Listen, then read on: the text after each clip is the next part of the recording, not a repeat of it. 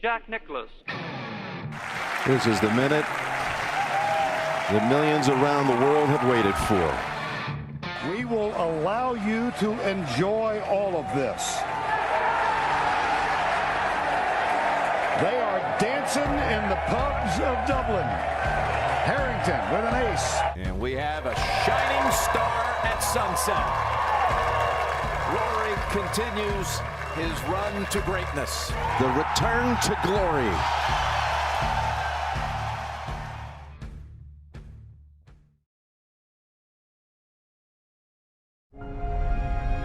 On emerald greens, where legends rise, the AIG close, history the prize. Keeling swing, a graceful arc. A-bomb strikes true, leaves his mark. Sykes and Doran in fierce pursuit. McDermott's shot, resolute. Yet Foley, Ford, and Carew stand tall. Veterans who defy them all. With every stroke, the tension grows. On Irish hills, the battle flows. Who'll seize the day? Who'll claim the crown? In glory's light, none back down.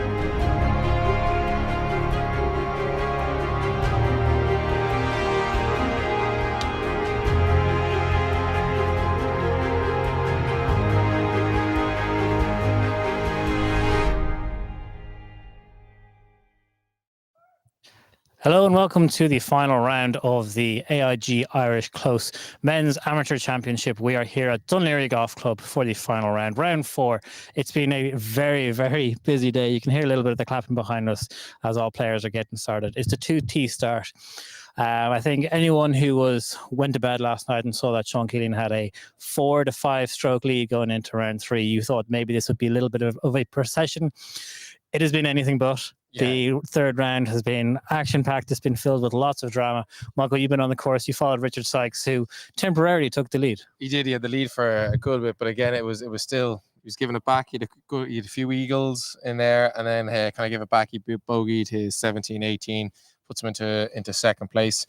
The kind of hometown hero. I think all of Dún Laoghaire is kind of pulling for him. So, big time, yeah. It's like I always say, when you have a national open, you have someone from that nation's, Bob McIntyre. Have him in the hunt, yeah. Have him in the hunt, I think, is good. And there's a serious buzz around the place, and the people just keep coming. So it's we're lucky with the weather as well. But as you said, round 3 things kept changing. It was hairy enough. Yeah, no, people kept. And you said Sean Keeling was well out in front, and then he gave shots back to the field, and I think that just gave lads, just a bit of energy to then come come chase him down. As you might be able to see there, we have a camera on the first tee, who is covering a couple of the groups as I tee off at the moment.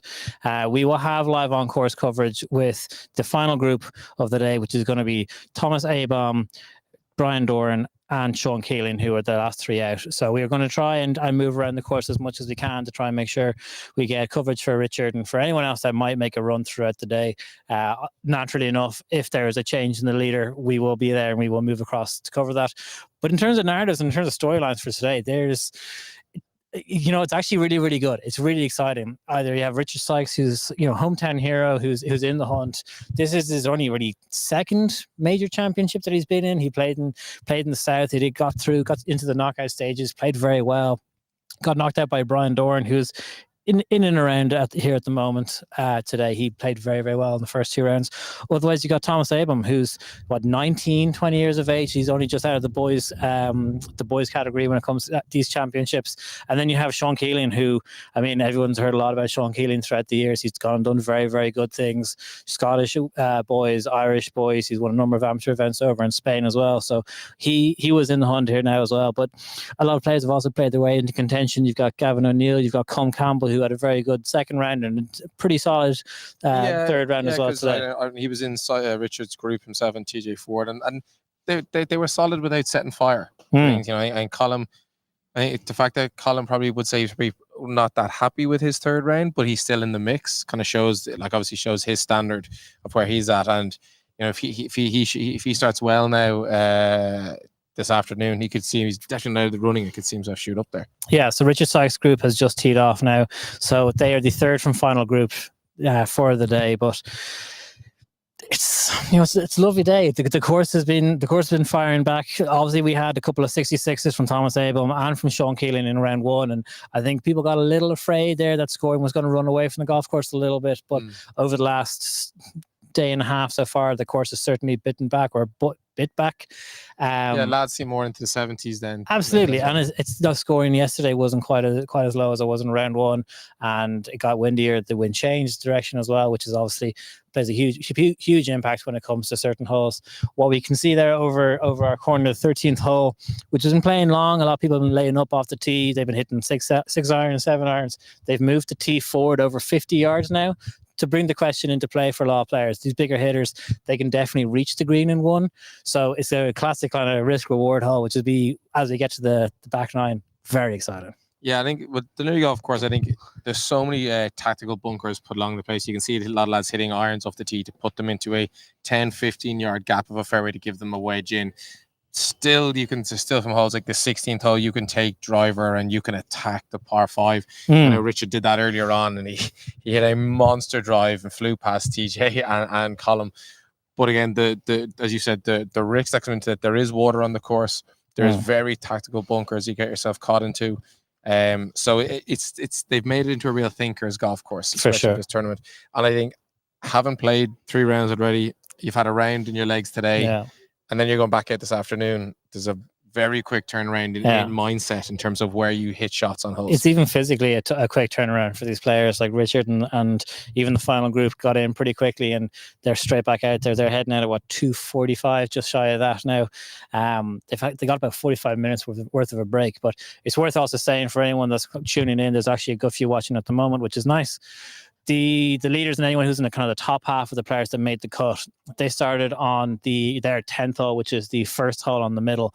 They're now going to be starting on the first hole on the upper. So that's the way the course has been playing. Is the upper is the front nine, the middle is the back nine. So a lot of players that I've been talking to, particularly Richard and a couple of other guys who have been playing very well, they found that the front nine or the upper nine has been their scoreable nine. You can hit a lot of drivers off the tees. You can really attack a lot of holes. Whereas when it comes to the middle, like you're saying, there's a lot more water that comes into play. There are still the opportunities, like we'll say 13 to a degree, 16 on the back nines. I put the par 5, which is reachable. It's got water on either side. There's plenty of risk. But I saw Sean Keeling hit the easiest eagle I've ever seen anyone hit. Lovely driver right down the middle. I think he hit about a 6 iron, 7 iron. He had 230, hit 6 iron, he said. 230 yards. Now it's downwind, but I mean, I'm definitely not hitting 6 iron to anywhere near 230 yards. And then he gave himself 8 foot for the eagle putt and just cool as you like, tapped it in. Happy days. I think you're right, and especially this course is laid out because obviously we're in Enniskerry. We're kind of, as you can see behind us, is Sugarloaf and mountains around there. The middle is a lot more wind into it, so you're playing. You have to take that into account, and holes can be shorter or longer depending on the wind.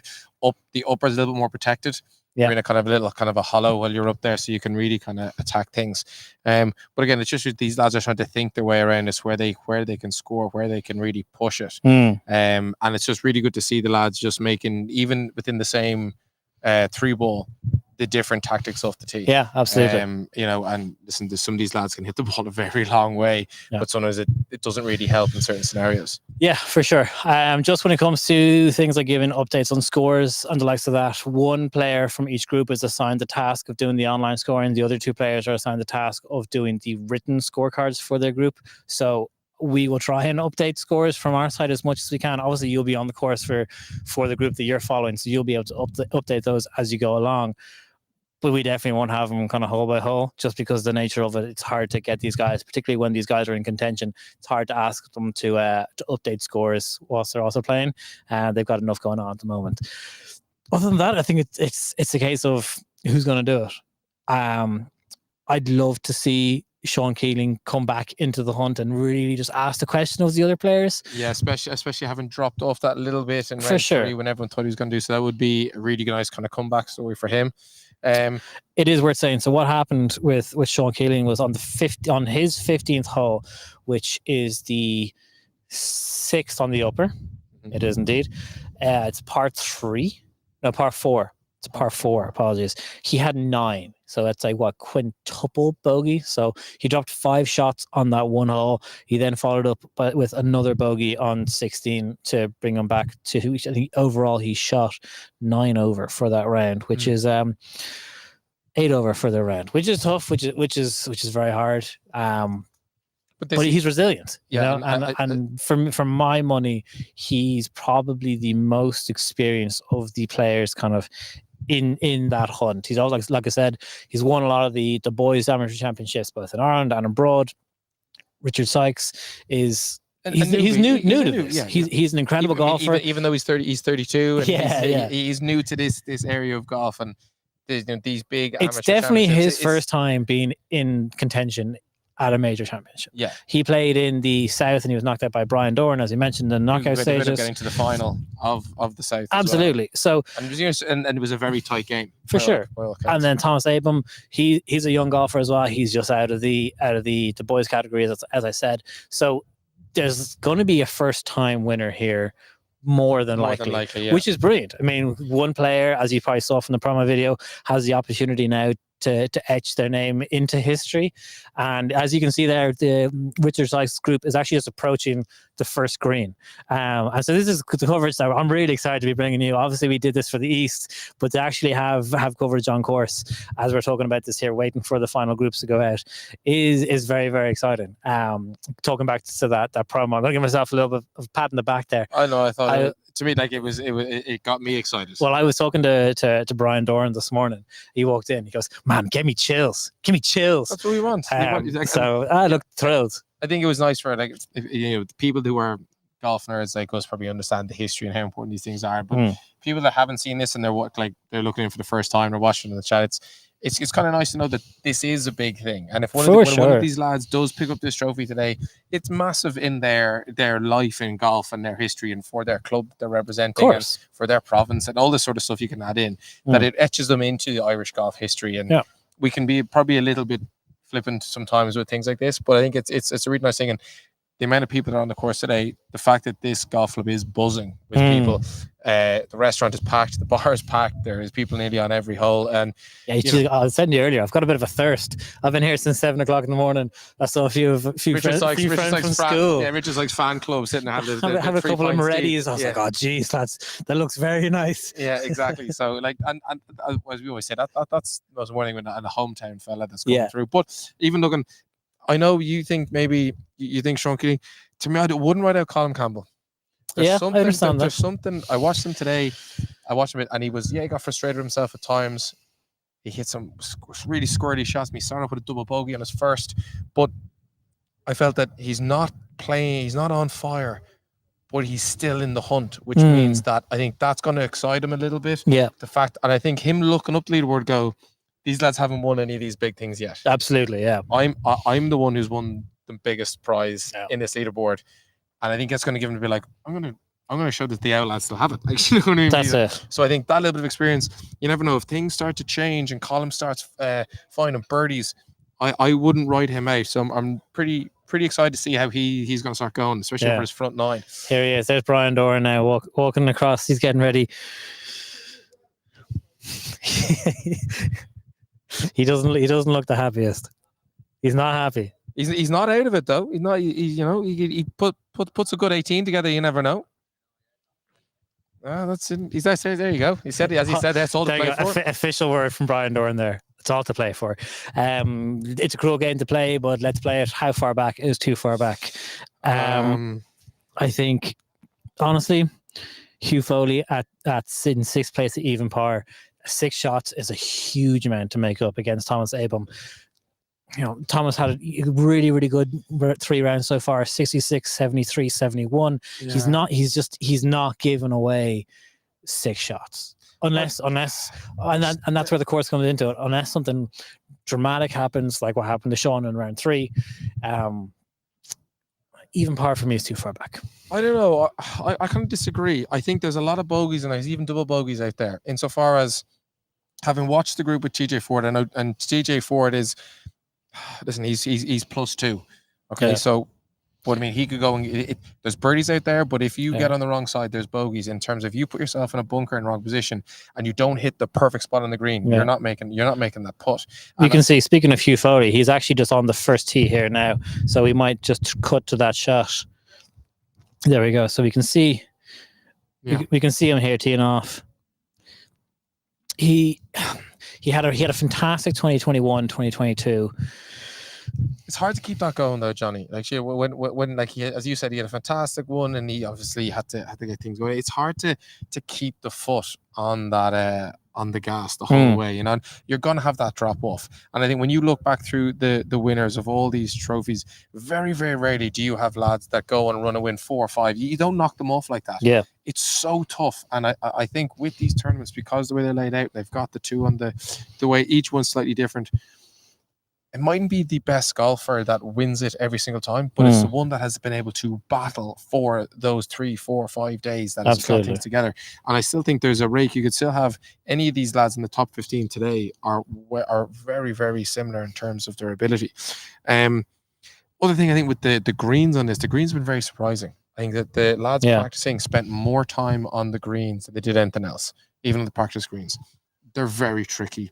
There's guys missing 3, 4, 5 footers, especially in that group with Colin and TJ and Richard that I followed.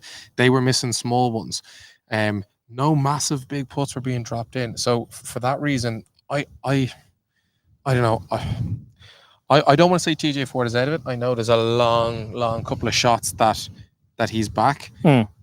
But I just think I think there's a lot. There's a twist in this tale, and I think we could at the end of the day we could have a big surprise in who our winner is. Yep, absolutely. So just teed off there after Hugh Foley was Jared Dunn. So that group is Shane McDermott, Hugh Foley, and Jared Dunn. So I might let you go. Yes, because you're going to go head off to the first tee. What we might do is we might take a quick ad break just so that we can get our ducks in a row, get everything ready, and we'll be back with you with the final group on the first tee.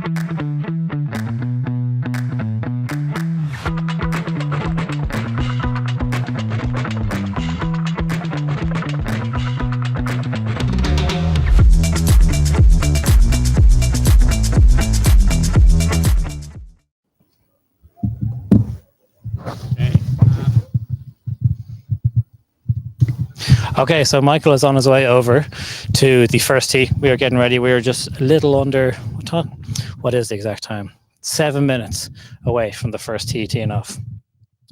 For the final group teeing off. As you can tell, it's a lovely day here in Dunleary Golf Club. The groups, there are still players on the putting green, still getting last minute practice in ahead of some of the most important 18 holes that any of them have played in golf to this point. We're just getting ready for one or two last things, but as you can see there now, as we cut over to our on-course camera for at the first green,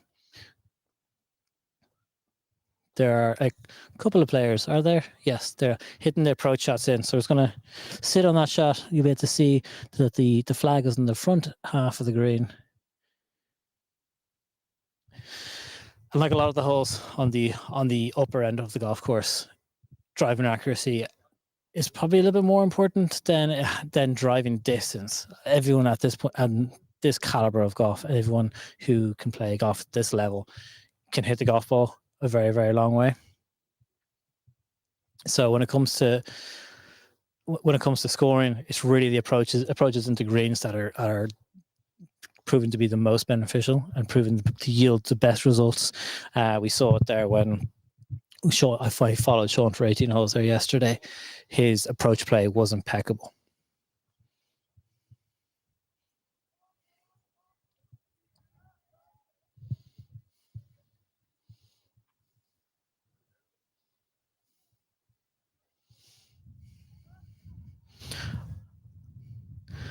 I'm just watching the second to last group walking up onto the first green as themselves here now. So that group is it is Hugh Foley, Jared Dunn, and Shane McDermott playing in that 3-ball. As it stands at the moment, Shane is a little bit off the pace at 3 over par. Jared Dunn is just one better at 2 over par. Hugh Foley is the best of the bunch at even par, tied for 5th.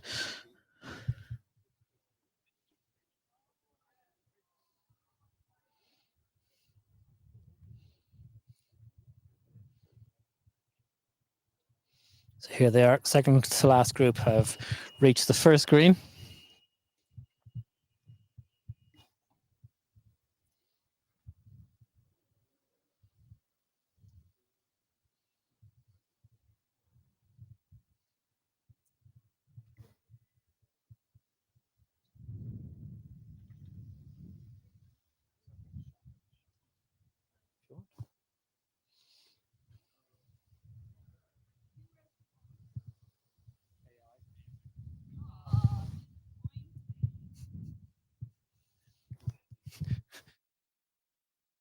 This is your opportunity to come on camera. Come on live. Coward running away.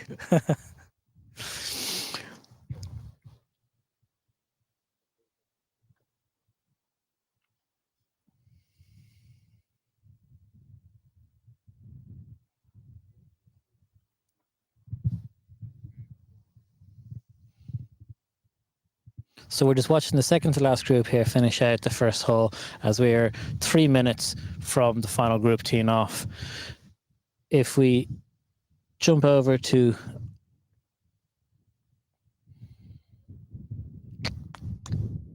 just going to watch them finish out this hole.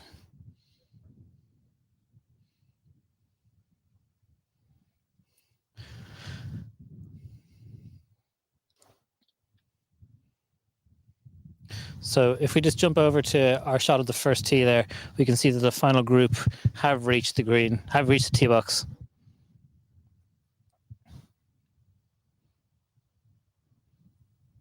First to play will be Thomas Abom. First to play is the leader. He looks set to embark on the 18 holes, very, very important 18 holes. He's just waiting for the official to give him the okay and for him to be announced onto the tee.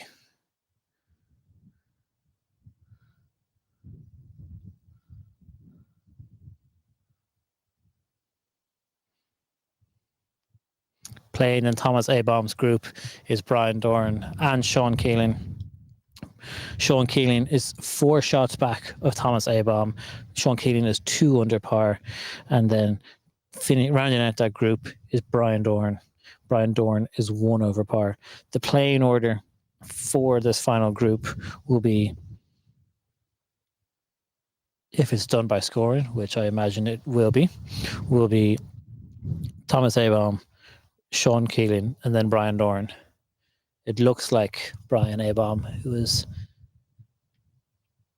ready on the tee box. Is that? No, I'm incorrect. That is Sean Keelan. So, playing order, I apologize. Playing order is Sean Keelan, Brian Dorn, and then Thomas A-Baum will be last.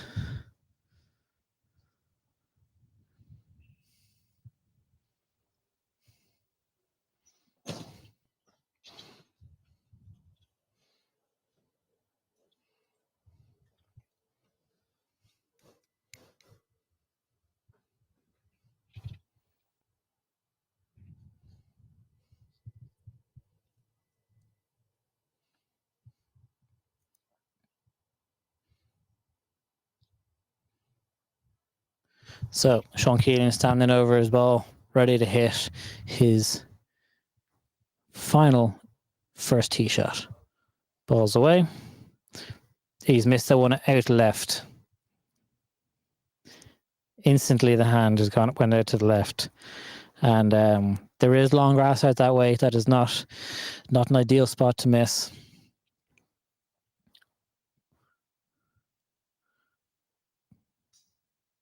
But next up on the tee is Brian Dorn. Brian, as we mentioned, is 1 over par. He had a strong enough opening couple of rounds. Opened with a 69.70. Today, round 3, just struggled a little bit with the 78, letting a couple of shots go, and just kind of maybe just letting the leaders away with it a little bit. But here's Brian Dorn.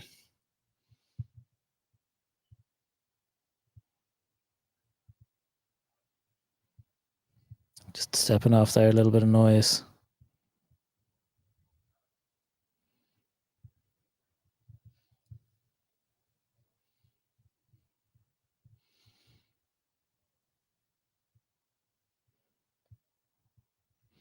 And that ball is away. Early tee pickup, he's obviously happy with that. Iron in hand for Brian, just playing for position. This whole banks from left to right in the fairway, a little slight, don't say dog leg, but it moves from right to left.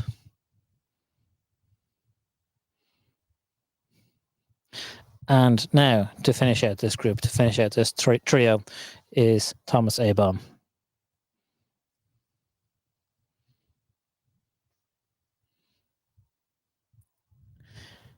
His ball is away. Sean Keelan has walked back onto the tee just to hit a provisional golf ball.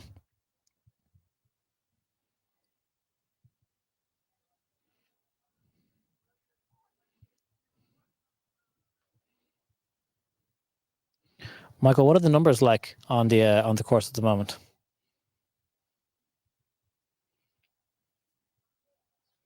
I'd say it's about 30 people here. That's a decent enough start there. 30 people or so. Okay, so Sean's provisional is away. Groups are moving on.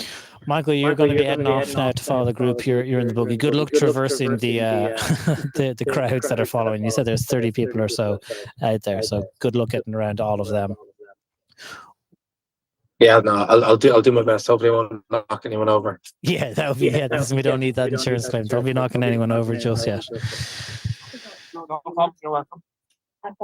So you can see there from the camera on the tee box, good group following this final group, and following this leader, which is Thomas A-Baum, joined by Sean Keelan and Brian Dorn. Just for anyone looking for score updates on any of the other groups that are playing along, particularly when it comes to Richard Sykes, who is the nearest contender, he parred his first hole So he remains even par for the round, 5 under par total for the competition. His second hole score has not been updated just yet, but as soon as we have a score for you, we will update that as soon as possible. Gavin O'Neill, who is tied for third place at 2 under par, he is also even par through 2 holes for this tournament. So 2 under par total, third place. He is tied with Sean Keeling. Obviously, Sean Keeling there has just begun his final round. Michael, have you got a sense at all, by any chance, as to who this group are who's the major support for in this this final group? Obviously, you're saying there's 30 or so people there. Yeah, it's hard to tell. There's a lot of people following it, but it's a good follow. Yeah, absolutely. Yeah.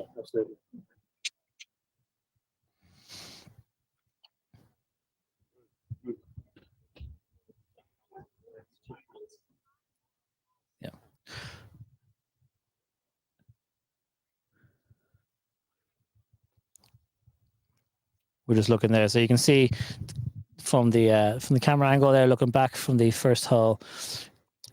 Michael, can you talk to us as to where each the 3 tee shots have gone now? Where are Sean, Brian, and Thomas? So we've got two in the fairway, and then one over here all the way into the woods. So they have found his first ball. They found Sean's first. Okay, very good. So he's going to have to punch out, I think, Johnny, because I don't think he's going to. Otherwise, it's a big hooking draw to get us onto the green. So it sounds like he's just going to punch out into the fairway. And Thomas Abram, the leader, where is he there? If you can head over to him, see where he is. What's his lie looking like? He's pretty good. He's the furthest up of all 3.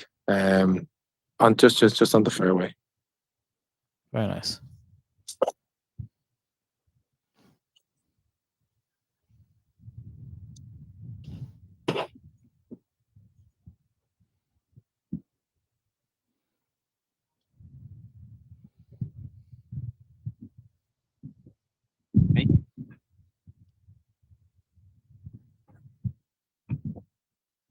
Johnny, next camera is in portrait.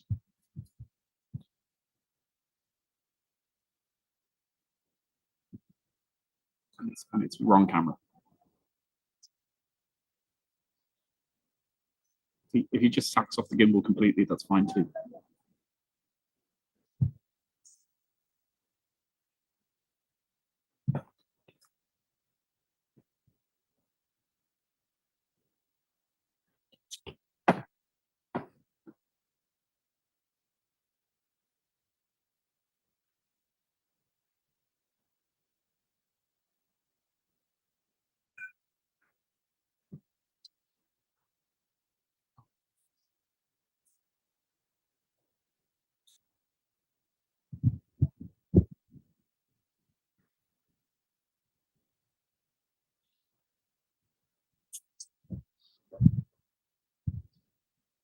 No, I have. Sorry, we were just watching the players.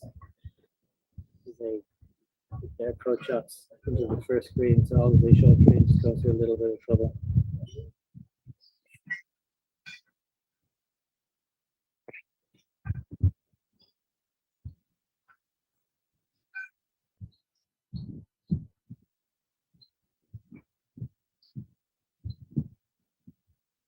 A picture of San Francisco at the moment.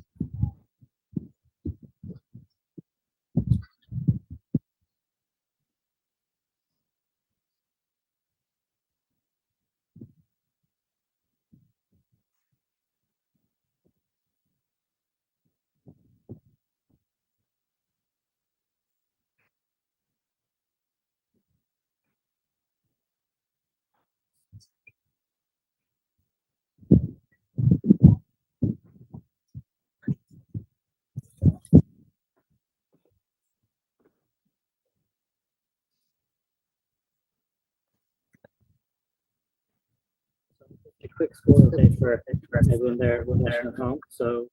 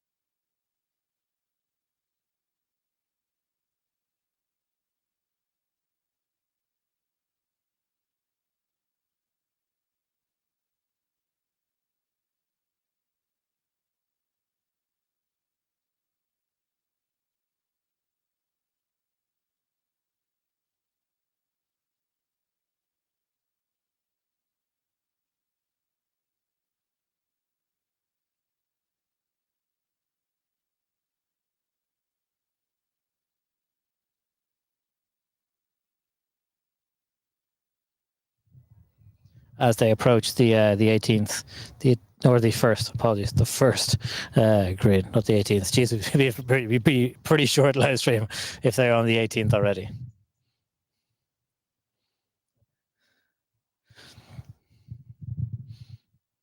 Michael, you're following up. I know you were kind of just working out one or two things with your camera, but did you get to see any of the approach shots into the first hole?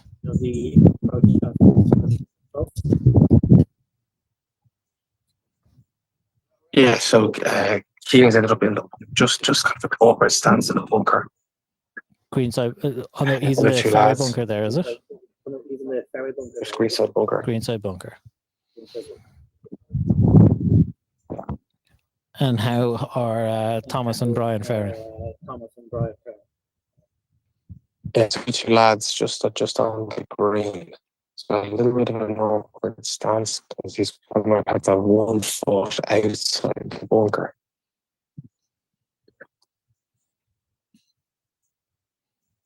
Okay, you can see there on if we just go to Michael's camera. So that's a tough stance there. Tough stance there for your first shot into the first green. That's not exactly what you're looking for, not what you hope for.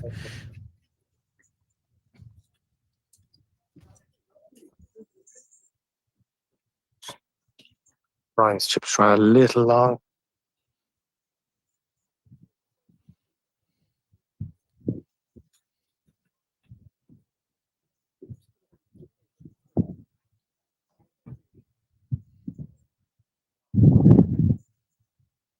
Here he is now, setting up.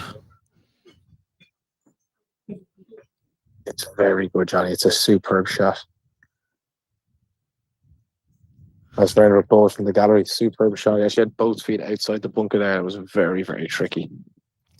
You had to say the fact that he's given himself a look there at par after a very tough first shot into the long grass on the left hand side, punches it out there to that greenside bunker. To give himself any kind of a look at par is very impressive play by Sean Keeling. He's playing this hole the hardest way possible, but his playing partner said who's up next to play, Michael, out of Brian and Thomas. I think it's going to be Thomas.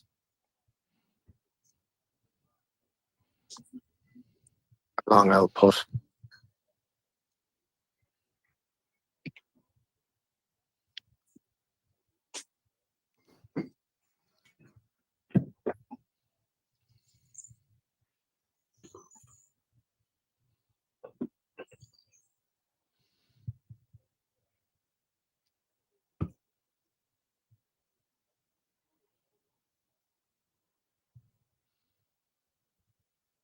In the speed of these greens, Johnny, just catch the lads out.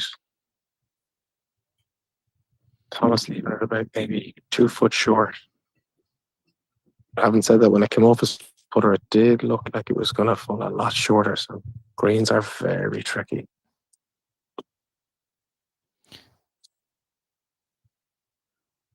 Brian next to putt here, obviously. He's given himself a nice uphill putt.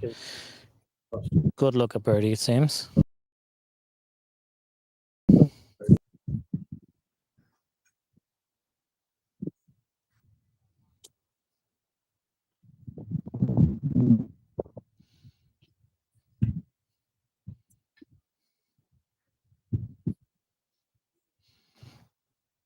I just want to confirm with you that that putt there was by Thomas and not by Sean, wasn't it? It was by Thomas and not by Yeah. Sean, wasn't it?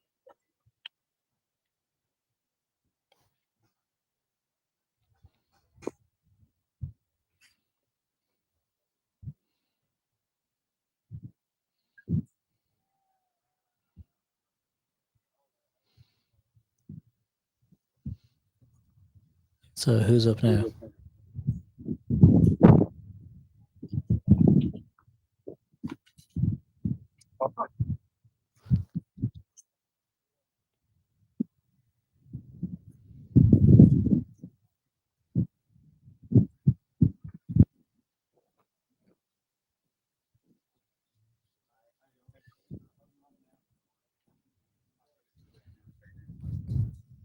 This is Sean Keeling here now with his putt.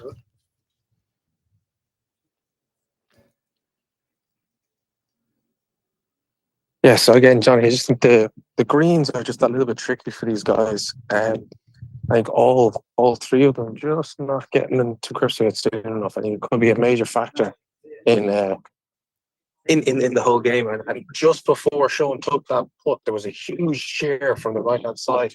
I think it was the Richard Sykes' groups. So things going to go. You probably could hear birdies going in on different holes, which would, since it has to affect the guys.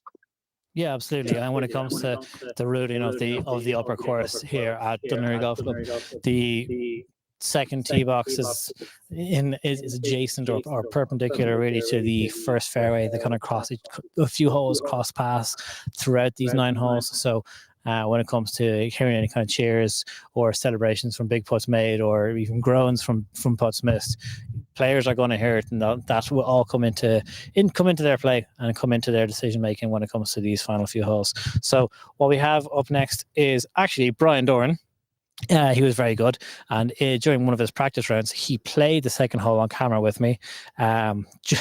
He played this hole with us, and we'll just say he didn't play his best. We'll put it that way. Second hole in the upper course in Dunleary, par 4, 328 metres.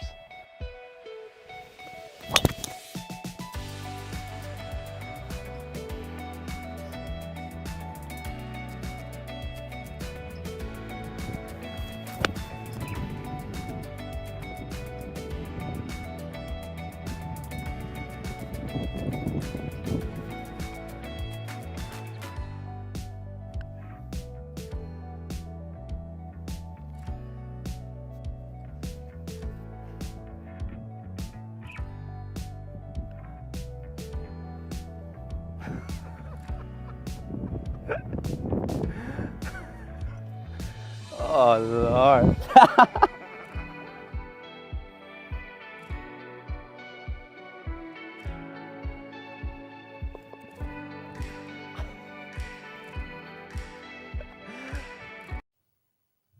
So Brian was very good. I mean, this is only a couple of weeks, like a week or two after he won the Mullingar Trophy. So he is very much the in-form player himself. Evan Farrell, Mark Duke, and Jack McDonald were playing a 2v2, 18 or well, I think it worked out to be a 12-hole match in the end, and he had a lovely tee shot, lovely second shot, and gave himself about a 3 or 4 foot putt for the birdie. And in the match itself, Jack and Evan gave him the putt and conceded it for their little game. But I turned around and I was like, I'm sorry, mate, but I'm going to need to see that for the video. So he'd already picked it up. He put the ball back down, placed it there on the green again, roundabouts where it was given, and he just pushed it. So unfortunately, he made bogey there for our video, but to give him his due for their match during the practice round, he did make the birdie, and it was conceded. So we are now on to, as far as I can tell, the second tee box. I'm going to hand it over back. I'm going to hand it back over to you, Michael. So two lads have hit into the fairway. To be fair, all three of them have taken the tiger line, hit it straight over the trees that you would have saw in that preview video. So pretty good shooting. 3 really great drives just over those trees. Now, as you'll probably tell from reviews, they're either in a spot of trouble if they're blocked out, or they're sitting absolutely perfect for a wedge into that green. Holes playing about 340 yards. So it's not the longest of holes. So Thomas won with a 3 wood. Also, just to see there's some bogeyman merch on the course on Brian's bag. I'll be able to get a good close cut of that. I'd love to Johnny. See it. I'd love to see a bit of merchandise on the golf course being adorned by these elite amateur golfers. I just want to really quickly say that Richard Sykes did indeed birdie the 3rd hole, so he is now 1 under par for his round. He is tied for the lead at 6 under par alongside Thomas Abom. So if we can follow that group at any point, we will make sure that we will get a camera out to them. But in the meantime, we're just going to stick with this final group of Thomas Abom. And just see where everyone landed. as people probably saw in that preview video, there is a little fairway trap bunker that kind of tries to catch you hidden in behind the trees.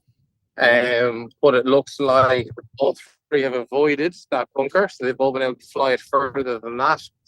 And we have now, I think we're going to have a chipping contest into the screen with this group. Yeah, each of the three players will probably have left themselves about a 54-degree wedge into the screen. If you look over my left shoulder there, you can actually see the 13th hole. And you can see there that the tee has indeed moved forward. You can see the Sugarloaf there in the background. Stunning looking hole. But you can hear the ping of a few wedges or a few drivers. Ping of a few wedges. Jeez, I'm tripping up all over myself at the moment. Ping of a few drivers. As it appears, players are going for this green in one, which is always lovely to see. Going back to the second green, then we can see that all of our players are not too far. So they're approached the bunkers. They've just walked past the bunkers there, and they've given themselves wedges in. Michael, have you got any kind of idea on yardages for us? All right, so we've actually, it's a very tight lie. So we've got two balls here just in the fairway from about 55 yards in, pin in the middle of the green. Again, they're gonna probably, what is it they say, the hardest shot in golf. You gotta chip it over a bunker. Who says that's the hardest shot in golf? I thought you chipping it over a bunker of water. I said it's the hardest shot in golf. Oh, I don't know. Fairway bunker shot. Trying to hit like a 80-yard bunker shot, I'd say is tougher. What do you think? No, I think chipping over water or bunker is the hardest shot in golf. And then, so you said two balls are in the fairway. Where's our third ball? Just a little behind in the first cut here. So probably about 80 yards of a pitch. Three really good drives. And so, who is first to play then out of this trio? I think it will be Sean first to play.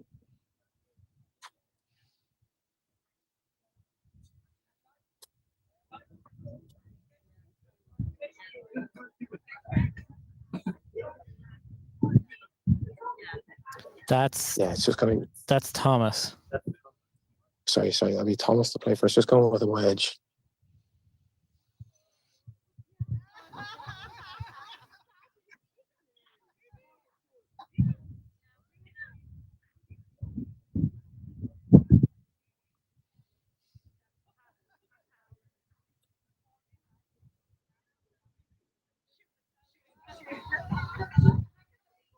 Good shot, Johnny Thomas. This left off pin high.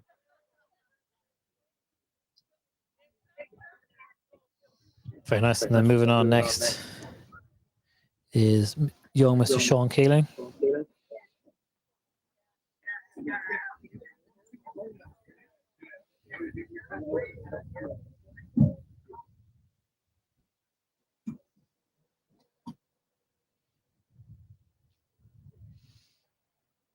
It doesn't seem too happy with it, but a pretty good chip. But he's going to run out just a little bit more than he wanted, Sean. And then lastly is Mr. Brian Doran.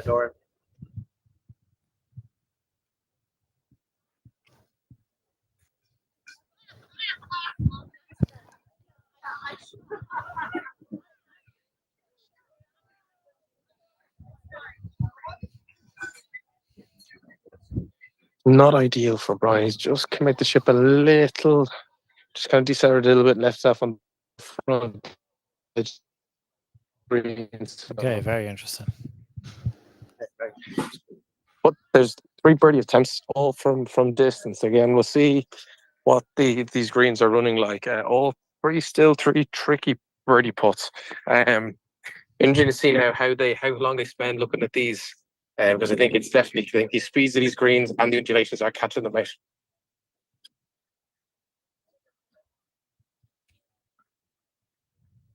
Interesting that you said that Richard Sykes birdied that.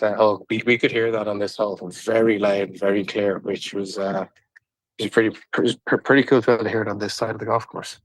For sure.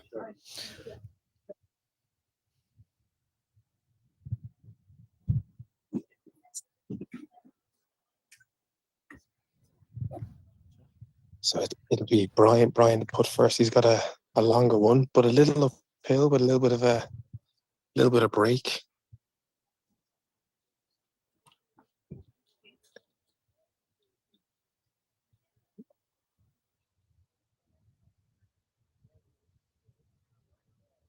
Who's first to play off? Is it Brian?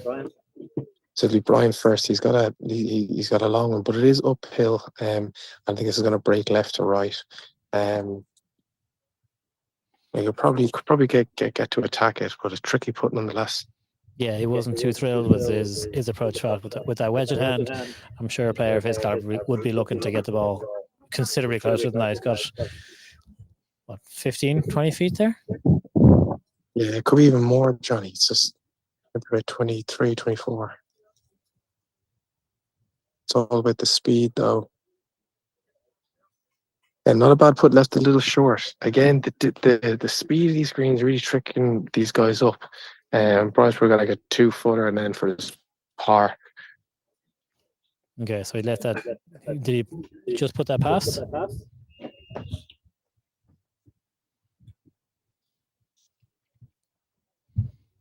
Up next, then, Sean Keeling. That is Sean.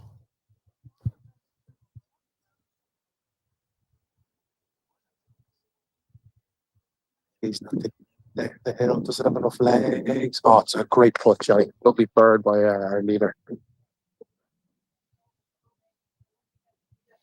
So that's a nice birdie put there made by Sean Keeling. Yeah, very good putt. Very good speed, dialed it in. So it's a big improvement from the last hole. So instantly, Sean has just banded up from tie for fifth into tie for third at 1 under par. Still a lengthy way to go ahead of Richard Sykes and Thomas Abom. Up next is Thomas Abom.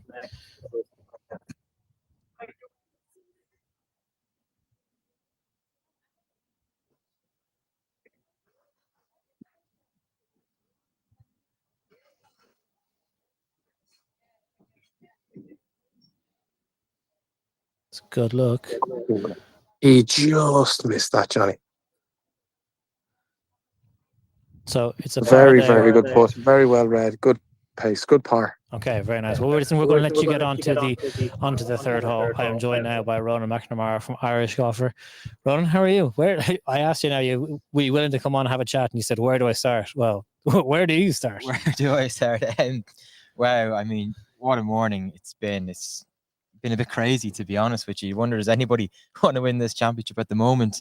Like going into this morning, you had 3 kind of storylines with Sean looking to win for the first time at this level. Thomas, a real novice at this level, you know, even just shooting under par in a men's event was good for him at the start of the week. Sure. And then Brian, he's come out of nowhere the last month or so, and all of a sudden the script has just been torn up. And Richard Sykes, we're going to get a fairy tale, I suppose, at the end of the day. But who knows? Like, it's just been bonkers. And all of a sudden, like Sean, 3 late birdies in his round, shoot a 79. Probably one of the great 79s it could be in 4 hours' time. You don't know, but it's going to be just a brilliant afternoon. So for people that might not have seen it during round 3, what exactly happened to Sean there? He had a 4-shot lead going into round 3, and on his 16th hole, 17th, 16th, 15th. On his 15th hole, so he started obviously middle and upper. He shot a quintuple 9 over 9 on a par 4. Yeah, I mean, just head was fried after that, I'd say, as well. And looking at the score and seeing him 10 over after 13, I mean, when are you ever going to see that again from Sean? But credit to him, he responded with 3 birdies in a row, and he still has a glimmer of hope going into the afternoon. Tough start with the double at the first, but a good bounce back with the birdie there, and still only 5 behind, and anything can happen. Lads ahead of him, not too much experience. Looking at the leaderboard, you'd say Collie Campbell's probably the danger man. Yeah. If he could maybe get to 4 under and post a score, like, I think he'd take that. Yeah, I think when it comes to this 9, I know Richard Sykes, obviously he's a member of Thirteenth Golf Club. He really enjoys the upper. So any way that he could build a bit of a lead, obviously he's now tied for the lead, but if he can give himself a bit of a cushion against Thomas, I think he would be pretty comfortable going into the back 9, you'd think. Yeah, because Thomas is a real novice at this level, as we said. In fairness to Richard, like, he did great first day, kind of stumbles yesterday a little bit, but really came back into it today, and he deserves huge credit for putting himself in the position. And we're standing here, we're a good bit away from the golf course at the moment. We can still hear the cheers reverberating around the place. So look, fair play to him. It'd be funny if he won, because it would kind of make Brian Doran yesterday's man, almost the guy coming out of nowhere to win a championship. So we'll see how he gets on. Yeah, absolutely. And then you talk about Sean Keeling. Obviously, he's not quite done this at men's level. He's won a considerable amount at boys level. Obviously, he's boys Scottish. He's won the boys Irish. He's won the Ulster, and then he obviously won a number of amateur events over in Spain. You gotta think, if it's not going to be today, it's a matter of when rather than if. Yeah, like this is the first time this year that he's really put himself in with a chance to win a men's championship. He had a chance to win the Brabazon last year. So it's been over 12 months since he's been in this position. I think it's sometimes, like, even though he's a lot of great stuff on his CV, Junior Ryder Cup being the highlight, he's still only 17. I mean, like, it takes a lot of learning to try and win at this level as well. And he's going to get plenty of chances. Like, it's not over yet, but you'd imagine it is just a matter of time. Absolutely. And we can see there that we've got a couple of players. So that's what Thomas Abaum teeing off there on their third hole. But you talk about Sean Keeling. He's 17 years of age. Like, that's outrageously young to be competing at this level and putting himself into the mix. We were following him there for a few holes there yesterday. Your bad luck seems to ring true the second you start following him on the 10th. He makes bogey. Like, I hope you're not planning on joining like Sykes or Avon on the final rounds. No, I can't take any credit for what happened to Sean this morning either. I'm only on site about 10 or 15 minutes. No, I might stay away until it's in the bag for somebody, and then I'll creep out and maybe stand under a tree or something, keep myself out of harm's way. Definitely keep you at a eye line of any of the players in contention as well. Sean's 17, right? So he's got Leaving Cert coming up. Leaving Cert just done. He's going to Texas Tech. Okay, so at the end of the summer. So he's young for his year as well. Yeah, but very mature. Like, even talking to Brian Doran yesterday, it was one of the things he really took away. He couldn't believe how mature he was for 17. You know, and like, he handles the expectation really well. Like, he's a cool head on young shoulders. This morning would have been tough on him, but look, at the end of the day, it is another learning experience. Going over to America, it would be nice to maybe check off a championship, going over, that sense of validation. But like, we'll see how he gets on this afternoon. Yeah, you mentioned Collie Campbell and the potential there of him being a danger man. It's a tough game to play, and you more often than not will get it wrong when we play it. But how far back is too far back? It's maybe I don't know. Maybe looking at the leaderboard there, Sean Keeling's probably on the limit. You'd say at level par, even par, yeah. Okay. Like Collie's just gone to +1 now. Actually, just as and Hugh Foley's actually just made Hugh Foley's gone up to 100. So maybe he can be the guy who makes the charge. But that's really what it's kind of boiling down to at the moment. Can somebody come from the pack and put pressure on the two lads at the top? Because the two guys at the top have no experience in this situation whatsoever. Yeah. So you really do want to, put your foot forward and test them. Yeah, so just a score update for Richard Sykes and his group. He remains 1 under par through 4 holes, 6 under par for the tournament so far. He's tied for the lead with Thomas Abaum, but Hugh Foley has eating into the lead. 5-shot deficit's a pretty big deficit to make up, particularly when it comes to final round. But I mean, we've seen already today, anything can happen. Absolutely, and it's been a weird year for Hugh. We said it yesterday, just walking around the course. He's been kind of on the fringes of contention without really having a chance to win. And even though he's third at the moment, he's still 5 back. He needs to really pull something out of the bag going down the stretch. But look, if anyone can do it, he can. He's won this before. He's so many majors in his back pocket as well. Like, if you're looking at the leaderboard, looking behind you and seeing Hugh making a charge, you don't want to see that. No, absolutely not. I mean, we mentioned it already. He's won this tournament already before, but he's won a number of them.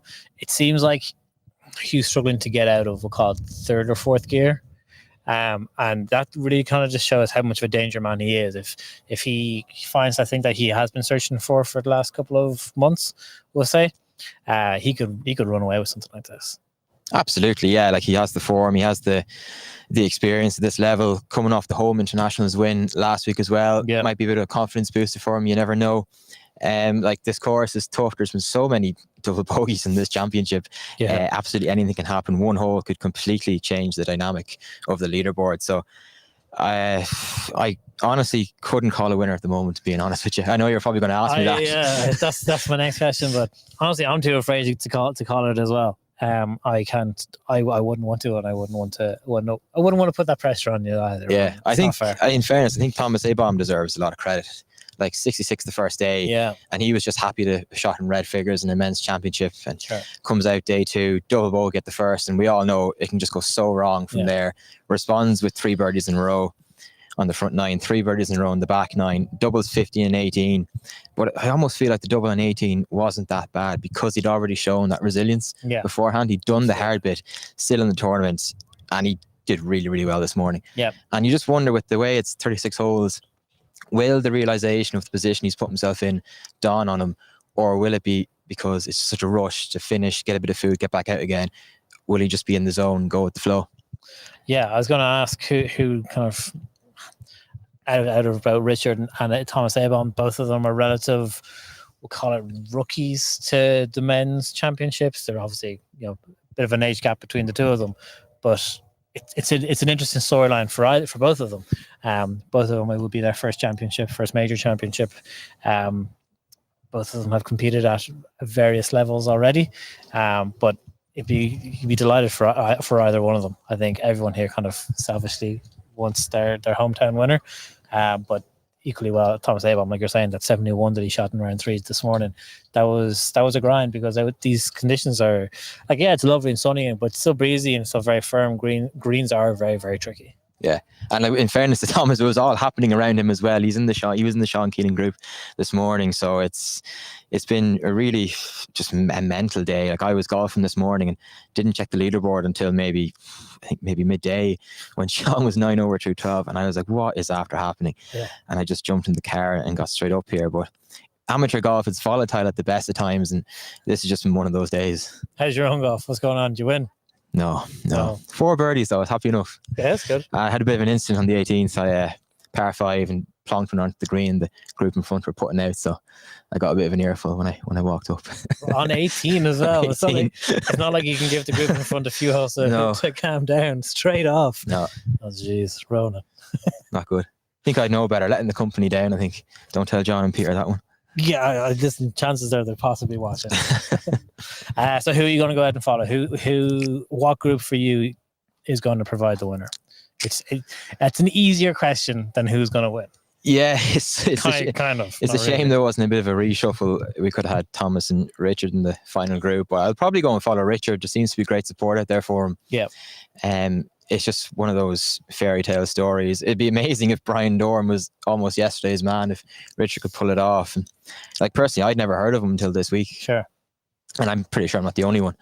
No. So I probably will go and follow that group for a few holes, and hopefully I don't bring the curse of bad luck that I seem to have. Yeah.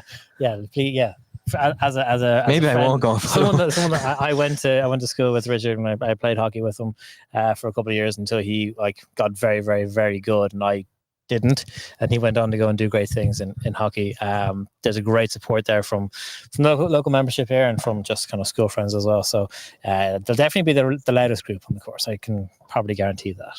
Oh yeah, definitely. Yeah, that's brilliant to see as well. Like, it always adds a little something when there's a local interest in an event, and especially in an event like this. Yeah. Like, it's just brilliant. How's the season been then? I mean, from where we're coming toward the end of it, obviously there's still the North, and there's still the Cups and Shields finals at a club level, but we've had the South, we've had the West, we've had the Amateur, we've had the East. It's been a successful season.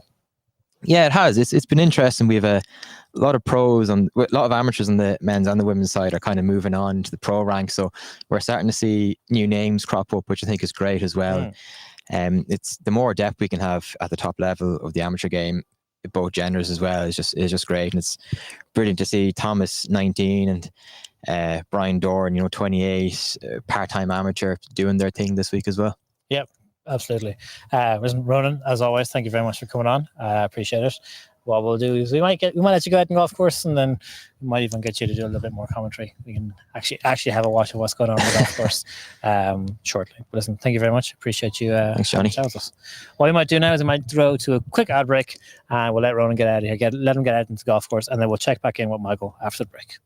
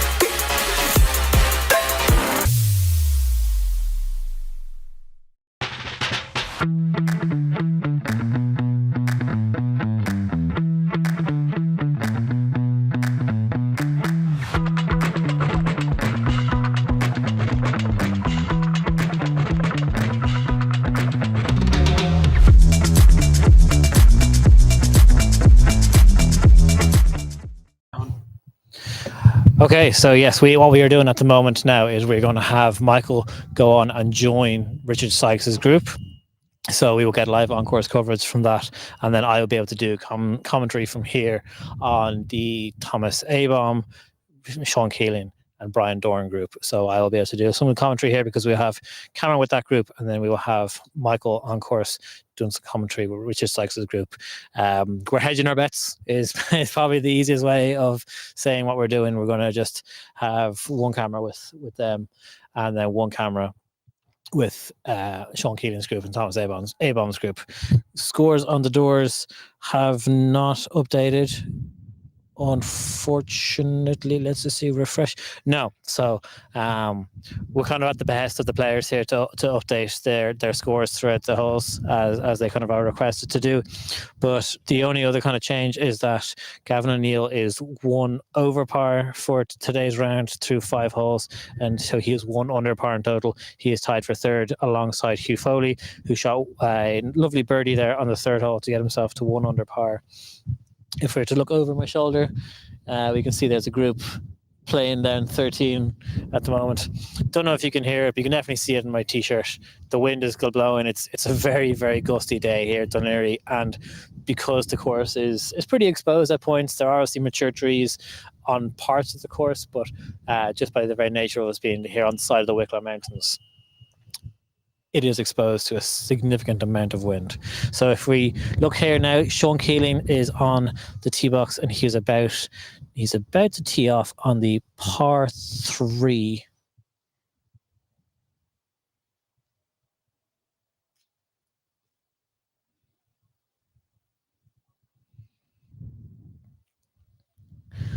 Sean, it's fair to say is playing the best of the three players in the group so far. Although all three players are even par through their first 3 holes, he probably looks the smoothest. Obviously, he had the squirrely drive there on the first hole, but since then he's been pretty solid. I'm actually incorrect. he's 1 over par for the day. He had his double bogey on the first hole, birdie though on the second. So, there you go. Brian Doran is also 1 over par for the day. He had a bogey on the first hole. And Thomas Abaum has also dropped a shot as it stands at the moment. So he bogeyed the third hole. He had a 5 there. So all the more reason to get over to Richard Sykes, his group, because as far as we are aware, he is currently our leader, a 1 under par for the day, 6 under par total through 4 holes.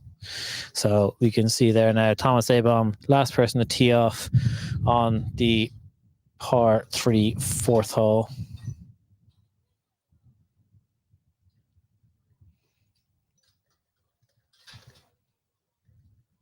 Just as we are watching Thomas hit off, Michael, you have joined up with Richard Sykes' group? Yeah, Richard just missed the birdie putt there, so he just said tap it for his par. Okay, very exciting. There's a familiar face on TJ Fort's bag as well. Who's he got caddying from? And that's Dave Cannella. Has he actually got Dave on the bag? He does. Very interesting. Should Dave, that man will go to the opening of an envelope. He's at every golf tournament. Check it out, just with a little slider. He's just tapped it. Just got 2 inches wide. That's a fast putt, Johnny.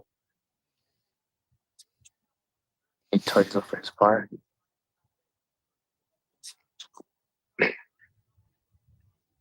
Yeah, you can definitely see. I mean, obviously from the longer grass, but the course is looking gorgeous. It's looking very, very firm. I've walked the course now for the last couple of days. The course is very, very firm underfoot. You can tell that there's a serious amount of sanding or irrigation work that has been gone on and put into the golf course. It's playing very, very fast. It's lovely to see.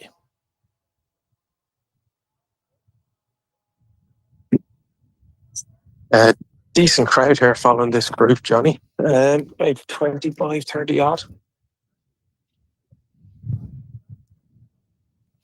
Yep, there is indeed. It's good to see. I mean, having that many people following the local member is it's very important. And like we're saying, that this is the first time that really he has put himself into contention in this kind of a competition, and having someone like David Cannell on the bag. David obviously has played in a lot of these amateur championships. I think Dave would be one of the first to say that he hasn't found himself in contention at many of them, and that's no slight to him. That just shows that how hard it is to win these competitions and even put yourself into the mix at these competitions. But if we're go ahead, sorry, Michael. So Sykes up on first on this DM6, about kind of a 360 drive. Absolutely smashed it. Very difficult hole in terms of, do you put it like over and land it in small zone, or do you take it left with the trees where it's a little bit more safer and give you an approach? Sykes was choosing up the line. I think he's safe. This is on the 6th hole, isn't it? Par 4. 6 hole par 4, yeah. So up next then is TJ Ford.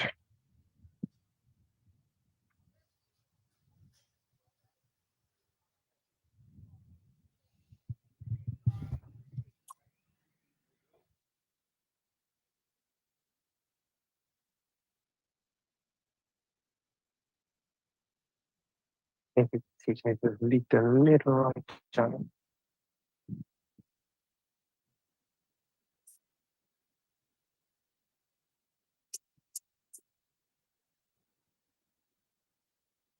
Last here to play, is you?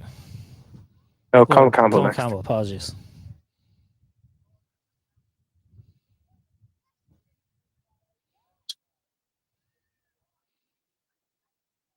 a super shot by Colin.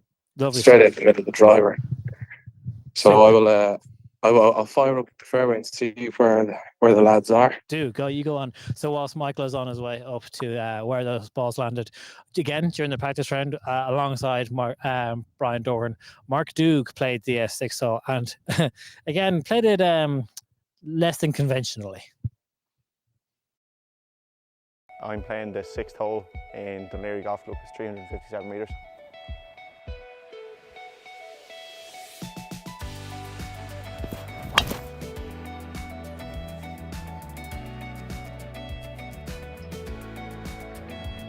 And I'm going to take a mulligan on that one.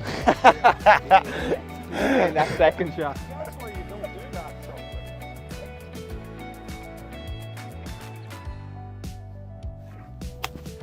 Sit.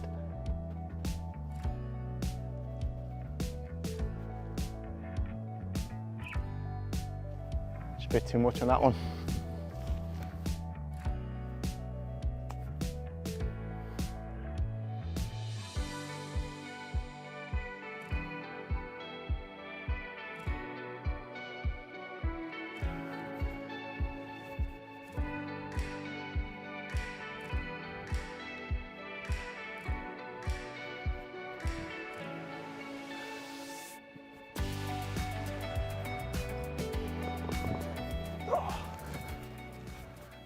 That's what you do. So yeah, a less than conventional bogey made by Mark Doug, but hey, look, after that drive, it was actually a pretty good bogey, all things considered. What a stunning golf course! You can see there as he was making that putt, although that the green was a pretty severe break from his right to left. Stunning backdrop there of the Sugarloaf. So if we were to jump down now to the Thomas Abom group, we can see that Thomas Abom, Sean Keeling, and Brian Doran are put in there on the 5th green or 4th green, so I think it looks like. That looks like the 4th green. It does indeed. Thomas Abom put away there, and he makes it. Very nice. I'll be completely honest with you, considering we just jumped into that, I don't really know what that is for, but he looks pretty happy, so I'm going to say it's for a par.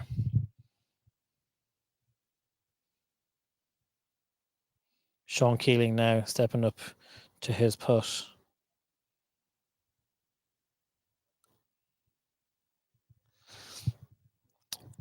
So yeah, it's just a couple of players just putting themselves into the mix at different levels. I mean, obviously Hugh Foley there making that birdie, which he has now just given straight back. So as these scores are updating, they're making us look very foolish, but he made the birdie and then gave it back with a double bogey, unfortunately, on the 4th hole. But there you go. So he currently sits at tied for 6th, 1 over par for the day. Thomas Abom still 1 over through 3 holes. He's on the 4th there. As you saw, he had that putt. Sean Keeling there walking on after that putt, not all too thrilled. Brian Doran here now has his putt.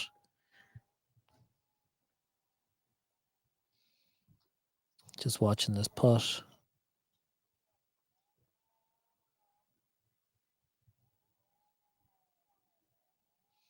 And so putt made there by Brian Doran. And Michael, you are with our, we'll call it, you're with our leading group. Yeah, so Sykes has absolutely flown the bunkers. Now he's not in the fairway; he's in the kind of the second cut. So, but he has probably about. Do me a favor there, Michael, and hold the camera a bit more, a bit more level, would you? So people at home will be kicking off. Sorry, so there's Richard's balls. You can see. I'll just pan all the way up. He's just walking all the way up to the green to have a look. He's got about maybe 70 yards, of a pitch. Look, went over the line. Looks okay. It's sitting up for him. Did he fly his drive over the trees, bang smack in between the two fairways, essentially? Yes, that's exactly the shot he hit. Colin Campbell's just off the fairway on the right. So he's in good spot, and then TJ Ford's in the rough. So TJ will be the first to hit. He's over the far side of the fairway. I'll show you there, just right beside Colin. So again, with Richard here, well, Jazumi, he's kind of discussing with his caddy what to do. It can't be more than a wedge, but it's just kind of to figure out, will he try and go for the pin and kill it on the top? What is the flag position? Is it back? Or is it in that bowl there, kind of front, just above the bunkers? It's in the back.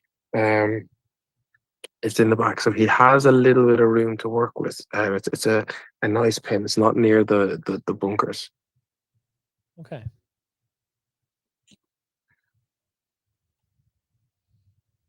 And so is it TJ Ford's first to play? TJ's flown the back of the green. It's Colin Campbell now on his second. He's gone direct straight at the pin. It's a beautiful shot. Big round of applause there from Colin for Colin Campbell's shot. And now it's for Richard. A bit longer. 65.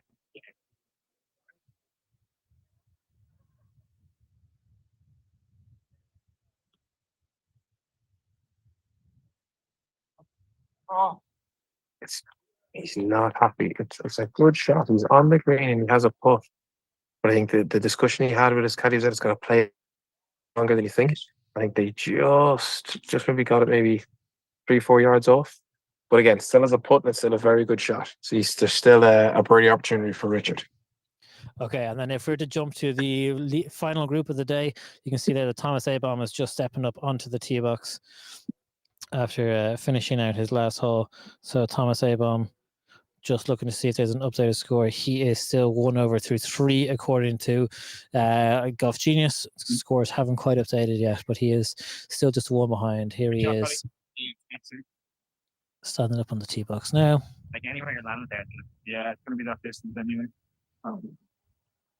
So if you can just see there, Johnny, Colin absolutely stitched it at the pin. TJ just off the back of the green here. It's there, fine. Okay. So there it is. Yeah. So Michael, we can see your shot there now. So there's David Canella. Look at a little bit of legs discussion out. But we might have to wait for a referee here because there's a splinter head in TJ's way. Okay, whilst we're waiting for a rules official, we want to go back to Sean Keeling on the other hole, on the 4th hole, I think, 5th hole? 5th hole. Here, Yeah, that's referee down there, Dave.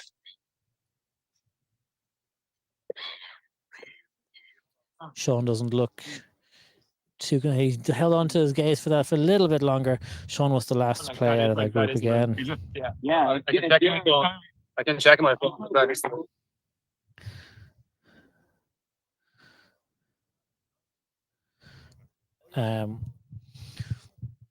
So yeah, it's all happening here at the moment. There's lots of movement, lots of question movement.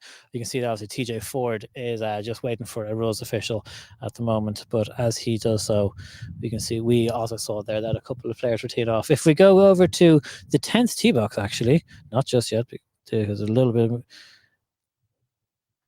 Yeah, we go to the 10th tee box there now. We can see Quentin Carew is about to tee off on the 10th hole.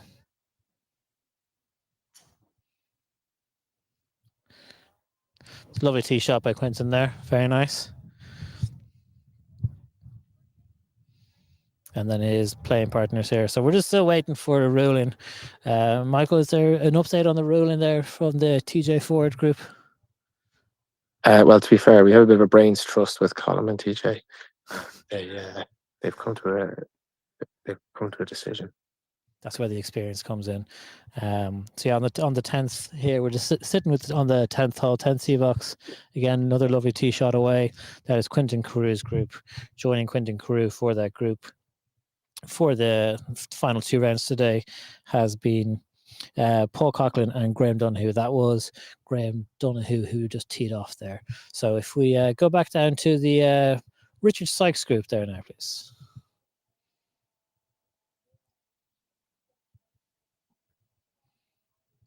From just off the back of the green, probably the smart play is probably about an inch off the frame. inch. He's just an inch off the green, so he's going to be putting that, isn't he? Yeah.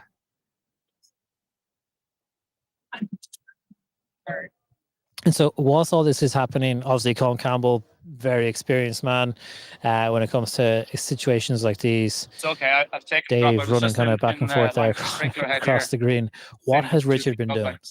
Within 2 club lengths this point. So, to be fair, Richard very said left to the 2 lads to figure it out. So he just walked off to have a look at his putt. It hasn't been that long. The lads have been fairly quick with that decision. To be fair to them, both Richard and Colin said they were more than happy with TJ. Always nice to see.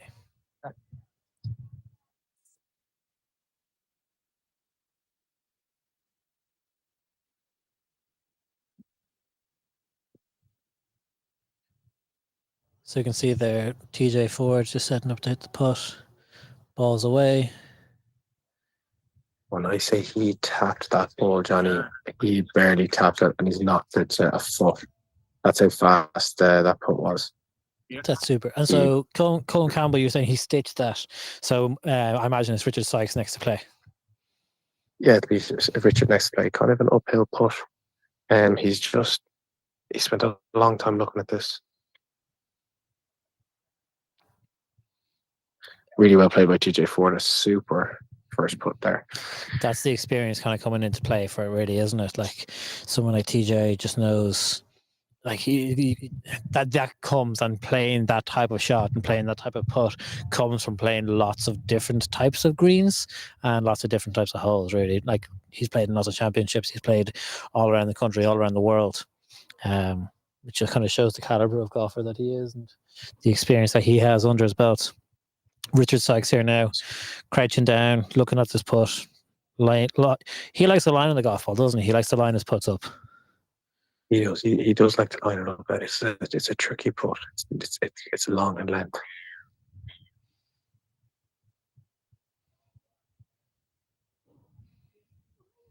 Oh, he's read it perfectly. Oh, very, very close. Super putt there by Richard. Very nice. Just a bit an inch shortest on pace, but a very good read.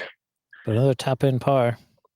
Tap in par, and now Colin after that superb approach shot.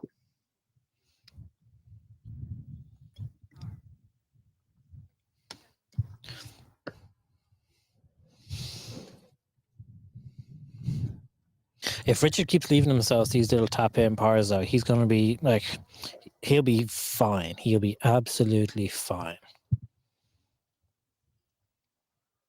Here is Colin Campbell now. Make a little birdie. Yeah, yes. I think you're right, Johnny, with Richard. I mean, this isn't really the hole that he's going to be aiming to birdie. I mean, the next par 5 is one that he's probably going to go at. He had an eagle on this. He had an eagle on this earlier on. So if he can just tap in pars on some of these difficult holes and then go and attack where he's got the distance, that'll be the play. I watched him play this next hole, the 7th earlier on today, and he absolutely hit a bomb past the 2 lads. Let a wedge on just 2-3 feet and tapped in for eagle. So I think that has to be the game plan again here today. Really going to attack this par 5.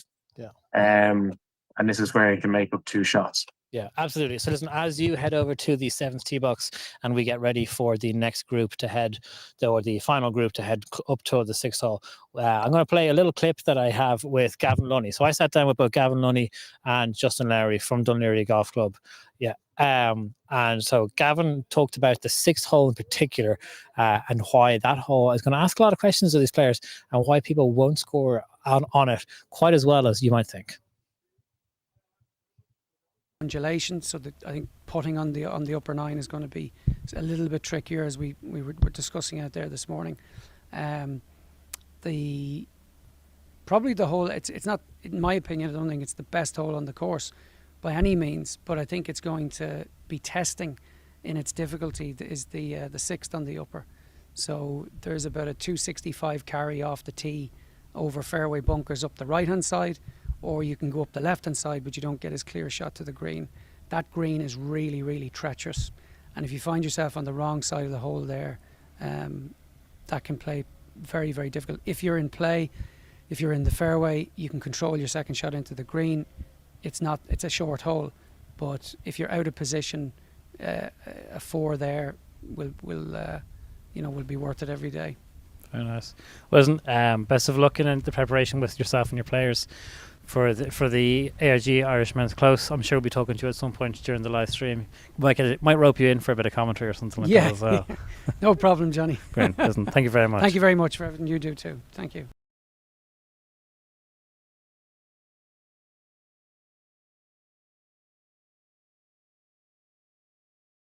The Order of Merit, as the Sugarloaf is there in the background. As you can see there from the top right corner of the of our program, all of our coverage is brought to you by AIG, who are a proud premium partner and proud supporter of Golf Ireland and Irish golf and Irish amateur golf, and have been for over 25 years. This is their 26th year supporting amateur golf in Ireland, and we're very lucky that they are a partner of ours and they support us, support these live streams as well. So we're going to jump on to some on-course action.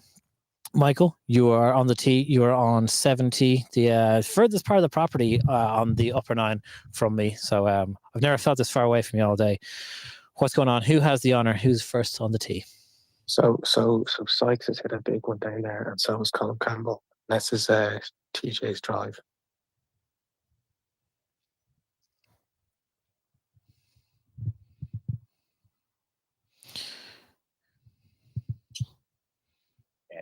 Smooth as butter. TJ's hit a beauty down there. Yeah, it's bounced just over those bunkers straight into the fairway. So little toilet break with the lads of the toilet back up here on this hole. So bit of moving parts, but 3 good drives out there. From earlier on, Richard was a good bit ahead of the lads. So interesting to see the distances now when we get down to their balls. But all 3 very happy with their tee shots. Yeah, very nice. So yes, those players are all making moves now. We've got players making moves pretty much on both groups. So we're going to try and avoid showing you just kind of shaky camera movements and the likes of that as Michael heads down to the 7th fairway, and our other camera with the final group just heading up 5 fairway now at this point. I'll tell you what, to just buy everyone a little bit of time and let everyone take a bit of a breather, we're going to run to a quick ad break, and we'll be back with you in just over 2 minutes.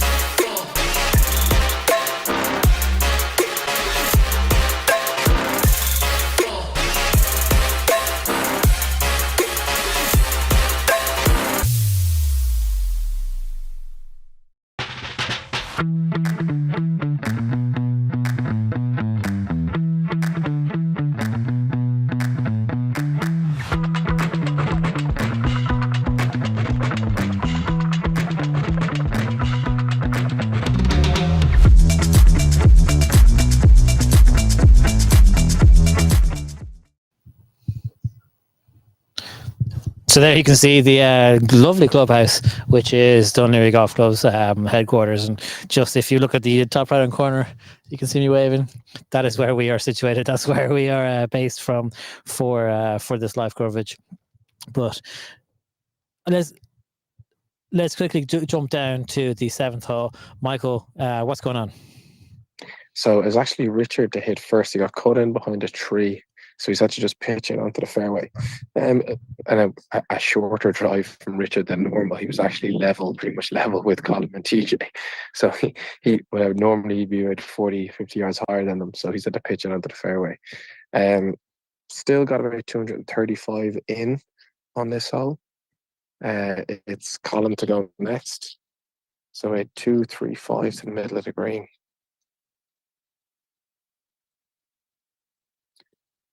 So Colin going with an iron. Probably 4 or 5 iron here. Oh, change of club. Get right on today. Around this range, Colin flew the back of the green, so.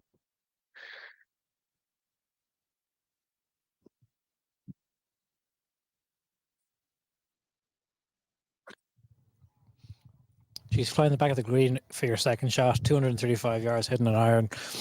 These guys are playing a different game of golf to you and me, Michael. This is ridiculous. A superb shot there by Colin. He's got a lovely draw in from here. You know yourself, it looks like 1 or 2 feet. Absolute beauty of a shot. TJ in deep conversation with his caddy Dave there.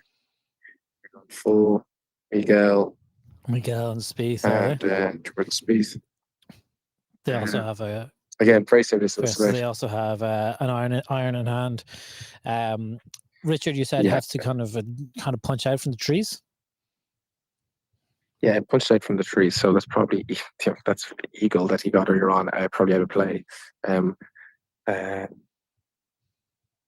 So this is TJ now again, but 235 to the middle of the green.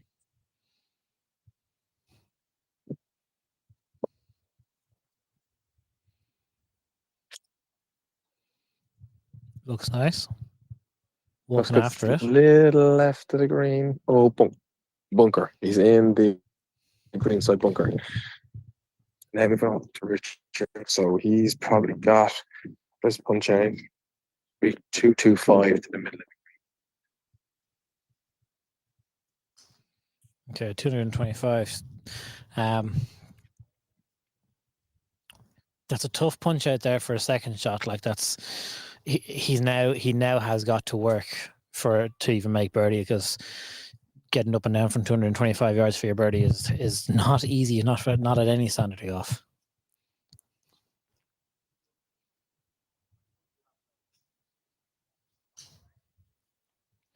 Talk to me about the crowds, Michael.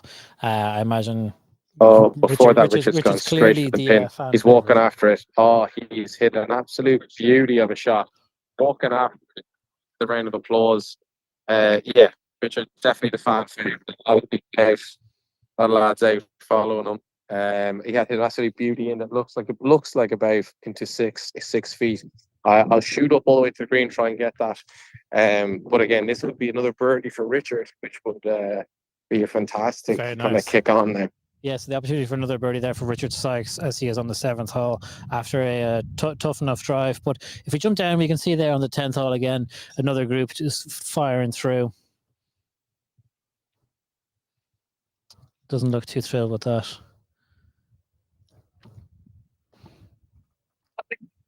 But yeah, great opportunity for Richard Sykes to extend his lead to 7 under par and to a 2-stroke lead potentially. Scores have not been updated just yet for Thomas Abaum's group.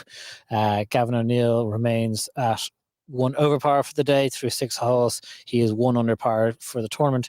Sean Keelan's scores haven't quite updated for his group yet. Obviously, we saw a little bit of his group, but it's harder for us to judge just at the moment what their updated scores are when we're jumping from one group to another. So he is 1 over par for the day through 3 holes. Obviously, we've already seen him play 4 and 5. So he is coming up to the long par 3. We are going to be dropping that group from our coverage, to be honest with you. We're just hedging our bets. We are just hedging our bets that the leader is probably going to come from Richard Sykes' group. He seems to be in the most control.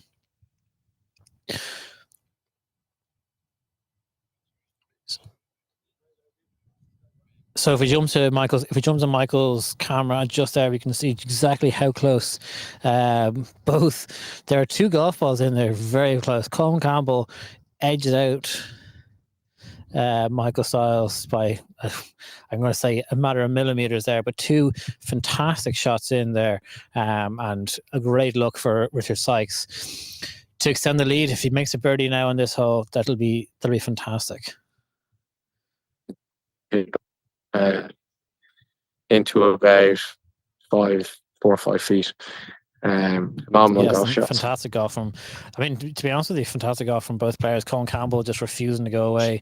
I know he's obviously dropped a shot or 2, but when it comes to a championship like this, he really just needs to hang around. He's 2 over through the 6 holes. So I mean, which means he's then 1 over for the tournament. So he might be a little bit too far back. But as we saw from round 1 this morning, anything can happen. And you know what? This is just typical that's happened to us now.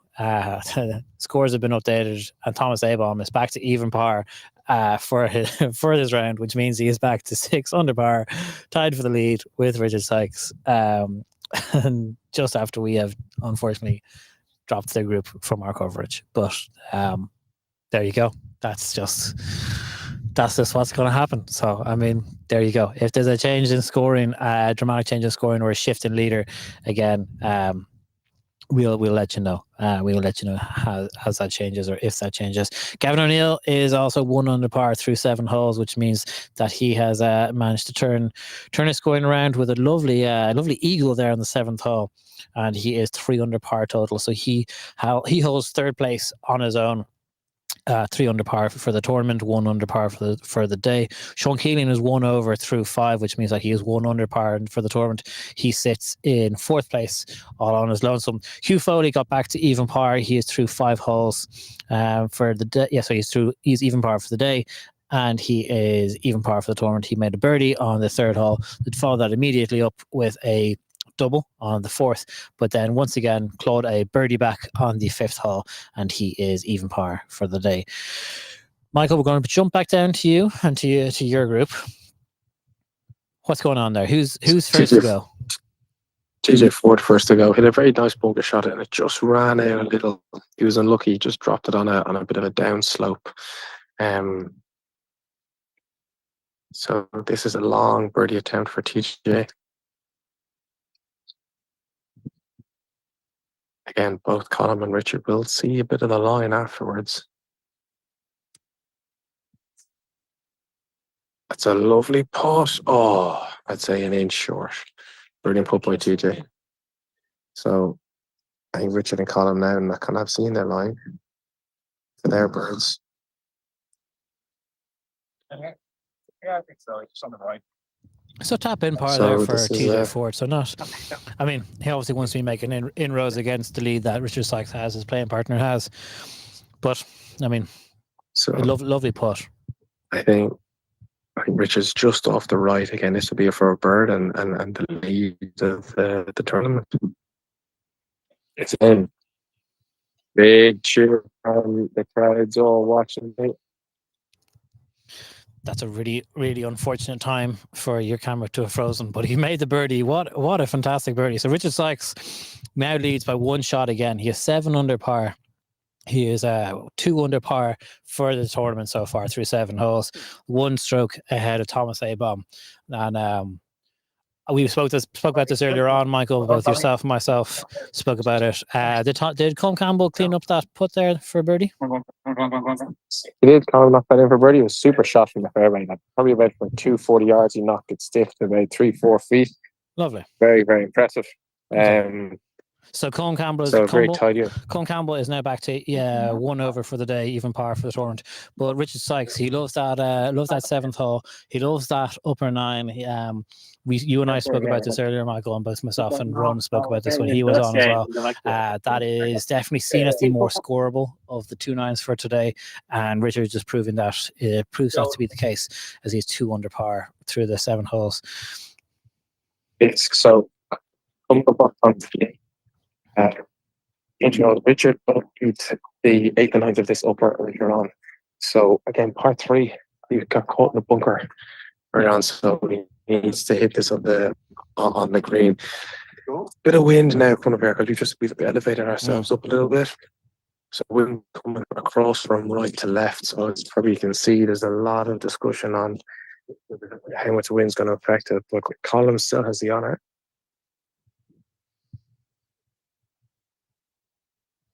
Is playing about 175 yards, Johnny. Lovely. And we can see actually there we have our second camera with that group as well, so we can see from the far side of the green exactly. This is a great angle. Jeez, this is lovely. This would be great now, so we can hopefully see exactly how close these balls are going to land. So I think wind is going to be a major factor.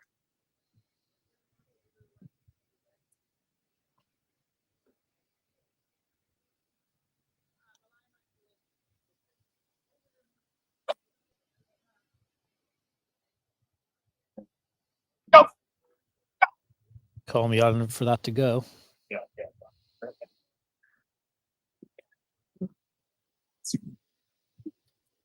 Did you see the end on that, Michael? No, I've been blocked out here by the trees. Up next, Richard Sykes, the fan favorite. I'll tell you what, we joked about this on the podcast and how great it would be to have a local boy win. Michael, we might not make it home tonight if he wins. 2 shots away. It looks very good, Johnny. It looks fantastic.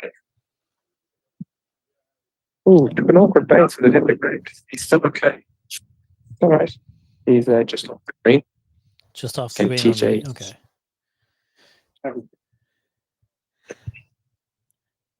Wind picking up now off here.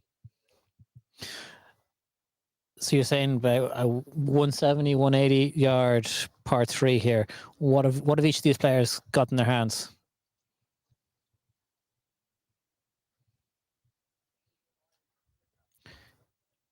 I think only about a 7 to be honest. Funny. It's gone to the left. The wind has taken TJ's shot, just pushed him that bunker. I think the wind definitely affected all those shots and changed things a lot. Because I think where we're standing, it goes above that tree line. That wind comes into play. Huge crowd now on the back of 8th green as well as people following this, Johnny. I'd say there are easily about 60, 70 people here. We can see it there. Our camera angle is looking back at the group walking down the 8th, from the 8th tee box down toward the 8th green. There are superb crowds there following this group. And from what Michael's been saying, there are further crowds waiting there on the 8th green. So we're going to see a lot of it now as they play down to the 8th, and then the 9th hole is again playing reachable. It's a risk reward par 4.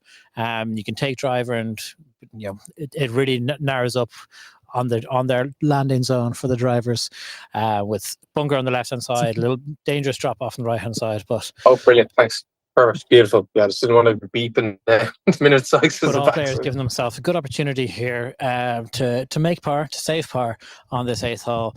Just because it's par 3, this hole is far from easy. It's a very tricky green, very tough. Like as it has been the case really across all 4 rounds of scoring here. These greens are treacherous. And they can make a fool of you pretty quickly. Just jumping down to the 10th tee box here. We can see Again, another group teeing off.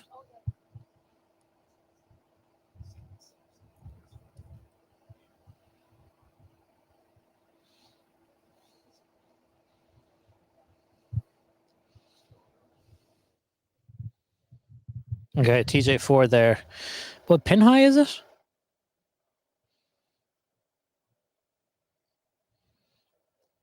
I'm very good at the bunkers today already.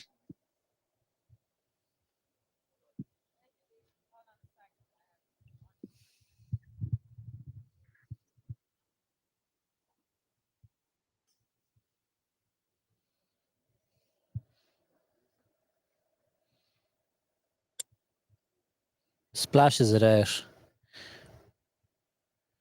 He doesn't look too pleased. No, I don't think he's too happy with it, but he's up there. He's giving himself a putt for par. Oh, Richard just off the maybe he's going with a putter. And again, long kind of uphill putt sweeping left to right.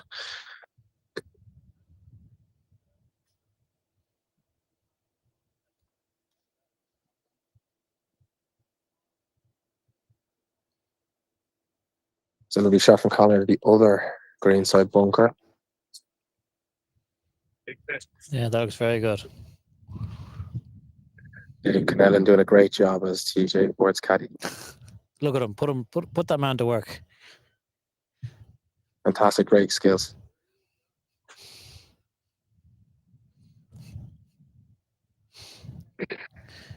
So as you can see there from our angle there, Richard just walked just out of frame on the left-hand side as he's skulking this putt from both sides. He has the opportunity here now to, you'd really say if he makes this putt from putting off the green, he'd really be stealing one. Let's be honest.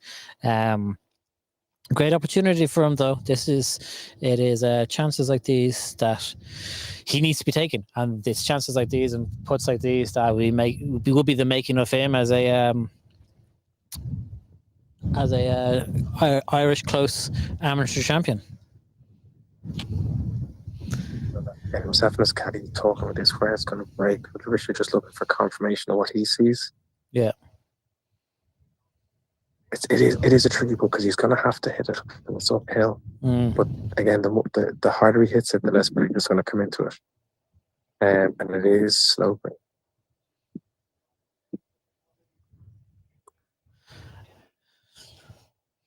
And you can I'm not sure if at home you can hear or see just the level of kind of gusty wind that's coming through the course at the moment, and all of that stuff, all of that really plays a factor. Oh. It's just lipped out, Johnny. Just hit it a tad too hard. Just knocked over the hole. Very unlucky. Really good read. Just that tad too hard. Left himself probably with now a 3-foot putt back down the hill in. But a really good effort there from Richard side. Okay, so listen, he's got the opportunity to clean up his par putt, remain at 7 under par, keep his one-shot lead. Just a quick update on scores there. There's been a little bit of a change. So Gavin O'Neill has dropped another shot there on the 8th. He is now back to 2 under par, even par for the day. So he'll hold third place on his own.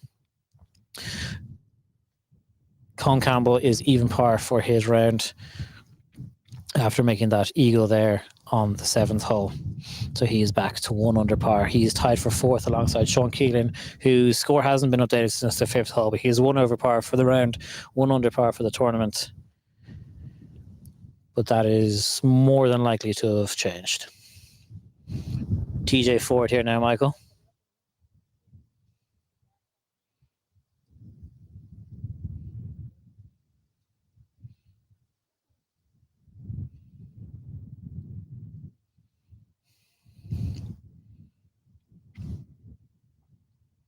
That's a bogey for TJ Ford. So it's another drop shot for TJ. Unfortunately, but so it's a second drop shot now in 8 holes, and he moves to 4 over par, and that'll move him down to about tied for 17th, tied for 18th at this point, which is you got to say as this championship is slipping away from him rather quickly. So Colin Campbell now just about on a 7-8 footer just for his popper. For a good bunker shot.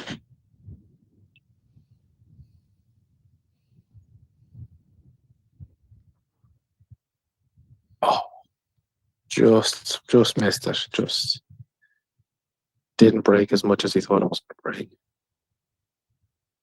So that's a column in for bogey as well. TJ actually going first to tidy up to give Richard a little more room, which was just nice to see.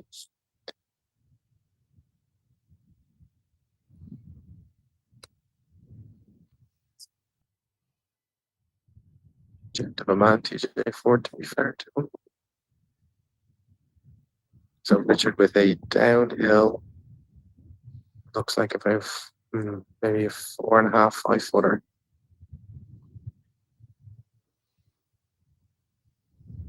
Eerily quiet with the amount of people watching Richard. There was a big intake of breath when he missed his birdie. Yeah. And he's in for par. Big round of applause here for Richard as he walks off. Johnny, interesting one. I know Richard has played high-level sport. He's played for Ireland hockey. And he's played in front of crowds before, but so yeah, he's played in a lot of big high-level competitions before with hockey. But this is the first kind of crowd he's played in front of. So interesting to see how he's taken to that. Yeah, it will be indeed. It'll be very interesting. Absolutely. It's good to see though that as his two playing partners are both dropping shots fairly regularly, to be honest with you, across the opening 8 holes, that he has been able to hold steady, particularly on the 8th hole there, that tough par 3, where both of his playing partners go hit into the bunker, particularly Colin Campbell hitting before him. That's probably not what Richard would have wanted to see. He was obviously second off the tee. He gave himself a good look, probably took a better look than he probably deservedly had for that putt there. But now he moves into the 9th hole, which is as you're saying, short enough par 4. He could get very, very close. This is where the risk and reward comes into play when it comes to strategy and his own tactics. Michael, has he got a driver in his hand, or is he taking an iron? No, he's got an iron. So with this, again, it's just as you were saying, that there is probably a 15-20 yard gap of where you want to be in this fairway to give you a wedge on. Local knowledge would be hit an iron into that. Doesn't bring out of bounds into play. So Richard now sitting with looks like a 4 iron.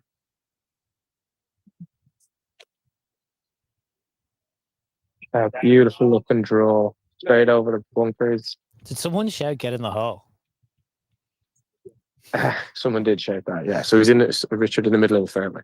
Jeez, the crowds are getting rowdy over here. Hitting Dunleary, these the rough hills of South Dublin and Wicklow. Colin out with a driver now. I'm not sure if I like this play, but that's just me.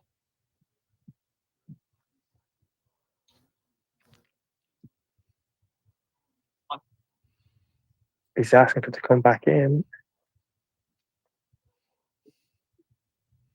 Yeah, I think he's okay. He just would have gone through the fairway a little bit. TJ following Richard and picking up an iron. Yeah, but the length that these guys hit irons as well at the same time, they're hitting like I said, 5 irons, 230 odd yards when it's downwind. Like these guys can send the golf ball.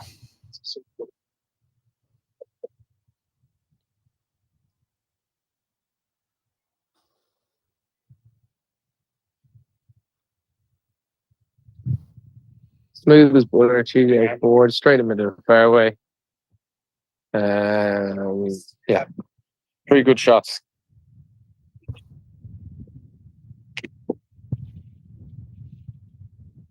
Okay, so as Michael's going to head down to the 9th green, we're going to take a quick break there. Just to remind you that all of our coverage is brought to you there by AIG. They're a proud supporter of Irish golf and Golf in Ireland, and have been for over 25 years.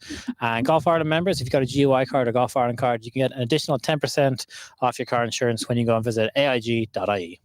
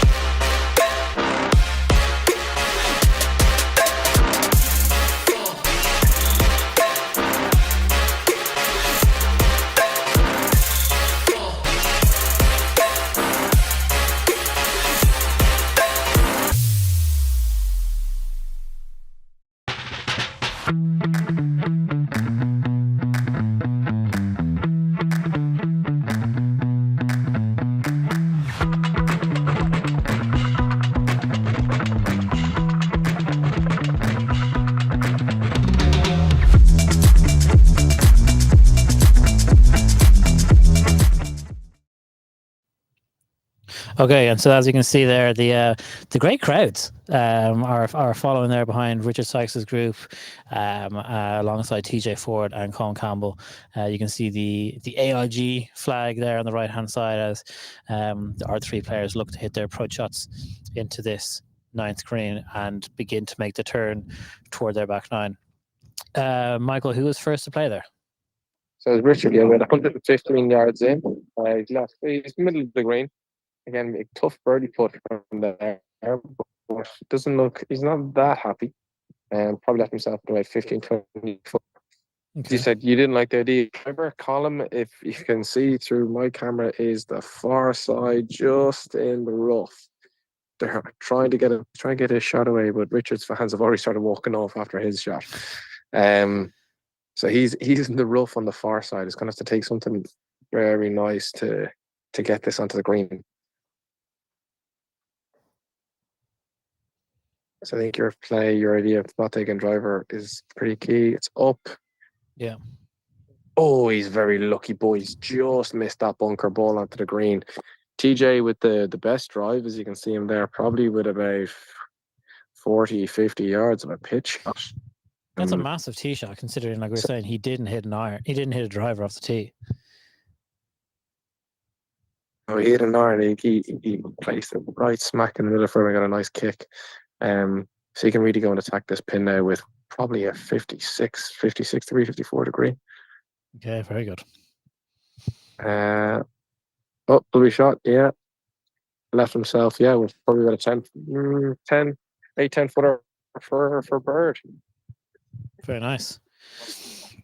You can just see there's a lot of people here watching, so trying to dodge these people as I'm going through to get through. Yeah, we can there's see a lot of patrons. a lot of patrons here in Dunleary. Absolutely, yeah. Look, rightly so. It's good to see it. I'm just looking to see if we have any further score updates. Quinton Carew has made a great move there. We saw him there teeing off in the 10th hole a few minutes ago. He is 3 under par for his round. He is through 12 holes. He just teed off there on the 13th behind me. He's even par now for the tournament, and that means he is tied for 5th place. Just behind him then is Ryan Griffin. 1 second there, please, folks. Stay with me. Just behind him then is Ryan Griffin, who is having the low round of the day. He is 5 under par through 8 holes, and he is also sat at even par. He has moved up 15 spots now. So he started on the lower, on the middle 9 here in Dunleary Golf Club, which I was just saying is possibly seen as the tougher end when it comes to scoring of the 2 9s. But Ryan Griffin just proving me absolutely wrong, which is lovely to see. He has made the turn now onto the upper. He is just finishing off on the 18th also. He made par there on the lower 9th or 18th hole for the tournament. They are the biggest movers of the day now so far, it has to be said. But if you just go and throw back down to the 9th green and down to you, Michael, who is away first? So Colin Campbell first with a kind of a tricky putt. He just got onto the front of the green. Lucky bounce. Should have probably ended up in a bunker. He's going to break right to left. Probably for about a 20-footer.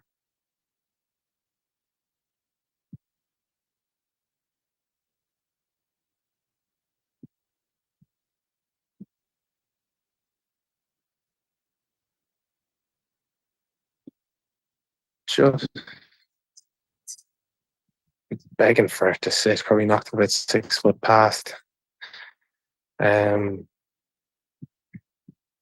Richard to go next.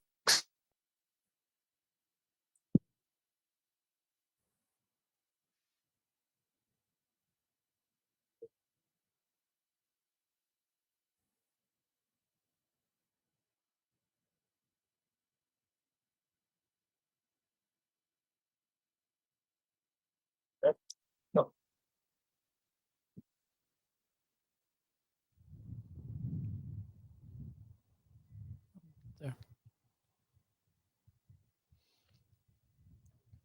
There's Richard Sykes crouched down, looking at his line, just examining it as he steps over.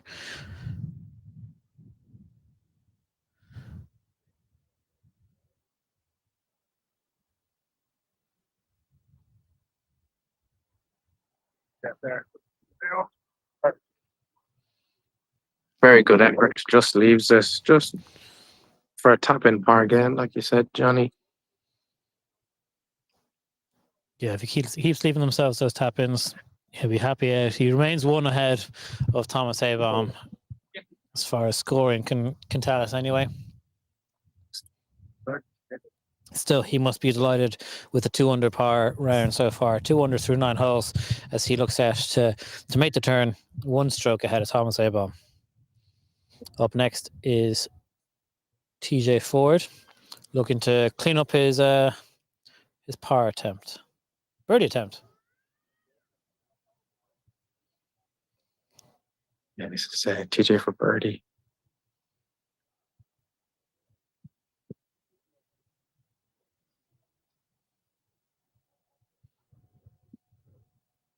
And it goes for bird.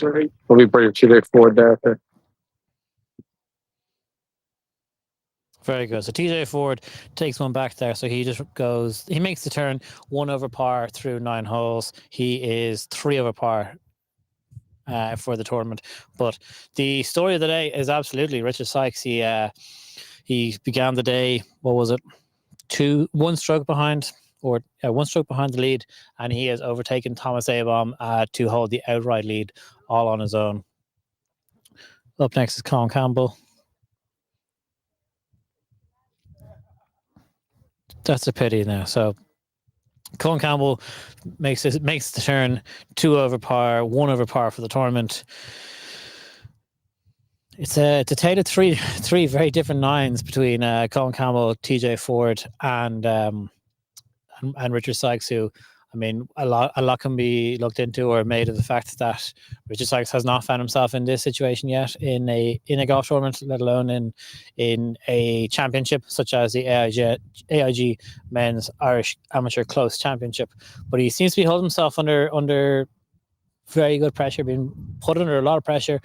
I think the fact that he's playing with 2 stalwarts, including Colin Campbell and TJ Ford, is probably a little bit reassuring for him. He's got two gents who have been there, done that. They've competed at a number of championships such as this, and they know how to get it done. And I know that I've seen him on the putting green with TJ a number of times throughout the last 3 rounds. Just picking his brain, just having a chat, and just kind of learning 1 or 2 small bits that you can learn from someone such as TJ Ford. And he's taking those learnings, obviously taking them into account as he makes his walk down now toward the 10th tee, where we are going to be joined by our full coverage. We have our 3rd camera down there on the golf course.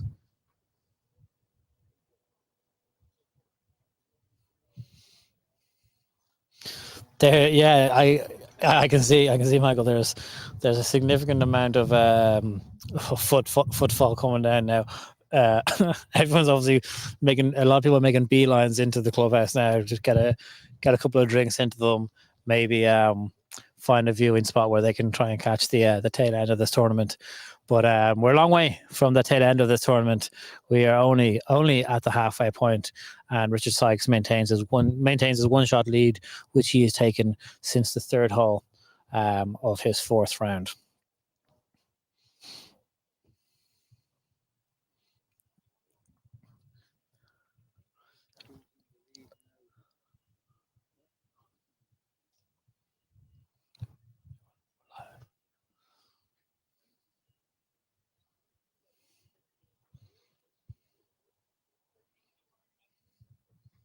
No, you're okay. Don't worry. We have a camera down there on the oh, there you are. How's it going, buddy?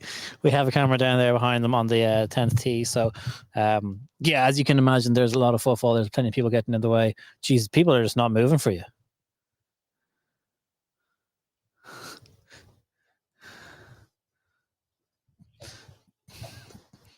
They just do not care. But TJ Ford is the first person on the tee. He has driver in hand.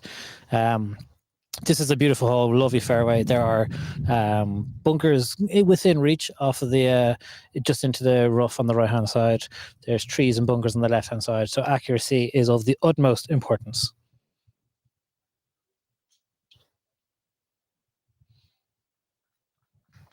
Lovely. Right. Super shot there by TJ Ford. And up next is Richard Sykes. Still the one ahead of Thomas Abaum. 2 under through his first 9 holes.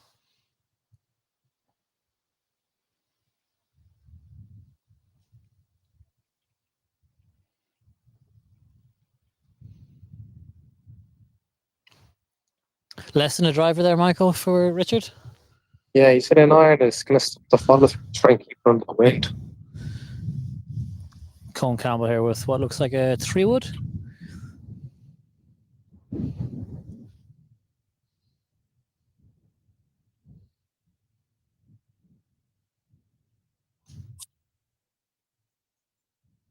Drive.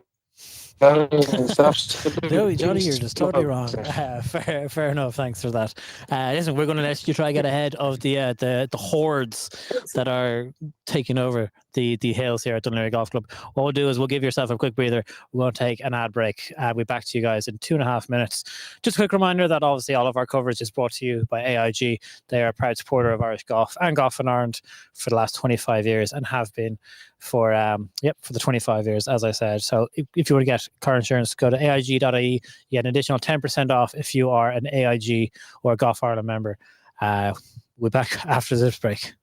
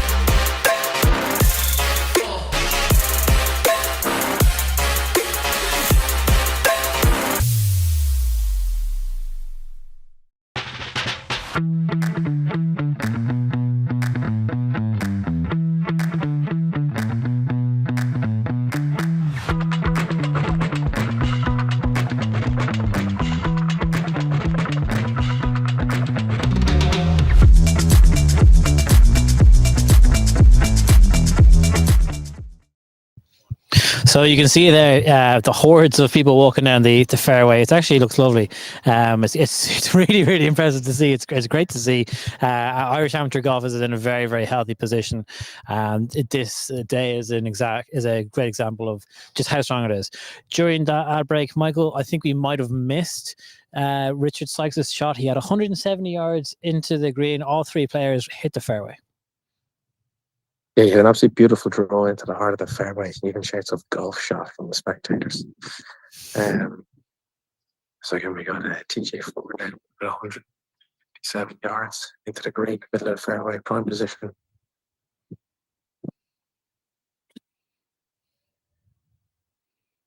Another superb shot. I'm telling you, the more crowd that comes on these three players, the better their golf gets. Tell you, they are playing to the gallery. The standard of golf has even come up a notch over the last 3 holes. Just a quick Colin one there, Campbell. Michael. Did we get this wrong? And did Richard Sykes actually birdie the 9th hole?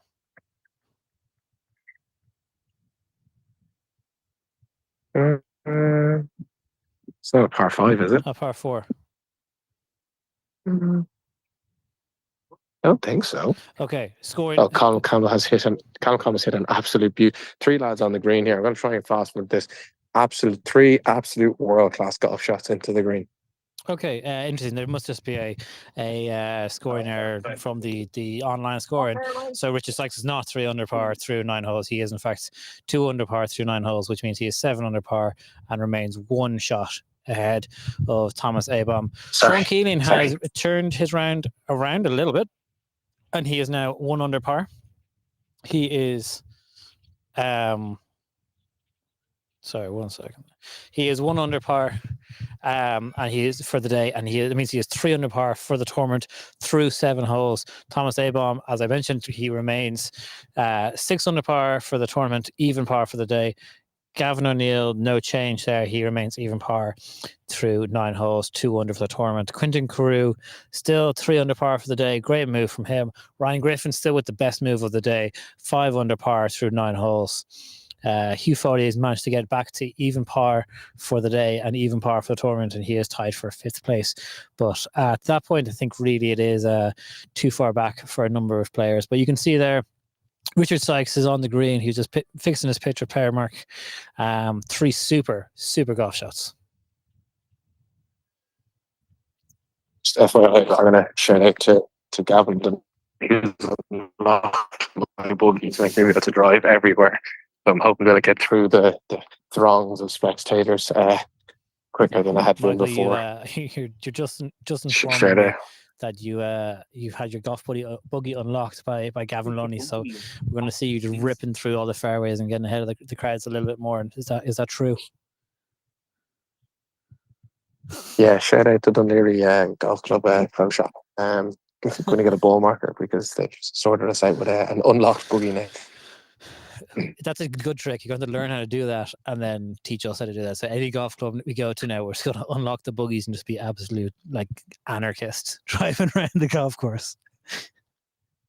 Just what you kind of mentioned in beforehand that when you watched Richard for a little practice round, you noticed he was doing some kind of deep breathing to calm himself down. He's been at that a lot more recently now, the last couple of holes. So big in deep breath, kind of trying to zone out before zoning back in. Colin Campbell here with a birdie. I think we both know that from having grown up with Richard. He's obviously a very serious sportsman. He's competed at a very high level for a very, very long time, and he's obviously taken that from other sports and team sports where he's done, taking a bit of deep breathing just to kind of calm the mind, recenter himself. And I mean, listen, it's working great so far. I'm tapping in there for par. Richard's caddy just run around the putt. Just have a look at the line. It'll be Richard to go next. Again, he'll be going just kind of the opposite of Colin's putt there.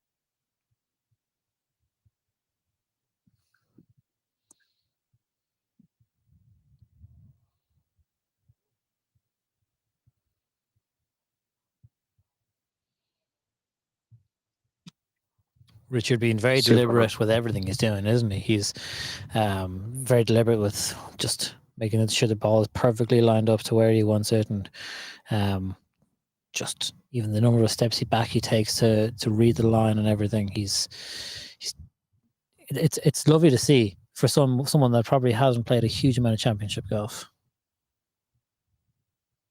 He's just knocked it past a little, so that's his birdie chance. But another kind of tap in par. Just you can see Jenny just on my camera, the gallery of people just up on the bank watching this. It's just fantastic to see. Yeah, it's super. It's really nice. There's a lot of them. It's great to see. Like we were saying when they're walking down the fairway. Irish Amateur Golf is in a very healthy position. And it's moments like these and days like these where everyone in the golf club and the local community gets behind their local player to support them.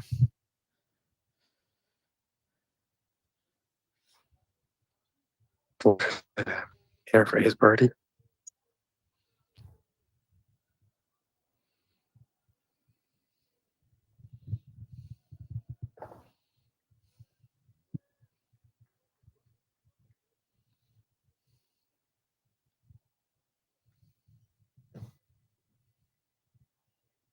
That's a super putt. The minute it left TJ's putter, that was in the heart of the hole.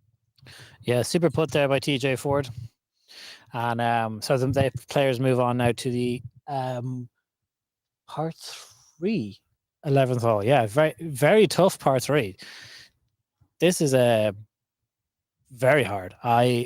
I've actually only played this golf course twice myself, and still getting come to terms with the holes.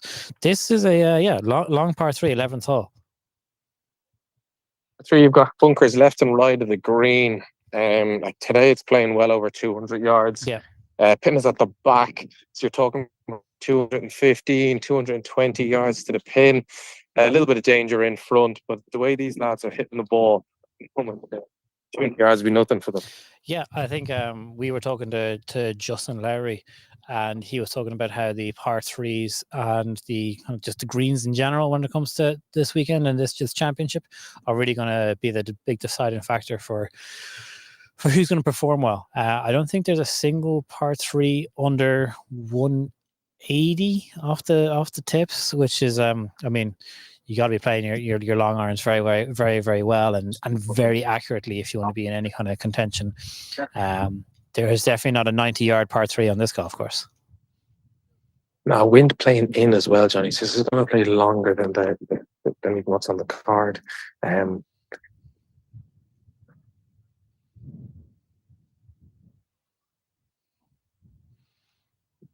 first up on the tee again is TJ Ford. They're after a lovely putt on the 10th hole.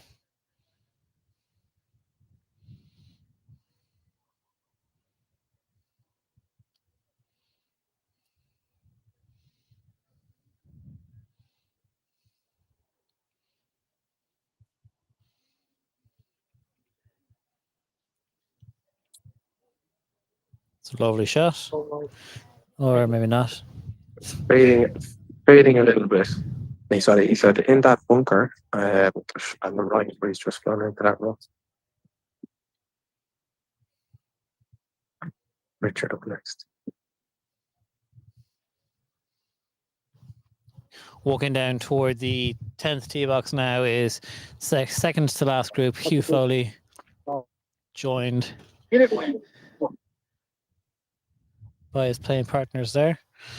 Their names off. Richard's gone in just into the middle of the green, just left a little bit. He probably has a putter on it. It looked absolutely stone dead over the flag, and the wind just pushed it a little. So interesting to see what his lie is when he gets down there, if he's just off the green or he's on the dance floor. He's got a pretty long birdie chance up the hill, though. So, listen, if he can cozy it up and get away with the par, anyone that shoots anything close to even par over the par 3s this week will do very, very well.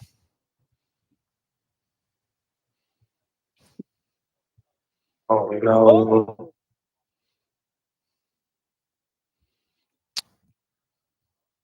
Campbell's hit a big hook. They've found it though. I think it's okay. They need some magic to get out of there, Johnny. He's hooked that straight into some trees. The problem with these long par 3s, you know, the higher club loft you go, it just brings that jeopardy into it. Yeah. Yeah, unfortunately for Colin Campbell, that's a less than an ideal tee shot when he's kind of running out of holes to put himself into a nice position. I would say all three of the players are probably not ecstatic with how they've gone.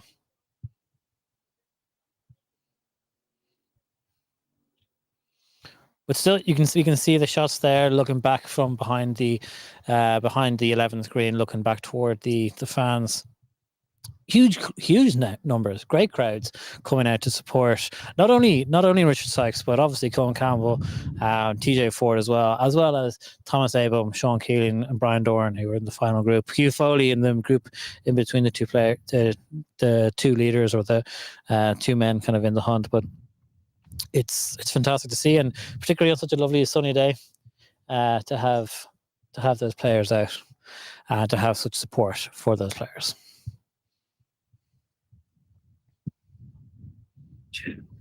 That is not more people. That's not.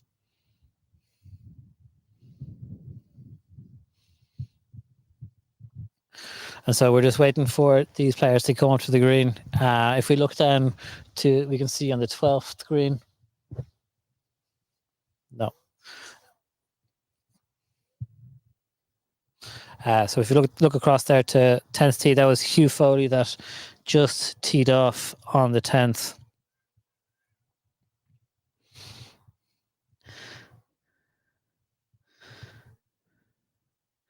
And his playing partner, Jared Dunn, is just getting ready to tee off as well.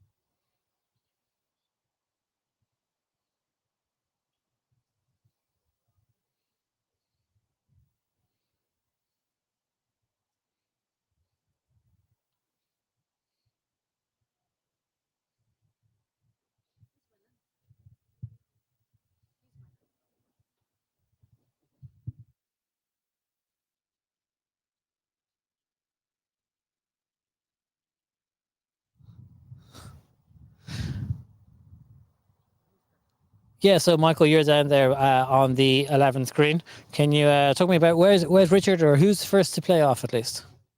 It's only first to play. I'm not sure if you can see through this, but Campbell's got a very tricky kind of 60-degree wedge. He's going to have to fly from the other tee box onto the green. Oof, okay. The lie looks okay, but you can't really see him through these trees. Yeah, I'll be honest with you, we can't see anything. It's up, it's over. Oh, he's hit it to about 5 feet, Johnny. It's what a fantastic shot there by Colin Campbell. He'd be stealing the par if he can come away with the par from that arrow. There, that's outrageously good. Just see Richard here, just going with a flare. TJ Ford back at the front of the green, in the front track. Okay, I found the front bunker.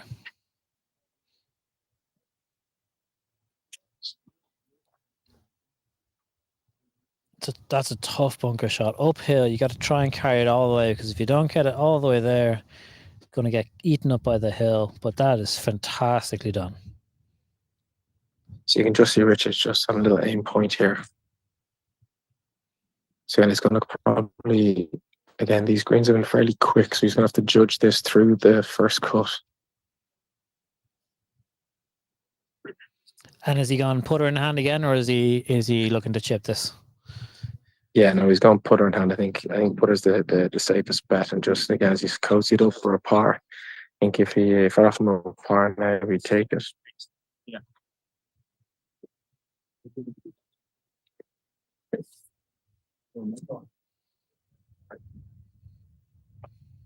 Again, he's been very deliberate with all of his setup.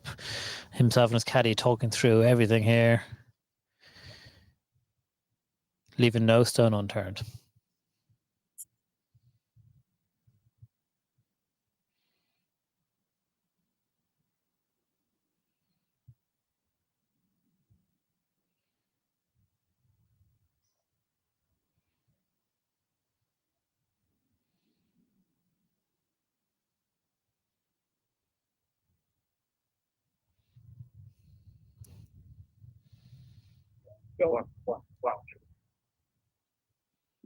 It's just a little bit outside kicking. It'll be a nervy one for to knock that in. It was a safe putt. It was quite obvious he didn't really go to it. He was playing for par. Yeah, I mean, last thing he wants to try and do from a position like that, where you got to get to a little bit of collar, a little bit of rough, is really hammer it and send it 6 to 8 foot past the hole and give yourself a really, really tricky one. At least now here, he's got 4 or 5 foot to save his par. Up next is it TJ or is it Colin Campbell now? Yeah, TJ Ford up next. Kind of an uphill putt. Again, just it's getting to that point in the tournament where everything is up for discussion. Everything is looked at 3, 4, 5 times. Each player's talking to their caddies. Just every shot is that a little bit more important. Just a quick score update, if you can, before TJ steps up over this. Sean Keeling has followed up the eagle he had. Was it an eagle? The eagle he had on 7 with a double bogey on 8. So he's now back to 1 over for the day and 1 under for the tournament. He lies in 4th position.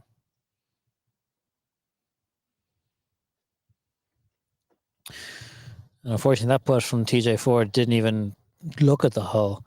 So that is another tough bogey, another bogey given up by TJ Ford on a par 3. I'm sure he'd be pretty unhappy with himself for that. Michael, is it Colin Campbell now? Colin Campbell now, yeah. If he gets this in for par, one of the best is probably the par of the entire tournament, Yeah. where he wasn't at that second shot.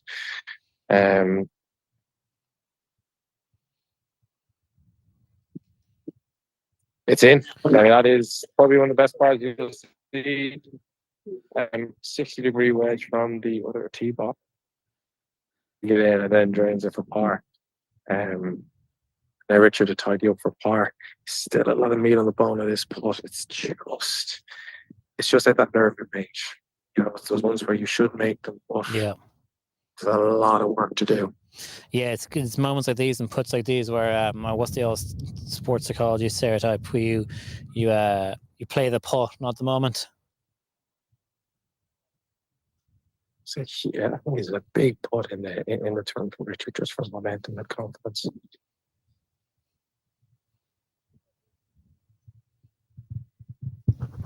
That's in. They're superb putt. A lot of pressure on that one.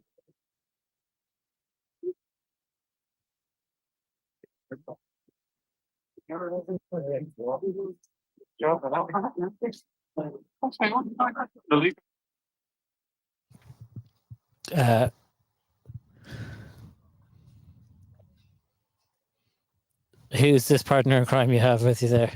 Oh, Ronan, I guess. We've had him on as a guest today. Yes, he has told me he doesn't trust So his driving Ronan skills. McNamara So we has might joined crash you Rex's on, drive. as your buggy driver. That's fairly decent of you. And co-commentator. Yeah, well, we'll see. As long as he gives you some yardages and things like that, and actually helps you out doing your job, that would be great. Let's move down to the 10th tee box as our final group. The at 1 point world leaders. We're just going to wait for a score update here from the apps. But on the tee first is Brian Doran. So Brian currently sitting through 9 holes. 1 over par for the day, 2 over par for the tournament, tied in 11th position.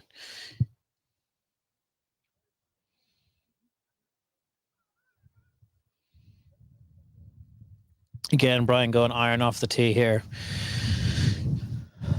At this point, he's playing for position, trying to finish as high as he can on the scoreboard, get himself some world ranking points, also putting himself higher up the Bridgestone Order of Merit. He already made a very significant move after winning the Mullingar Scratch Trophy.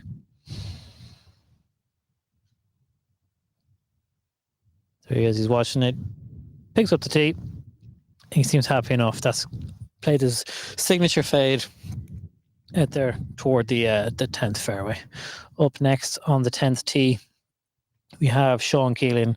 He has gotten rid of the navy jumper earlier on. He is warmed up now. He is Also going for less than driver. So this looks like a mid-wood. We'll call it a 3-wood in hand here. Again, Sean's got just so much distance. He's just such an impressive young golfer.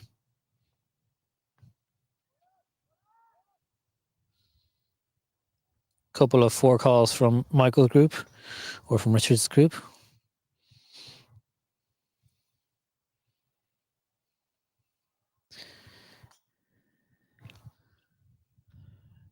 And Sean Keeling's ball out to the right a little bit. He's just watching it anxiously. He just wants to make sure it doesn't go too awry, but it seems to be all right. And the final player to step up onto the tee box is Thomas Abom, which would seem to suggest either his 2 playing partners did very well or he has dropped a shot. If he has dropped a shot, that has given Richard Sykes a very nice 2-shot cushion, but we'll just wait for confirmation of scores. As soon as we have them, we will let you guys know as well. And A-Bomb really not happy with that. Really, really not happy with that shot. But he picks up his tee and he walks on. And as our coverage is just trying to get into position, what we'll do is we'll take a quick break. But just one last reminder that all of the Bogeyman's golf coverage of amateur golf in Ireland is brought to you by AIG, who have been and are a proud supporter of Golf Ireland and Irish amateur golf. They supported golf in Ireland and amateur golf for 25 years. And obviously all of our coverage is brought to you by AIG. So if you are a Golf Ireland member, you have a GUI card, go visit aig.ie. You get an additional 10% off your car insurance. We'll be back to you just after this.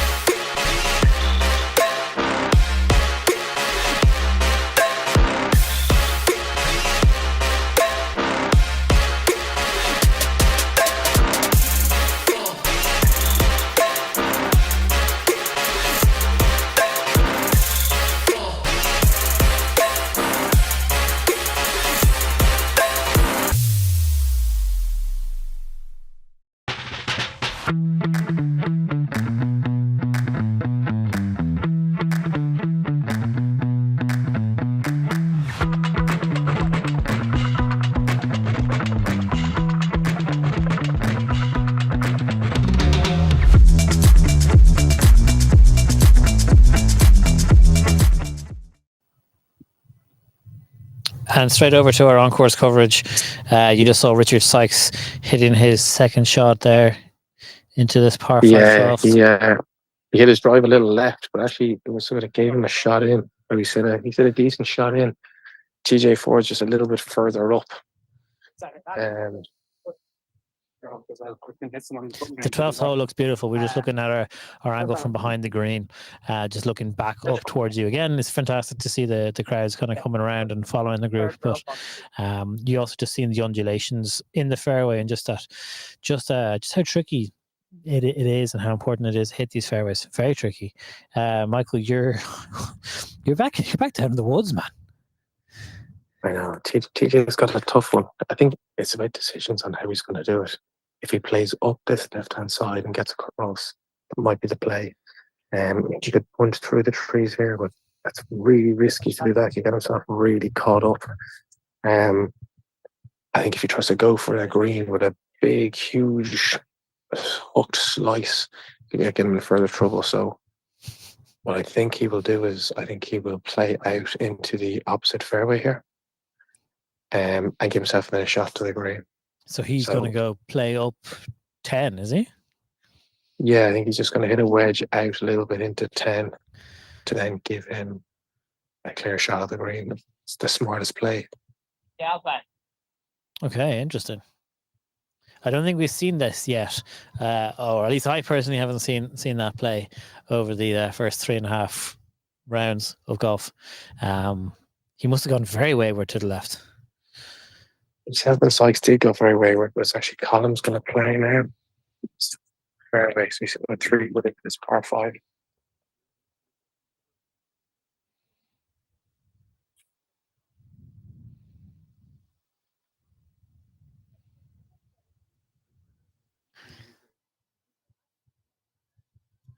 That's a good shot. TJ playing very quickly there once it was his turn, and he moves on. So yes, you are absolutely correct. He is going to play in the opposite hole. He's going to be playing back up the 10th hole, and then trying to find a way across over to the 12th green. Was over that way with TJ as well, but he had enough room to fly a wedge over those trees. So he's in a good position. He's probably got about 90 to 100 yards into the green from here for his third shot. Okay. Colin Campbell hit a 3-wood. Looks pretty decent. He was very happy with it. So we're going to try find where that's landed up here. And again, TJ is going to come across from the 10th fairway that we played up. So he's giving himself a shot. To be honest, I think it's unconventional from TJ, but it's the smartest play. And he's got a clear now shot of the green. So 3 different ways to have played this hole, but the quality is still been pretty good. And so you're just coming up to greenside there. Where can you see where Colin Campbell's ball has finished? Just looking for Colin Campbell's ball now. He's in the woods. He hit it well, but don't worry about it because we'll see it momentarily. But we're just again continuing to see the crowds, and as you can see them on the shot that you're currently watching, plenty of crowds walking up this hole, supporting not just Richard Sykes but Colin Campbell and TJ Ford also. But there are a number of people kind of gathering around the clubhouse and the balcony, looking over the 18th.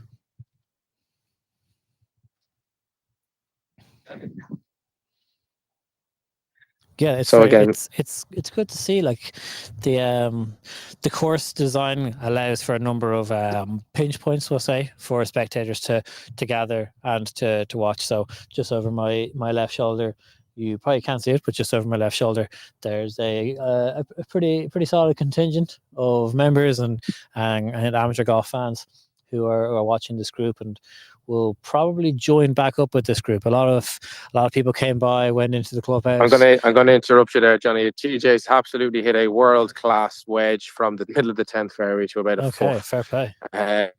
Absolutely phenomenal shot. So he's there in 3. Again, so he probably has a pretty sewn up bird, tap in bird. Richard Sykes now in for about 100 yards. Again, decent shots. Probably just outside 10 feet maybe, but he is pin high. So again, he's there for his third, so he has a birdie chance. And we're still trying to find Columns, to be honest. Myself and my co-Contender / buggy driver / guest pod. Actually didn't see it because we were in the woods. trying to make sure we got TJ's shot. But he hit it through.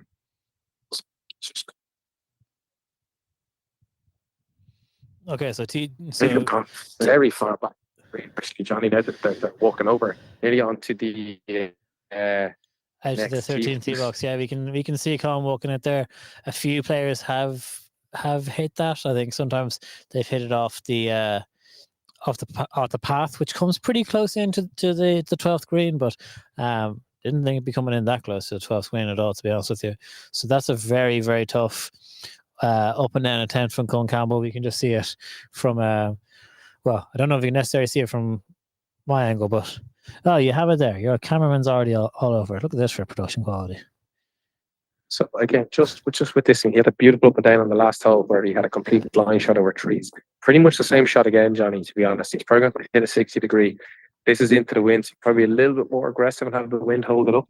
I think probably hit that for stop a little bit, but clear it over. Like, but again, another he's got to go for another world over early, even up and down. Right. Sykes, he's a bit of work today, but again, it's high doesn't look like too much break. Columns through, just caught up into the first cut again. Probably be too happy there. That's his third shot, so he'll be chipping on for bird. Okay, so yeah, like it's not the worst recovery. I think if he gets away from the hole, if he gets away with this hole with a par, possibly he'd be a little bit disappointed considering the fact that where he was position wise off the tee, but he has the opportunity now to chip it, get up and down for par, move on, and just continue trying to work on his scorecard. And we'll see then. After that, then both Richard Sykes and TJ Ford have putts for birdie. Richard has the opportunity to extend his lead, and TJ should just kind of work his way up the leaderboard a little bit more.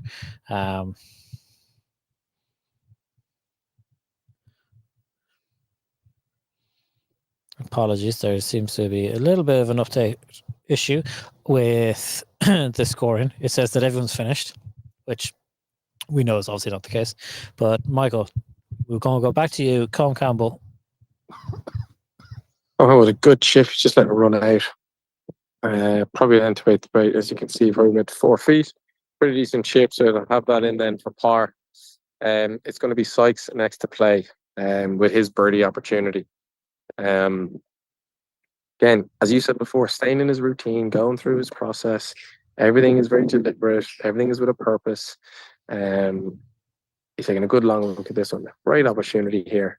And to be honest, if he makes this, it's a complete steal after his tee shot where he hooked it a bit left.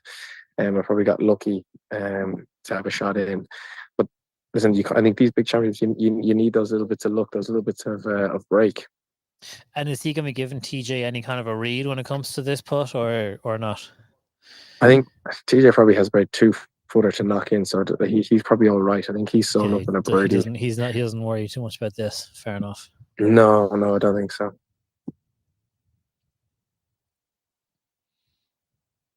I think if this one goes in, you're right or in behind each other.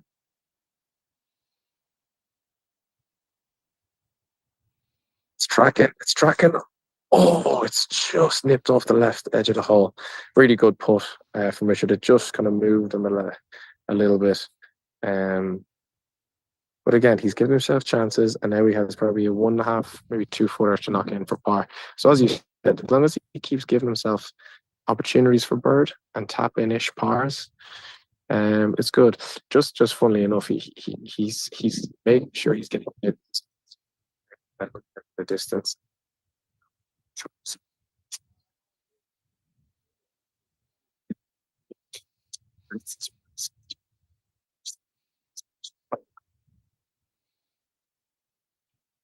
It's par. Yeah, it's a hard working par. That's a Very hard working par. The crowds again now just behind 10 green. You might not be able to see them, or if you look over your shoulder there, Michael, the crowds are getting bigger and bigger again behind you. It's Yeah, just little all these panoramas. fair weather golf Start fans getting coming in bigger, just for the bigger, back nine. behind in front of the clubhouse. If you just look to your left there, Michael, and just hold that shot there real quick. Look at the significant amount of fans there coming to support. Again, like I said, not only Richard, but TJ and Colin Campbell as well.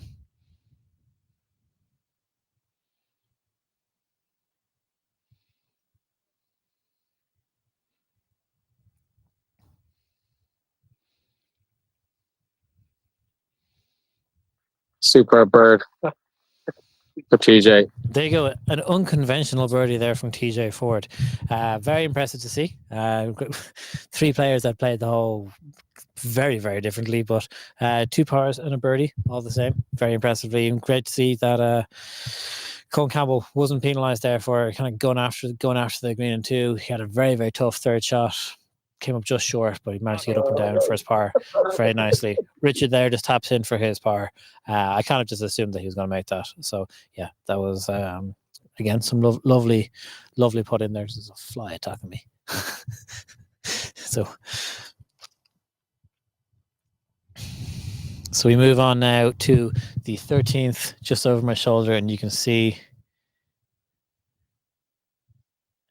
everyone coming up to.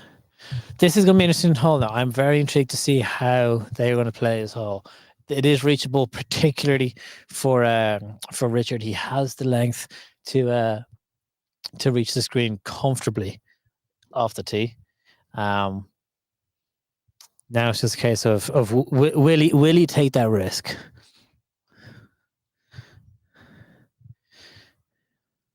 Yeah, there comes a point though at the same time, Michael, where like the layup short of the screen is not the widest fairway in the world. Bunkers come in, water comes in on the left and on the right, so you'd nearly want to blow it out to the left hand side of the green, pin high, and give yourself a chip and try get up and down, or you just trust your iron control, get over the bunkers, and you'll be all good. But you're going to tell me now, aren't you, that all 3 of them took iron out? There. It's a lot of decision making. They're all sitting talking to their caddies, trying to figure out what they're going to do. Because the green is clear. It is worth saying that. The green is clear. Everyone's ready to fire. Pin is tucked in close to the water, though. I'm not sure if you can see it from up in the back of the studio, but it is it's tucked in a final day sort of pin. So if you're going to go for the pin, even on your second shot, that water jeopardy is going to come in. Richard has an iron in his hand. So interesting to see if that's the play. But he's players trying to do. Can you tell me what the yardage might be to the front of the green from where you are? So I think they have about 305 middle of the green. To the front of the green, you're talking about 290. 290 to the front of the green. Again, but there's a very narrow mouth to get into that green. Yeah, but you see that bunker just to the by their left of the green. side. That doesn't seem like the worst miss in the world to me. No, I think you're right, but there's water leading all the way up to that. TJ Ford, obviously, just after his bird, he's gone with 2 irons on the green just to see which one feels a little bit more comfortable.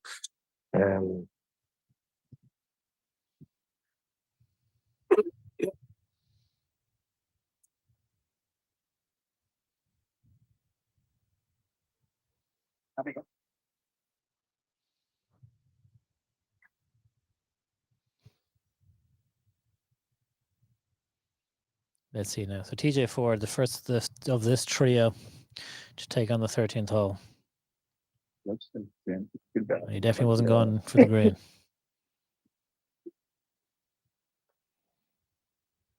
Yeah, he's just short of the water, just a layup. So he's just knocked the one just before the water on the left-hand side. Sykes now coming in. He's got an iron in hand as well. Looks to be maybe a 9, 8, maybe a 9 or an 8 iron.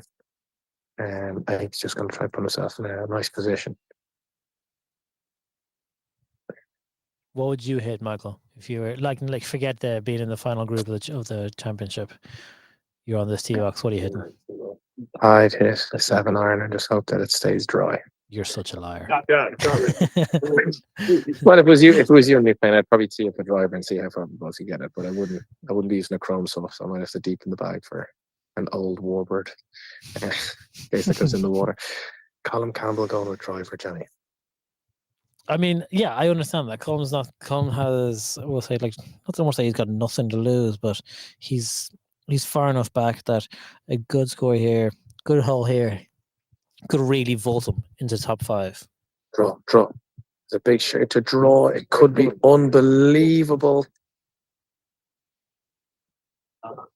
Oh, an absolute beauty. It's on the green, Johnny. He drew them. It looks to be on the green, but he's not happy. He's standing there. Yeah, couldn't see it land, but it came out over the water. It looks to be drawn back in. Okay, very good. He's not happy now. He thinks it's very unlucky, so we don't know how that's finished up. But then again, TJ and Richard have both laid up in front of the water, so they'll have a wedge on, I'd say. Okay. But there you go. Very interesting, yeah. So Colin Campbell's the only player out of the 3 to take on this potentially drivable par 4 13th hole, measuring in at 290 yards to the front, 306 yards to the middle of the green. Colin Campbell a little unhappy there with the potential that the ball How it ended, yeah. We don't know. I don't. I'm not sure water, but it might have maybe kicked on further off than we thought, because when he first hit it, it was out over the water and was drawing in, looked like it was perfectly going at the pin. And then everyone started clapping, but he wasn't happy. He stayed. He kind of knew something wasn't up. Yeah, I mean, listen, I think that the bravery like that deserves to be rewarded, and I hope he managed to stay dry. A few fans now are beginning to depart the group. You can see a few of them as the camera's pointing back up the hole. A few of them can hear the clubhouse calling, a couple of fresh pints maybe calling their name. Whilst the hardcore golf fans are remaining or following this Richard Sykes, TJ Ford, Colin Campbell group. It is still worth saying that there are still 2 groups coming up behind Richard Sykes, TJ Ford, and Colin Campbell. And the best of those players in those groups behind, I think, is Hugh Foley. Let me just confirm it for you now. Hugh Foley, Shane McDermott, and Jared Dodden. Hugh Foley, I see, is... Yeah, Hugh Foley is the best of it, 3 over, even par for the round.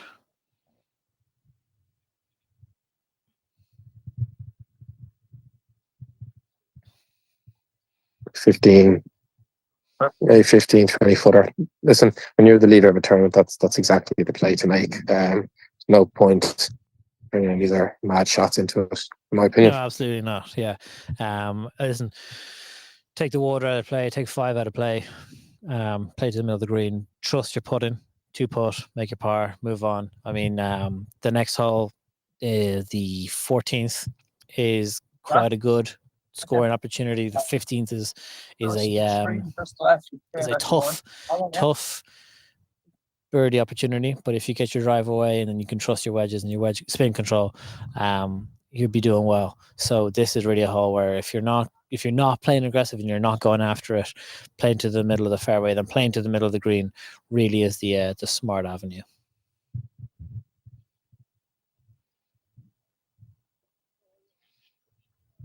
Maybe 5-6 feet. Lovely shot.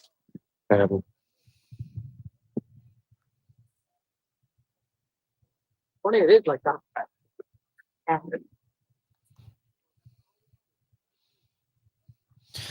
So TJ Ford there has just played a lovely shot. Colin Campbell, it seems he seems to be walking off, I think, to a drop zone, is he? To the right-hand side of the hole. No, sure, it's red stakes there, so it's absolutely fine anyway. But he's walking around I think that ball there might be a case of splash scoring for Con Campbell. Michael, what can you tell me? Could be. The ref is pointing out it might have held on, but it might just pass the red. I was very unlucky.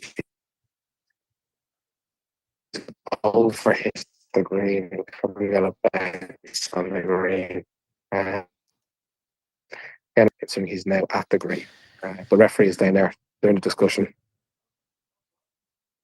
So he has got into the water, yeah.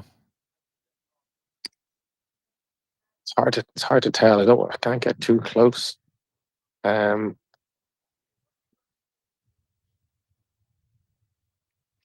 Yeah, he's reaching for his. Yeah, it looks like he's for a drive. He's making a drop. Yeah, there's the ball. It has just slipped in, which is so unlucky. So he's taking a drop then. So I get his 2 club lengths.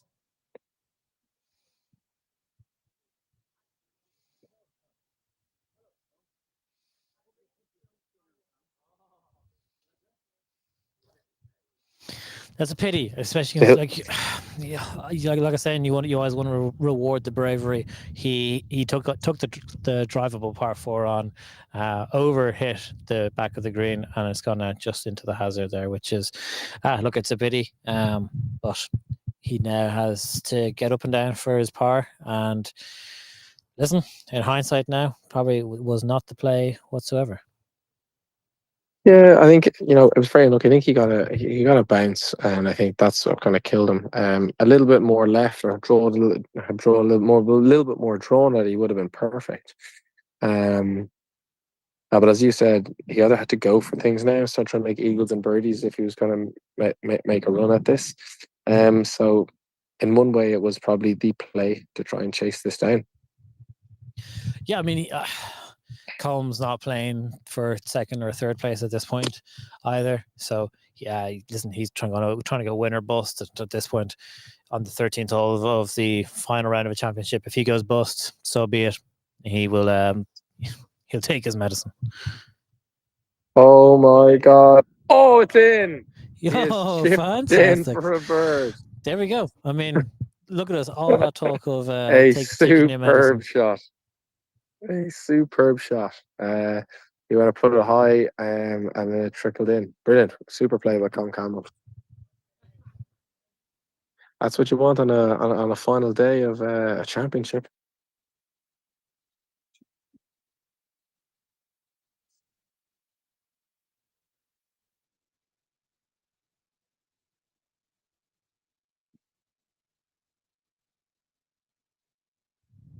So yeah, fantastic there from Con Campbell. Delighted to see that bravery getting rewarded with the birdie, even despite the fact that he the tee shot went into the water, into the hazard there. But listen, fantastic.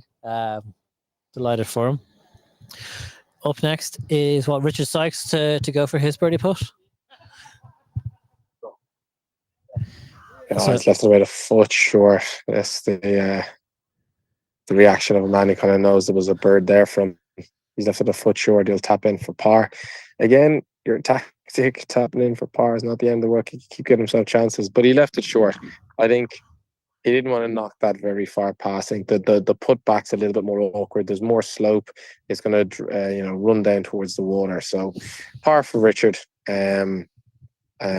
Not the end of the world at all, and it keeps him ticking on now to the 14th. Yeah, and look, I mean, it's always pretty scary putting toward a hole, toward a flag that's right in front of a water, unless it does an infinity drop off out to the water. So that's always listen. He left it the best way he could. TJ Ford in here for bird for back-to-back birdies. He does so. TJ Ford putting a little bit of a little run of holes together, which is starting to get pretty impressive. So 14th hole is an interesting one, Johnny, because if they go to a driver, they got to cut a bit of the fairway up. So Richard definitely has the length to do that and hit it over the trees, but it would be a bit of a blind tee shot. The way he played the last hole, he might hit an iron into the middle of the fairway. So he has a look at the green for a second. But again, with Richard, he's played this golf course since it's opened. He holds 2 records on the golf course. I think if he's playing with his friends, he's going to pull out driver and hit it straight over the trees. Does he just go what he's comfortable with, or does he now start protecting what he's got and hit an iron? Well, I was talking to Gavin Lunny before this final round teed off, and Gavin said that Richard could take a lot of solace or comfort in the fact that, like, if he is kind of in the lead here or in contention, that he can just treat this like any other round of golf around his course that he knows so well. Like you said, he holds 2 course records here already.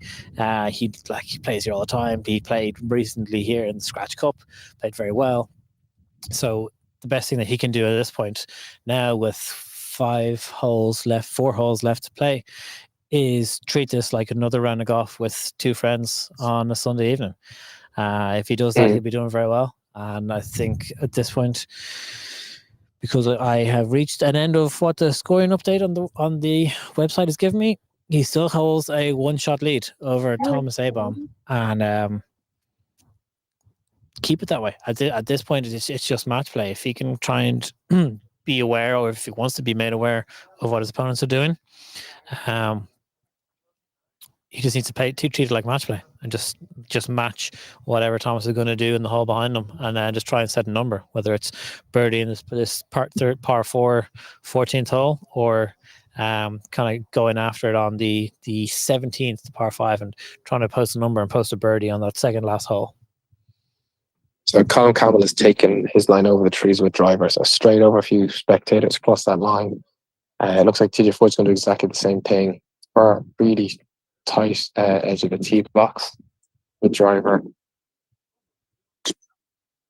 And he's gone over the trees again with a little bit of a fade, so should keep him for the fairway.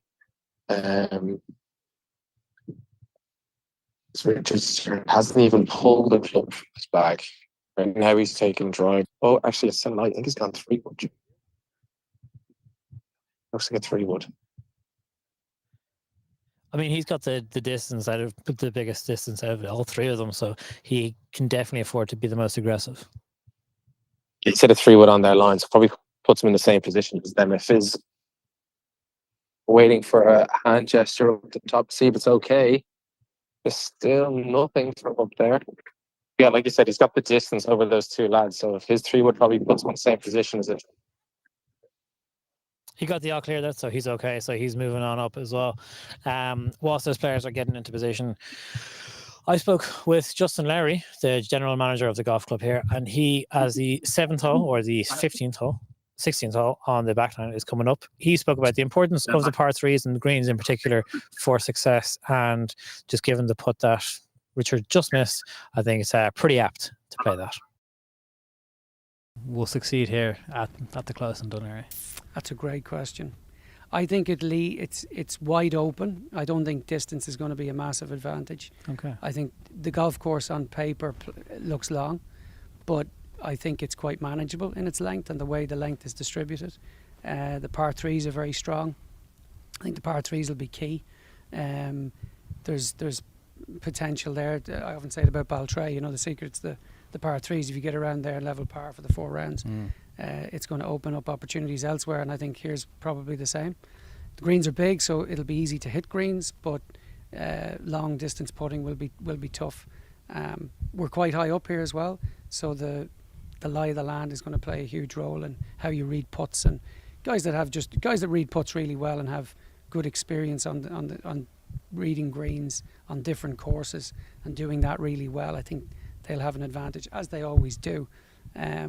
Off the tee, it's generous to a point, but there's some hay out there if you're far enough offline. But I don't think being uber straight is going to be the biggest advantage this week. I see it being the par 3s and on the greens. Okay, so that was, of course, Gavin Lunny, who he promised he would actually come here and be on the live show to do commentary, but he's actually just following Richard, who's obviously a member of Dunleary Golf Club. So, listen, what can you do about that? As you can see there, as our cameraman has shot from behind the green, but on the 14th hole, beautiful Beautiful hole. And again, gives a really good sense to the undulations on these fairways. It's not, and the same way when it comes to the greens, there's not two really severe undulations, but they're subtle and they're gradual. So they're not just going to end abruptly. Michael, I believe you're on the course. Who are you with? Who's the first to hit off? On Campbell and Fight comes on right to in the lunch for a clear shot of the green. Column, you also not enough. He's kind of come behind the tree. He's going to go for the green for a second. But he's going to have a big hooky draw around it. And that's what he's having to down and the fade mightn't work. If we got pins back at the green, probably about 180, 175, 180 yards into the middle, pins just to the back. DJ in the middle family. Stop 17 for the shot in 7. It was just a bit much from the up. Just to see what shot on. Yeah. So I'm going to use column first. We think it's the way we standing in the up. Covering shot on guys. And the other guy hit a shoot low, maybe 5 iron, half swing. Or he's going to have to go for a big cookie ball in the tree.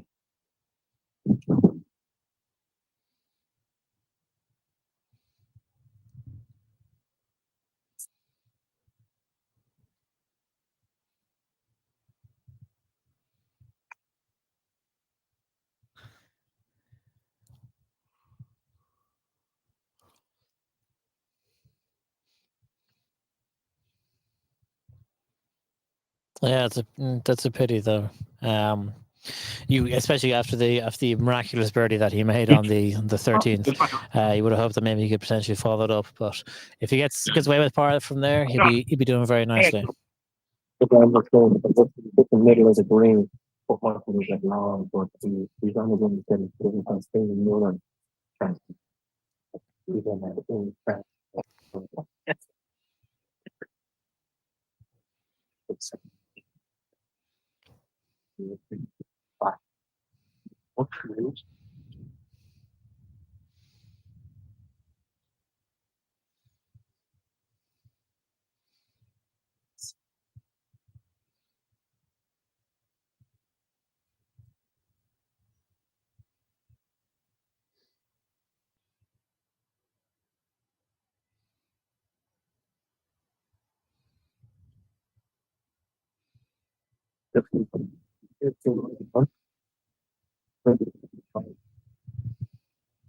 right the green for that. Not that it's fun. But I mean, to see the light of it actually looked okay. So essentially, then an okay chip across the rest with room. Okay, so Richard Sykes is doing playing sensible golf now at the moment. Is pretty much it's probably the best way of describing it. Just on the fairway, just on the just in the rough, just off the fairway, but a nice fluffy lie, placed in the middle of the green, giving himself the best opportunity to just maintain a score or potentially make another birdie putt and just stretch that lead out a little bit more. It is worth saying, guys, that we are trying to get up score updates for the other groups. Just the Golf Genius website with the leaderboard does not seem to be working right now. It says everyone has finished their rounds, so scores are not updating, which is obviously problematic. But we will try and get score updates for you as soon as I have them from an official source. But we will have them to you as soon as possible. But I think what we are going to be continuing to do is just operate under the assumption that Richard Sykes is maintaining his one-shot lead at 7 under par. Who's the first to play then, Michael? On with a little wedge from the second cut. Probably about 65, 70 yards in.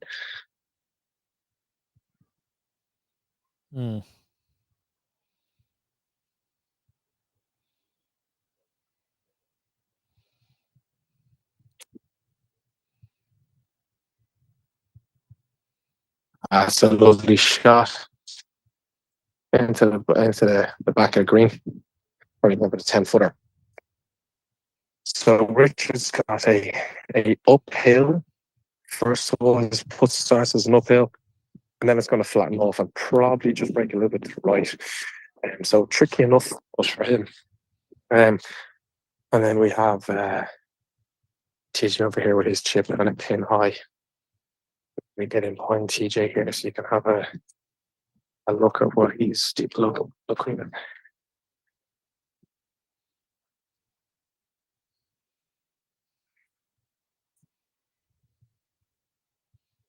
So like I said, TJ's got a decent enough lie. It's a little bit of grass and fluffy underneath it.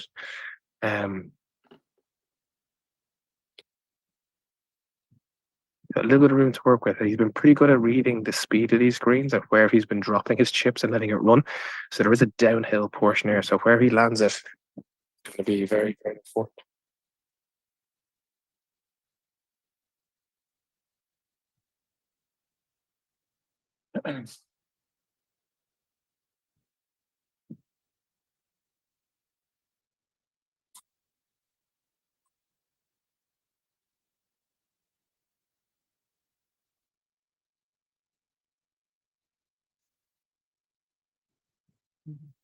Oh, it looks so good, Johnny.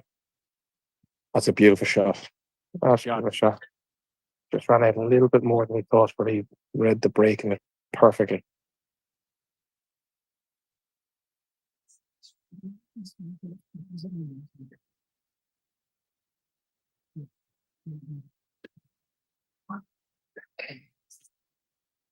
So a long output here from Sykes, Jimmy.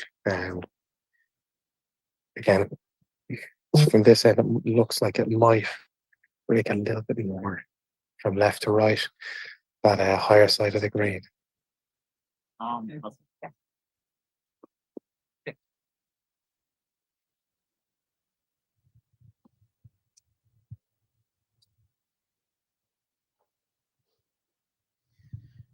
Again, Sykes just being meticulous. It's been very, very impressive to see him remain so within his own process.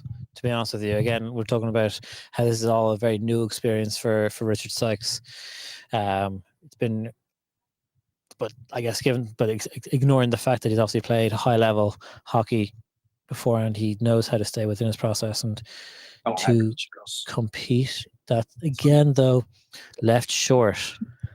Yeah, that one left a little bit too short. Yeah, that's a little bit too short. I think that's just a little bit of nerves, Johnny. To be honest, I think the line looked okay.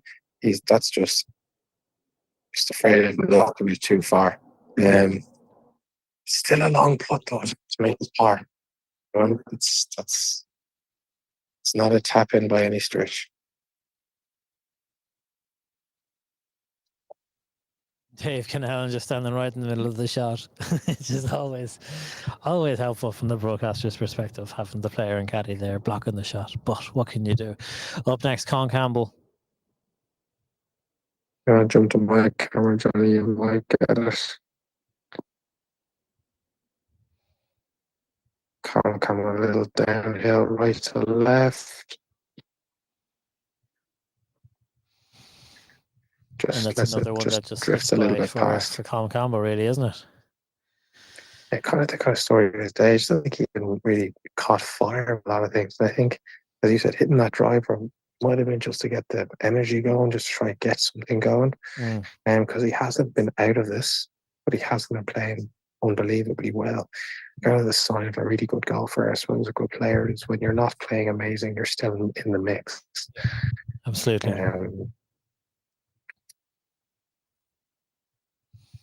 Here's TJ now with his opportunity to tidy up for par.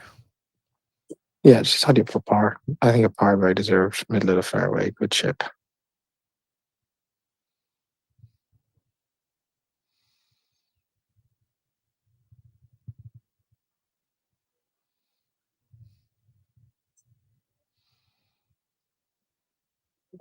Very good par by TJ. Very nice. Now it's the Sykes to tidy up for his par. And going through the process again.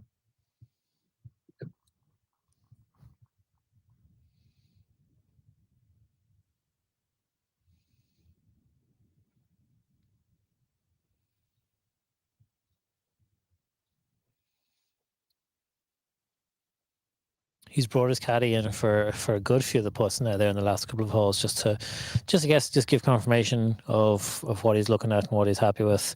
Start line, the rest of it. Yes, Ricky.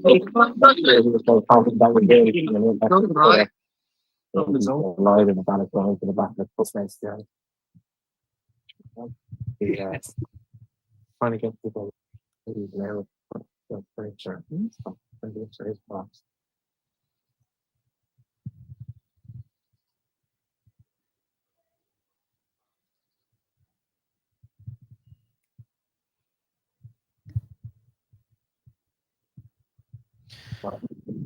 Okay, and so Con Campbell there taps it in while Michael is heading over to the next tee box to the 14th hole.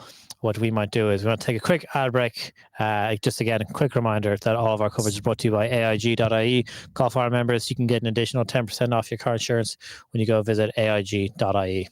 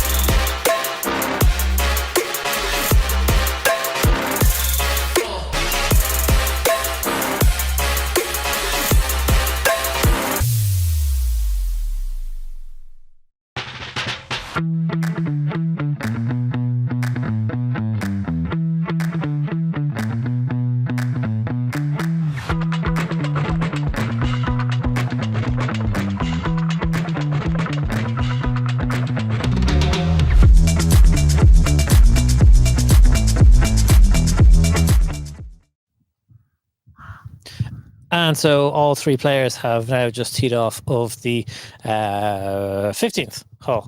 There we are, 15th hole at this Dunleary Golf Club for the AIG Men's Irish Close Amateur Championship. Michael, can you tell us where those three golf balls go to? So Sykes and TJ are in the fairway. Really, really good shots. Colm, I just would think, is headed into the water. Hard to tell from back here. But he's knocked it. I'm probably going to drop us there. But all three of the players took irons off the tees. There's only a 330, 340 yard hole. But again, this part of the golf course has a lot of water in it. Next part 3 has water. And another kind of coming back round. So there is that jeopardy for these guys coming in. It's just the beauty of Dunleary Golf Club as a championship golf course. This closing stretch has a lot of jeopardy in those holes. Yeah, we can see from that camera angle there that from just behind the green that water kind of encroaches onto every part of this hole. There's water just short of the green. There's water to the right hand side of this fairway, and if you go to miss left, there's a bunker left of the fairway, and then you can't quite see it from this camera angle there, but just behind the pin, just to the far side of the green, is a bunker. So that if you go remotely long, you've got a very, very tricky bunker shot playing back to a pin, which if you go long or if you don't quite get enough grab off your bunker shot, you're going to be playing into the water. We're about to be joined by the man of the moment, the general manager at Dunleary Golf Club, I call her red. Justin Lowry. The goats are red up there. He's a little camera shy. Tall enough. Sure, there's only a couple hundred people watching. Don't worry, you're grand.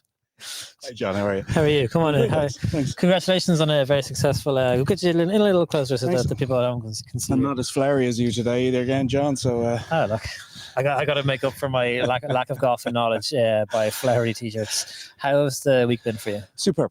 It was absolutely, the feedback's been great. I know the players have enjoyed the course, so yeah, we're very happy. Yeah, the course looks to be playing fantastically. I've obviously had the chance to walk the course for the last 3 rounds. Really firm underfoot. It's playing really, really lovely. Yeah. We spoke a week or so before the tournament began, and you were saying that the par threes and the greens in particular would prove to be the biggest offence for the course. Has that stood true? I'm not too sure. Haven't been following it hole by hole myself, but I think there's the short tee position here. On 13, yeah, challenging the guys to go for the green, and I've seen a few good shots there, but a good few guys laying up, I guess, as well. So yeah. Great to have Richard Sykes in the mix, I guess, from the latest scoring that we've seen. Yeah. He still holds the 1-shot lead. Yeah, I was out with him there, saw him finish in the 5th, so that'd be the 14th, and I think he parred that. So if he can get through the next couple of holes, I think 1 or 2 ahead. Absolutely. I think hopefully he could take it in. Yeah.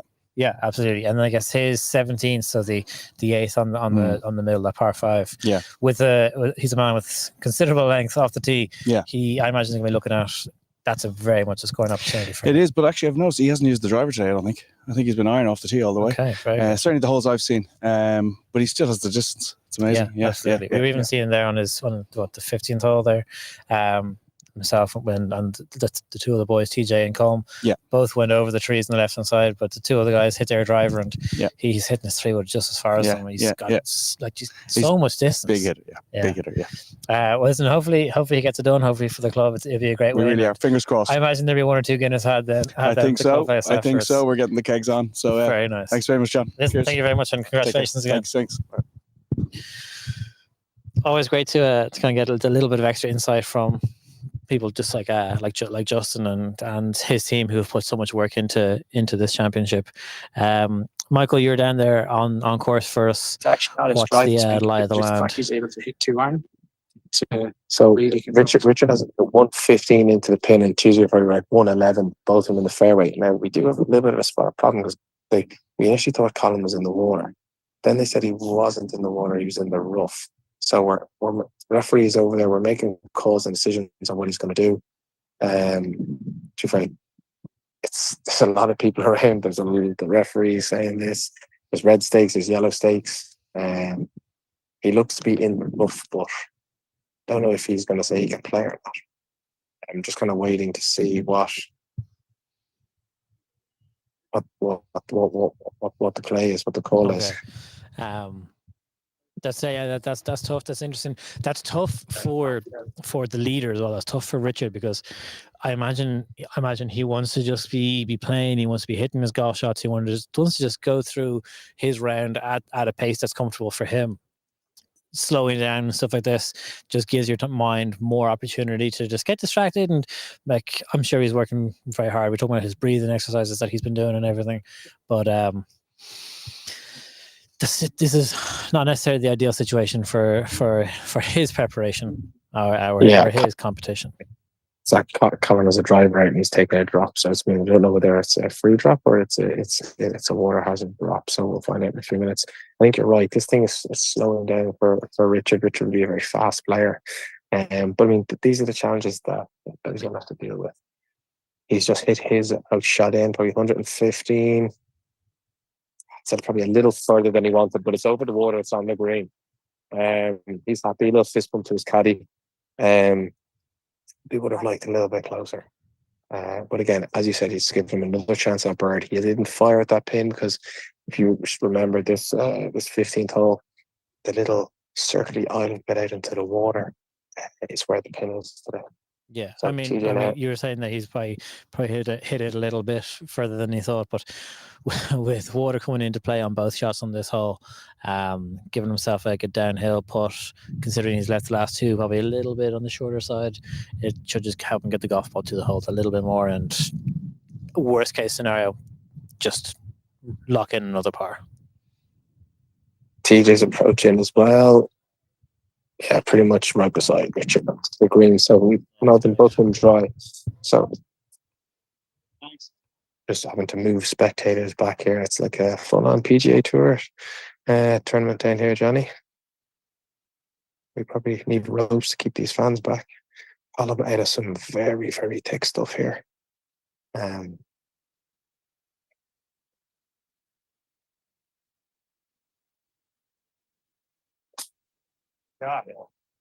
That's an unbelievable shot out of that thick stuff. He's knocked it just onto the green. Just heading over. Sykes kind of marching first and just put her in the hand.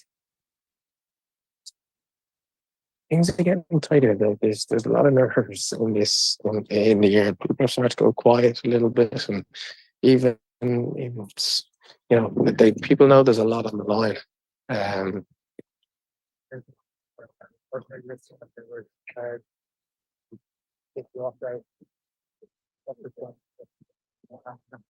Two good looks for both Richard and for TJ here on this. What's the 15th hole? We on 15th? We're on 15. We're still on 15. Yeah, 15th hole. Yeah.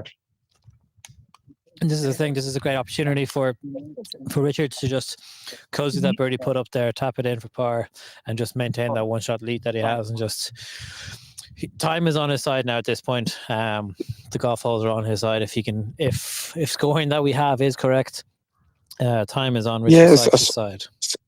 Someone is saying if you swipe all the way right, that the golf jinx is updating itself. I don't know. Might be easier if people are at home or on a laptop or a computer to see it. Yeah, no worries. Okay. So Colm's gonna come in and shoot first in here. He's a long bird putt. And then Sykes is a little downhiller.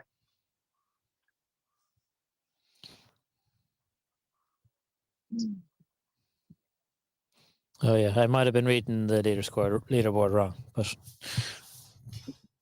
that might be on me. That might be on me.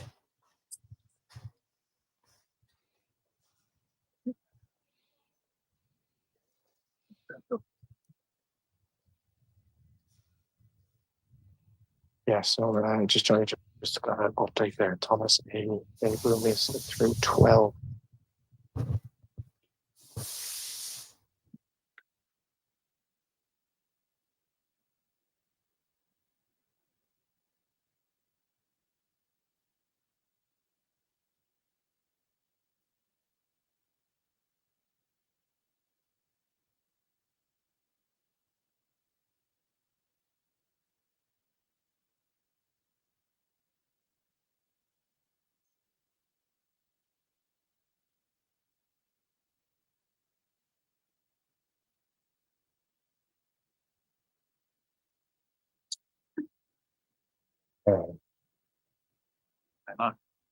Yep, cheers.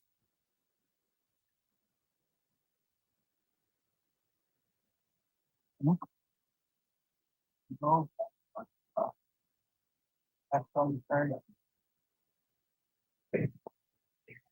and just as Johnny, as you said, we're just moving ball markers now. This is all adding to the added time of what's going on. So Richard needs to really stay inside his zone, inside his process, go through everything, and try not let this little bit of slow play or a little bit of issues just affect him.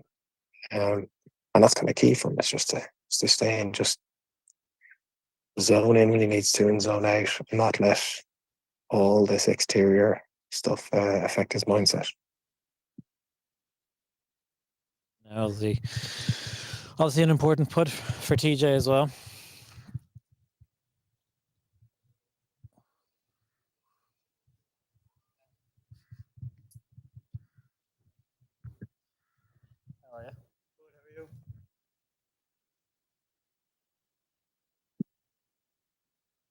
That's just nipped past. It was a good putt. It's just nipped past.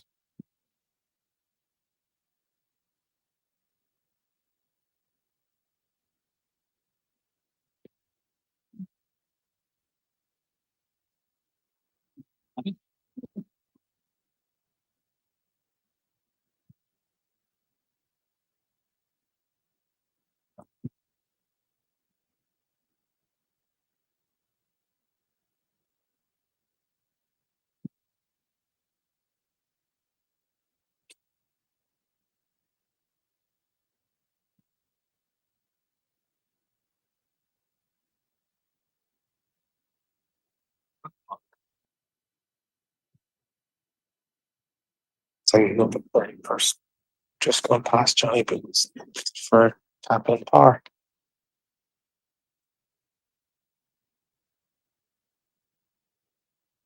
Good par by Richard there.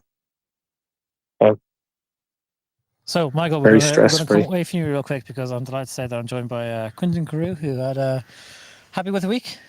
Yeah, look, overall not too bad. Like, I haven't been hitting the best of form, so it's nice to have a decent enough kind of tournament. That back nine today punished me on both rounds this afternoon and this morning, so a few silly mistakes, but overall, look, not too bad. Yeah, we just watched Richard finish off on the 15th hole. A tough hole for yourself there today with the double. Just looking at the stats, and it was one there. better than this morning as well. Like, so Oh, I found really? the water both times, but like it's just the second shot where the pin is just it's so tight at the flat. It's so tight to the water. Yeah. And if you get cute with it at all, which I did, you just get you're going back into it. Like, so it's a tricky little hole because it's tough off the tee, and then the approach is tough as well. Like, yeah, so. It's I was saying for a lot of the holes here now, like today, at some point the hole asks you to hit a golf shot, but it's probably the hole where it asks you to hit two very good golf shots, one after the other, which is which is tough, particularly when it's on the 15th hole and you're doing the 36 all day. Yeah, exactly. Yeah. So Richard Sykes at the moment, Richard Sykes, he's currently one shot ahead. He's 7 under. We saw him make another nice tidy par there on 15.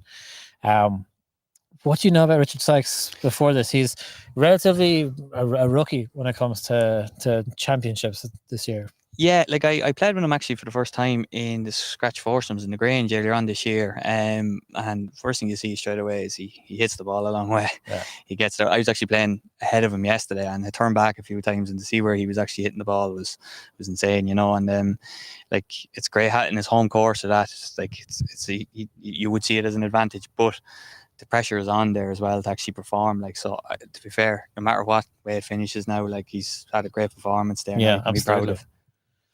What's next on the season for yourself? You want to take a couple of days to relax, because I imagine you've got Senior Cup and all the rest. Yeah, we've Senior Cup and Barron Shield finals at the end of the month. But next week is the Irish Mid-Am, so down in County Tipperary. So we've another. So no rest. No rest really at all. It's a couple of days work and then on to that. So we don't get much of a break this month, in fairness. Okay. Well, I hope you're going to get to take tonight off at least and kind of enjoy yourself and just kind of recover. Yeah, maybe no takeaway tonight. Now we'll see how we go. What's the takeaway of choice? It's usually chipper. Get a snack box always. Oh yeah. Oh yeah, you have to go. You have to go bad. Obviously, I was chatting to Brian Dorn about this over the couple of practice rounds and then throughout the earlier rounds. He's a man that like he's very diligent about what he eats, kind of not quite David Shield level of diligence, but I don't think anyone is, to be fair. No, that's fair. What do you have in a golf course? What do you fuel yourself with, or what do you snack on? A big thing this year brought in is just taking the electrolyte tablets anyway, straight away, getting them in because it's just keeping the hydration, and I think it was something I didn't do. I also just tried to avoid any kind of sugary drinks or stuff like that, so getting them into me. And then usually I'm not much of a man for fruit, so I'll go to like fig rolls. Is actually one thing I'll eat a bit of on the course, really, because it was just something that they always said is kind of quick energy and stuff like that. And then maybe sandwich or something like that. Keep it fairly simple. But yeah, like it's trying to avoid that sugar high that you get. Like, just try and keep yourself energized. But it is hard because, especially when you're out playing, to remind yourself to drink and eat like that. So like I lucky like Jason the last couple of days, and he just kept handing me the bottle, like, to drink it, like, because it is important, because you need to keep yourself fully focused. You talk about Jason. Also, you're talking about Jason Sherlock. Oh yeah, sorry, yeah. For people that wouldn't quite know, Jo. we all go with Jo. How did that relationship come about? He's obviously a member in Castleknock. Yeah. He he's very involved with the club and with particularly with us, like, as well. And just kind of last kind of year or so, like, he since a couple of years ago when I got into the club and that, he kind of started helping me a bit more side about the mental side of the game. Yeah. And he offered a caddy for me there about a year ago, I think, in Mullingar, and it just from there it kind of just grew. Like, and he's very good because he just gives me that. He doesn't try to get too involved in club selection. It's more wants me to clarify what I'm doing on every shot, and I think that's what it's a weak point I find sometimes, that I try to get in too quick and hit something too quick. So to stop and take that second to make sure and be confident in what I'm doing, like, and that's what he gives me. Very good. Very nice. Well, listen, thank you very much for coming over and having a chat. No problem. Really appreciate it. Not at all. Chances are we'll probably see you at one of the Cups and Shields finals at some point. Fingers crossed. Exactly. Thanks, Johnny. Thanks for your time. No worries. Thank you very much. All right, guys. Before we get back to our on-course coverage, just a quick reminder that all of the Bogeyman's golf coverage of amateur golf in Ireland is brought to you by AIG. They've been a supporter of Golf in Ireland and Golf Ireland for over 25 years now. And we're going to come back to you on our on-course coverage after this break.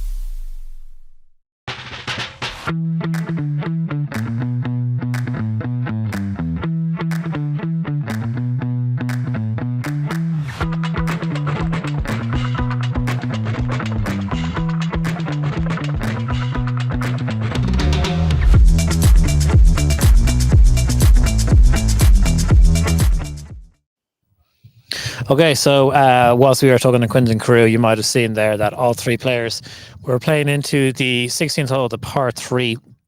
And as it stands right now, so Richard Sykes, there was a couple of hairy moments. We were maybe a little worried that he might have gone into the water. That has not been the case. He has now got a lovely birdie putt, good birdie opportunity.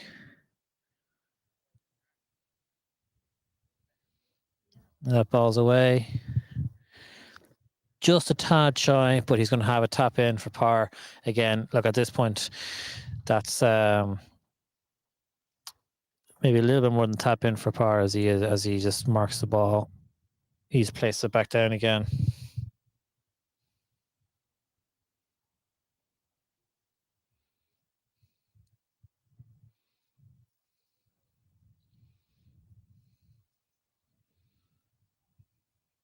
And he taps in there for his par.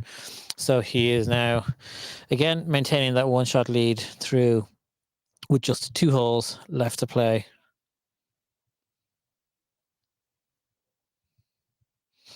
And he looks on as his playing partners here. Colin Campbell.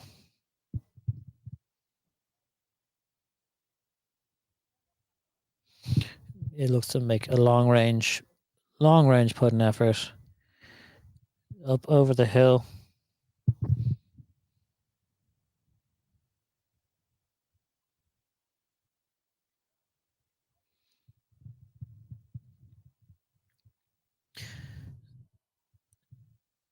And Colin, again, that one also just missing the hole, but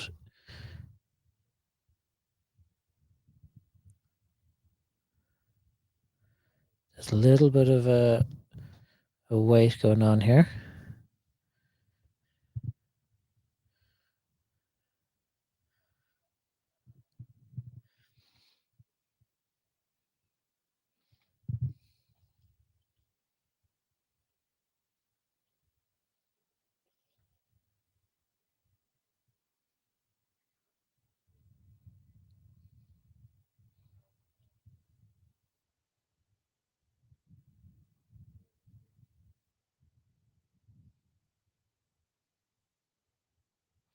So a referee has been called in.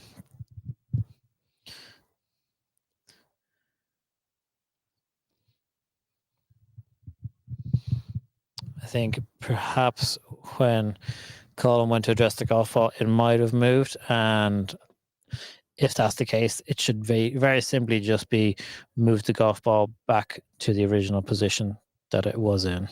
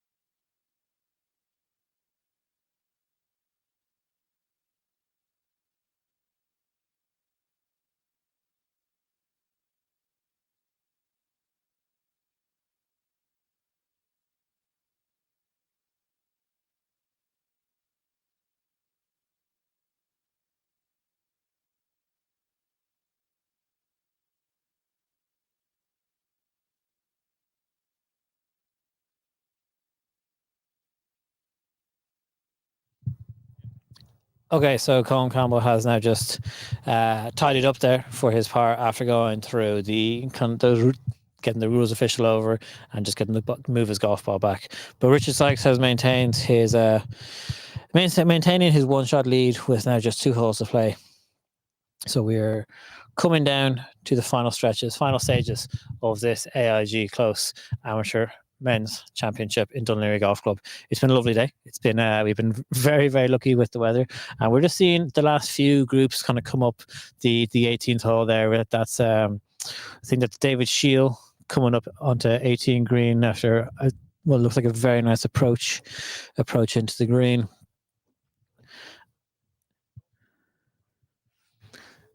And it is indeed David Shield.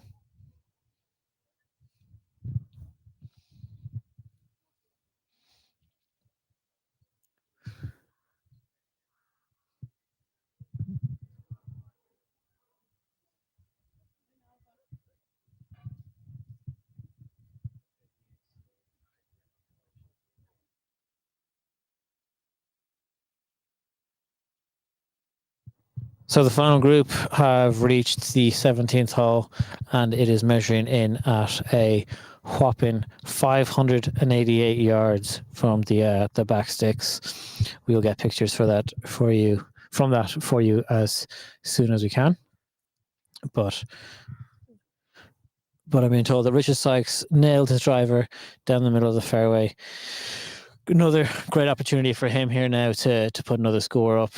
This is a scoreable hole for him. He has the distance and he has the ability and the accuracy when it comes to the driver off the tee to really take advantage of these longer holes. Maybe in a way that certain players might not be able to do so.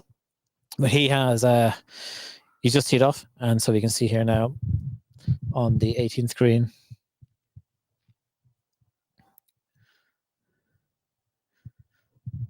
Colin Campbell has also just put his tee shot out, maybe a little bit to the right hand side. There's a fork hole there,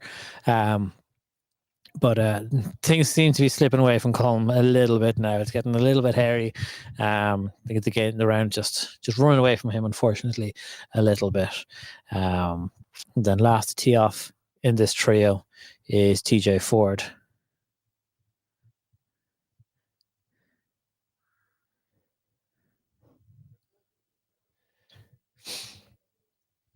And TJ has peed off. There's a fork call there again.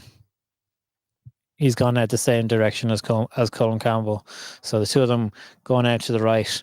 A little bit of trouble out there on the right hand side, but they should be all right. As you can see there now on 18 green, final couple of groups are finishing their round out.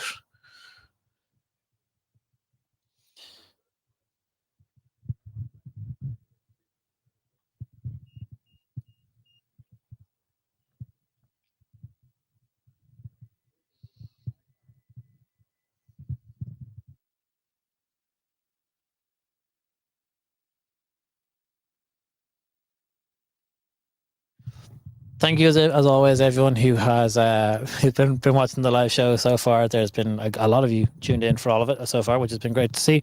If you've enjoyed it, please subscribe to the YouTube channel. Please follow us on Instagram. We're on TikTok now with all the young kids. We're trying to be cool. Speaking of young kids, there's a couple of guys kind of hanging around, loitering there in the background. How'd you get on? Grand. Nice. So yeah, please, if you watch this and if you enjoyed it, subscribe to the YouTube channel. We plan on doing a lot more of these broadcasts. As I was saying to Quinton Carew when he was on, we will be live broadcasting the AIG Cups and Shields finals. So we will be back with you covering all aspects of amateur golf, not just the elite level here today. We'll be covering some of the elite club level golf, from the Senior Cup to the Barton Cup to plenty of the AIG Cups and Shields over the next 5 or 6 weeks. We're also going to be live streaming live from the range at the KPMG Women's Irish Open in 2 weeks' time. We will have a show on both Tuesday and on the Wednesday of that tournament. We haven't quite stretched budgets to get broadcasts for the actual tournament days yet, but we're going to stick to the practice days and stick to the range and have a bit of fun there. That'll be great fun. We'll be joined by Amy Condon on the co-hosting duties because Michael is going back to school. The day job is taken over for him that week, so I need another person with a pretend job to join me on the live broadcast for a couple of hours on both days. We can see there the 17 green for our players. So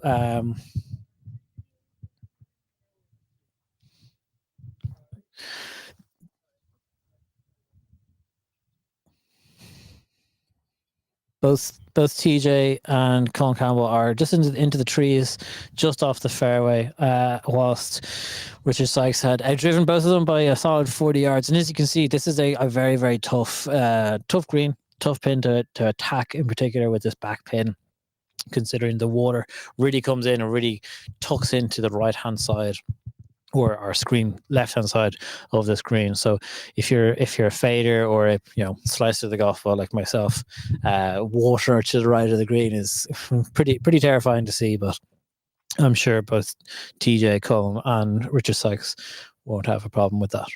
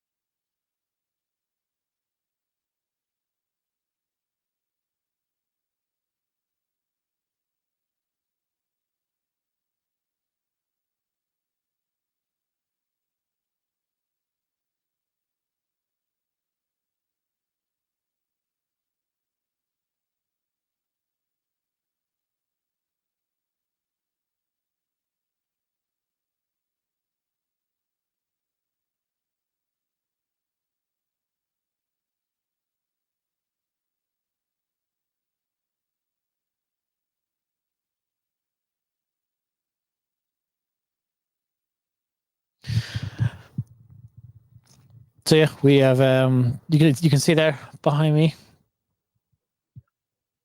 So TJ Ford is just punched out from behind the trees. You might be able to see it now, but TJ is just punched out from behind the trees, and he's just to lay up to a nice number for him to. So Colin Campbell's going for this again, and just like he did on the 13th hole, he's going at this green. He's not holding back. It's lovely to see. A good few players have started to finish off their rounds and are coming into the clubhouse. I saw Alan Fahy, who's a fellow Dunleary Golf Club member. He's just going through scoring at the moment. What we might do is we might try and get him. What we might do is we might try and get Alan Fahy. I'm just watching a bit of the live coverage here alongside yourselves. We might get Alan Fahy once he comes out of scoring to have a chat. Obviously, he knows Richard Sykes very well. They're members, they're teammates. But Colin Campbell's shot there has just just ran up onto the green. The 3-wood, the brave play of the 3-wood has paid off. We want to move on up to Richard Sykes here. So this camera angle from behind the green should capture his approach in. So from what I've been told from on the course is that Richard has 235 yards to the middle of the green, or to the flag.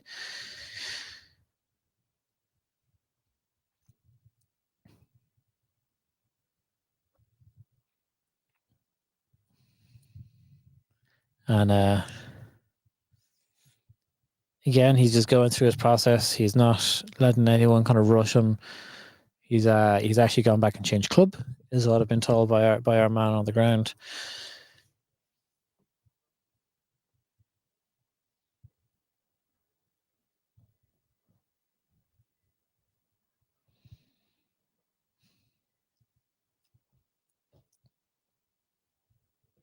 $235 yards. So when I was walking around the golf course, when I was walking around the golf course yesterday with Sean Keeling, he had about 230 yards or so in, and he hit a 6-iron that far into the green there on 17. He made the putt, made eagle. Richard Sykes, for my money, hits the golf ball just as far, if not further, than Sean. He's a very, very big hitter of the golf ball. He's just missed the green to the left hand side, but he should be okay to give himself a chip, get up and down, make birdie, and hopefully stretch this lead of his out a little bit further.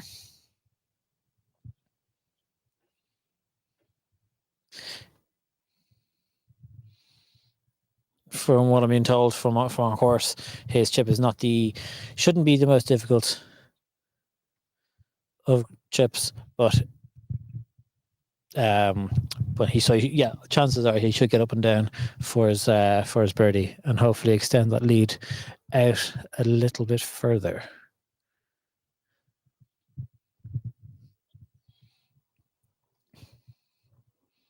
TJ Ford has just got 140 or so yards into the screen for his third. So he laid up to a number, which is very nice. So he's given himself a number that he likes to be able to try and attack this green and hopefully get up and down from 140 yards for his birdie.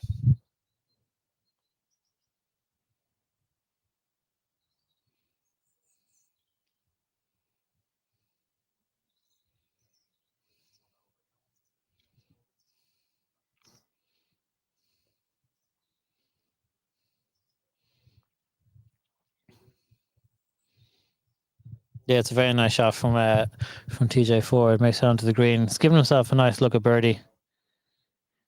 And you can see again here as the sun starts to begin to set over Dunleary Golf Club behind the 17th green there. Still very, very strong crowds following this group, supporting the local player. This will be Richard's first men's title, and it must mean so much more for him to potentially have the chance to win this in his home club of Dunleary, where he was a member when Dunleary was actually in Dunleary 16 or so years ago, and he, I've been told, has been left a 45-yard pitch onto this green.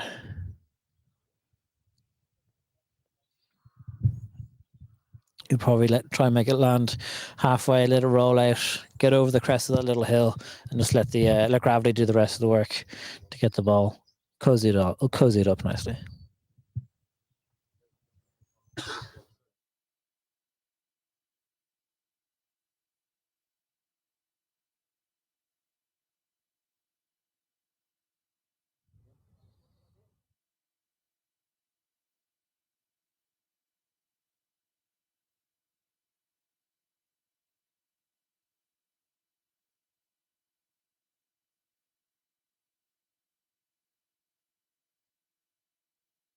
So Colin Campbell just continuing to have absolutely no luck over the last few holes.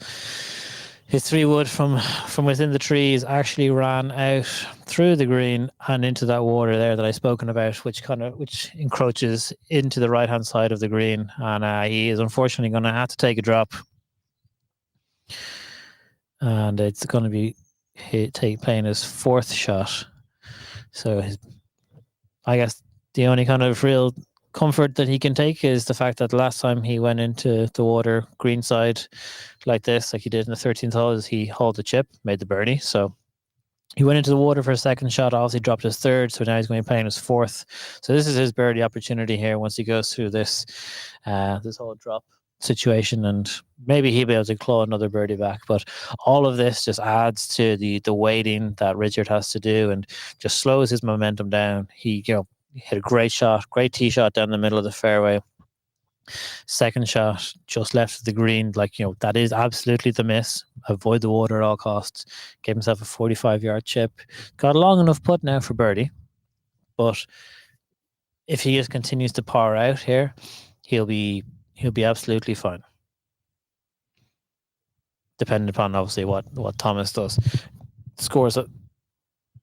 Scores at the moment is he is maintaining his 1-shot lead over Thomas Abom. In 3rd place is Sean Keeling. He is 7 over for the day, 2 under to par for the total. He's even. Sorry, apologies. Sean Keeling is even for his round, 7 over for the day. 3rd place, Luke O'Neill finished off 3 under for the day, even par. Gavin O'Neill +2 for the day. He's finished even par. Ryan Griffin with the round of the afternoon, really has to be said, 5 under par to finish also at even par. That was a very, very impressive round by Ryan Griffin. But TJ Ford there just hitting that putt. Comes up, just trickles past the hole. He taps it in. So TJ Ford walking away with his par. Up next is Colin Campbell. So this is his 4th shot after the ball went into the water.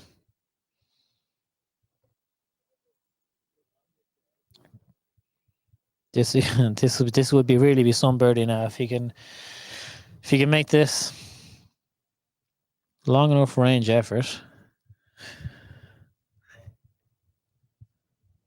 Balls away. He was walking after it pretty quickly.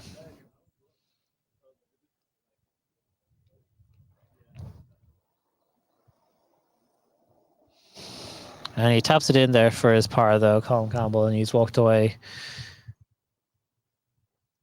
Yeah, it's a pity that that Colum's second shot, the 3-wood from inside the trees, just ran a little bit too much into the water.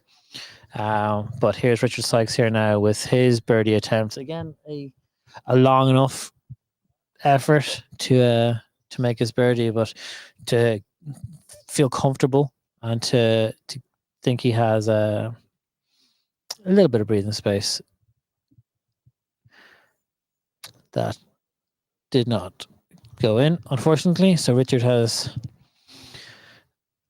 a tricky enough comebacker here now. This is easily 2, maybe 3 feet. This is for his par.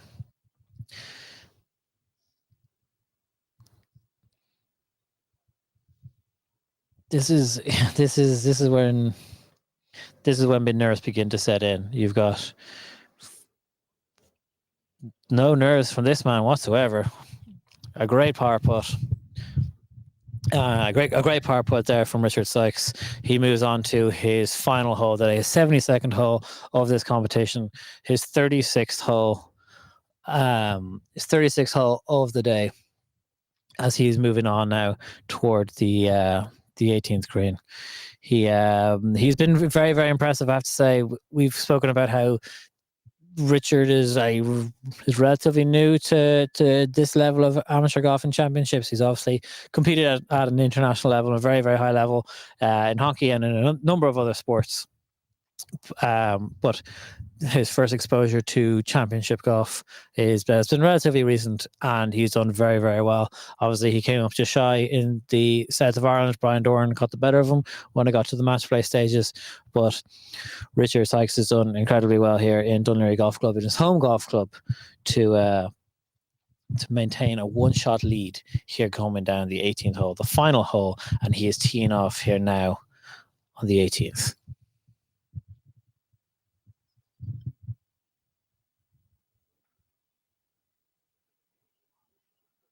He's gone 3-wood here, Richard, apparently, not driver.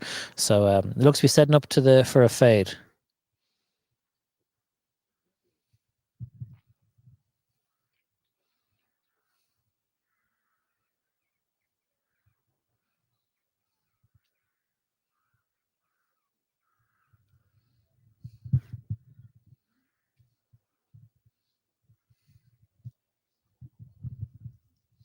TJ Ford is up next here. He's got his driver in hand. Again, setting up for the fade.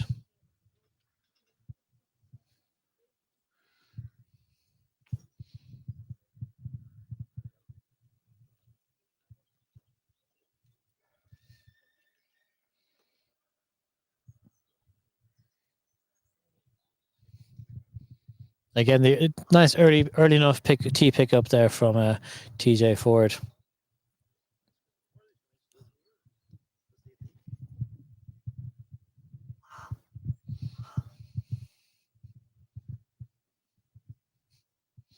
And finally, Colin Campbell for his final tee shot of the day.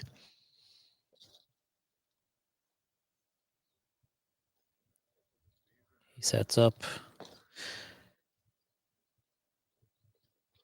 And he's picked it up nice and early. And so you can see it there. That is the final hole. That is the final 18th hole for Richard Sykes, TJ Ford, and Colin Campbell is there looking to make their way up toward the green. Plenty of fans behind the camera there waiting for Richard to watch their the local member potentially win the AIG Men's Irish Amateur Close Championship for the very first time. We had the potential for some great storylines today. We had Richard Sykes, obviously, who looks potentially set to win this tournament for the first time, first major men's title. There was the potential of Thomas Abom, who's just turned 19 years of age. He's just look to win for the first time. Sean Keeling, who is in with the chance of winning his first men's title, obviously having successfully won a number of amateur championships at boys level. But now it looks almost set to be Richards, but this is not over. Thomas Abom obviously has 2 holes to play.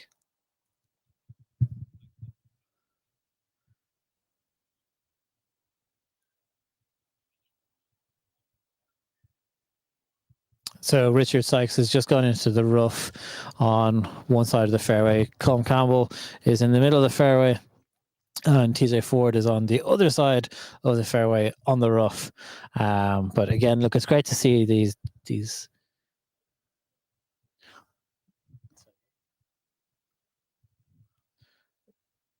Colm Campbell has 157 yards to.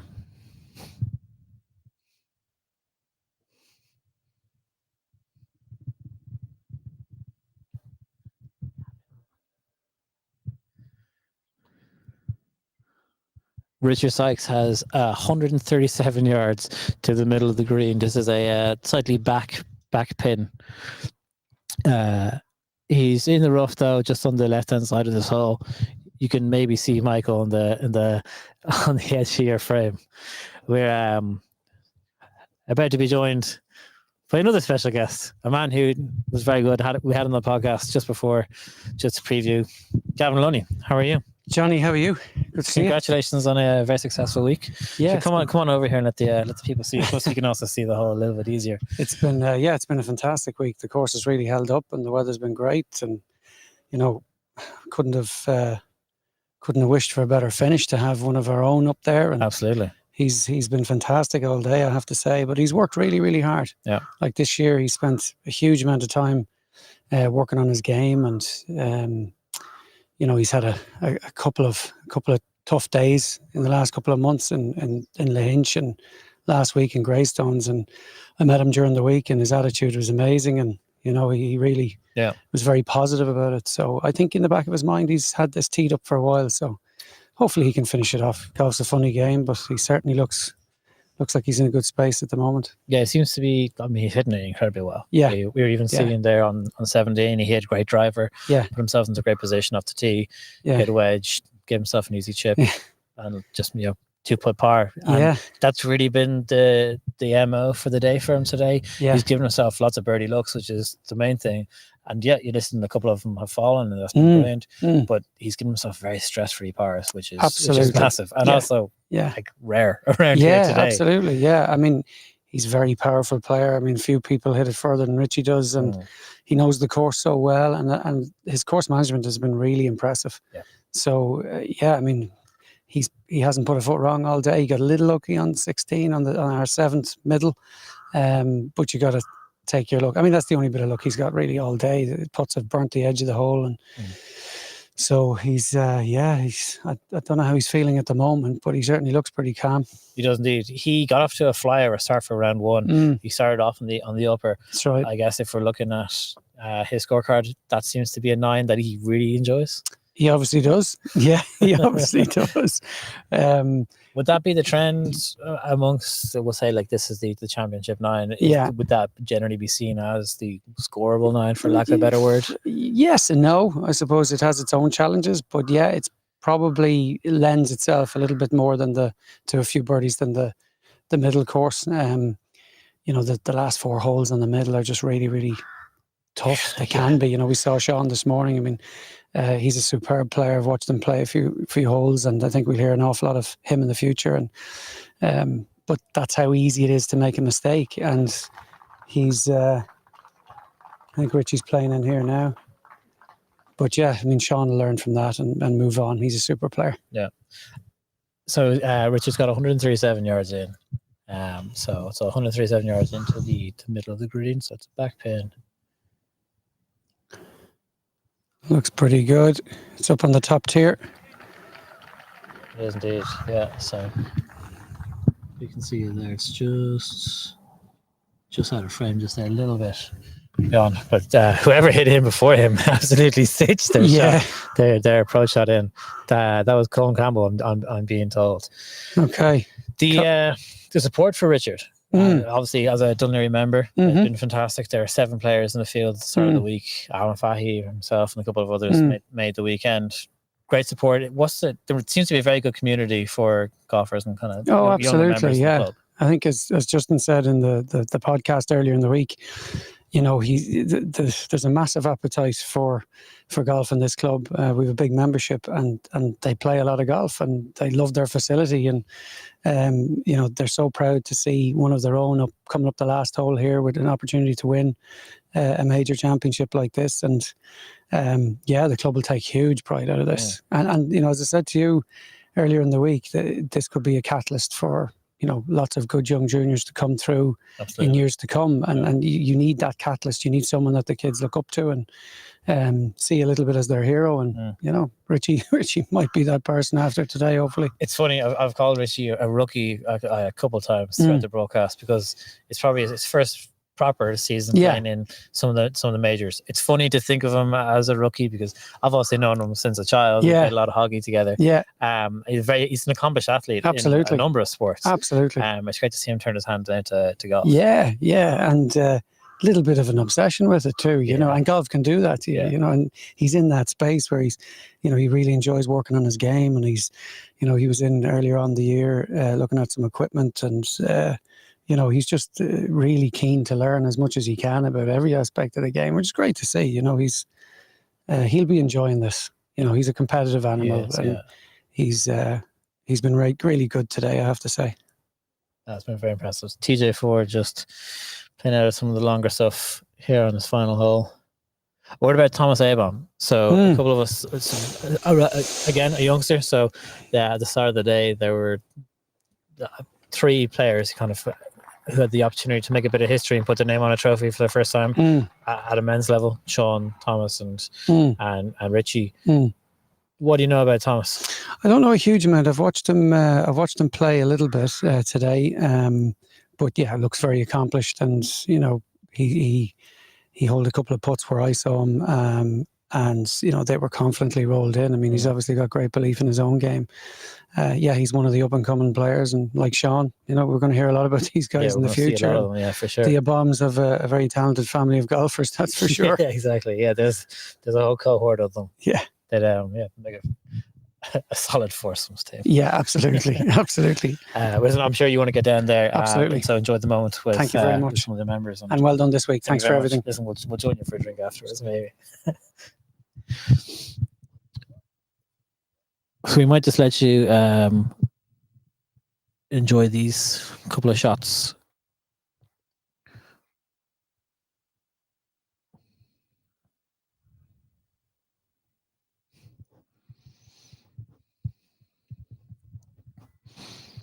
TJ Ford is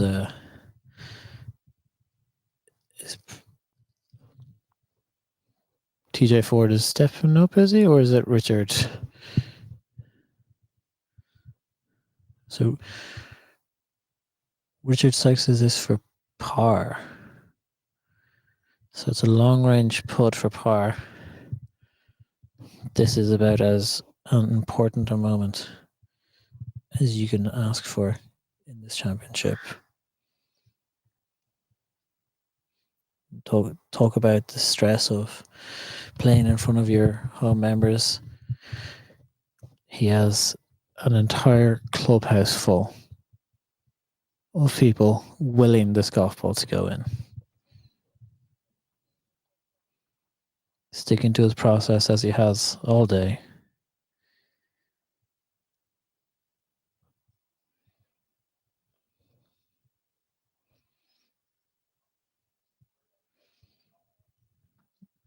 And that's the first putt that slipped by all day for him.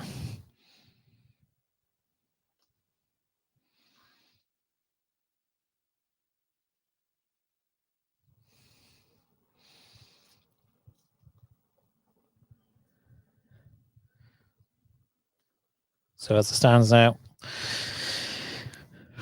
Richard and Thomas Abom will be tied at 6 under par.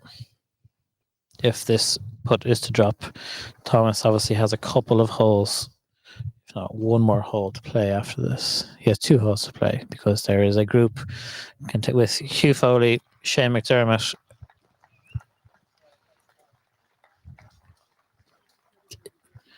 You can see he's disappointed with that putt sliding by, but he's had such a fantastic performance so far. Just standing there off the edge of the green with his caddy. A lot to be proud of. He has a lot to be proud of. An incredible 36 holes. And golf is a funny sport. Sport in general is funny. None of this is over. There is still golf to be played. Thomas Abaum still has to work his way in. He still needs to win this competition. TJ Ford here for his par. And he makes it.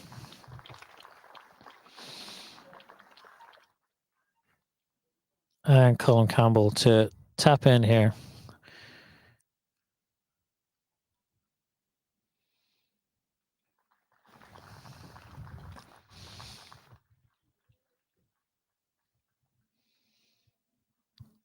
Hugs all around for 3 brilliant competitors. Richard Sykes finishes the day 1 under par for his round, 6 under par total, and he is joined at the top of the leaderboard by Thomas Abaum.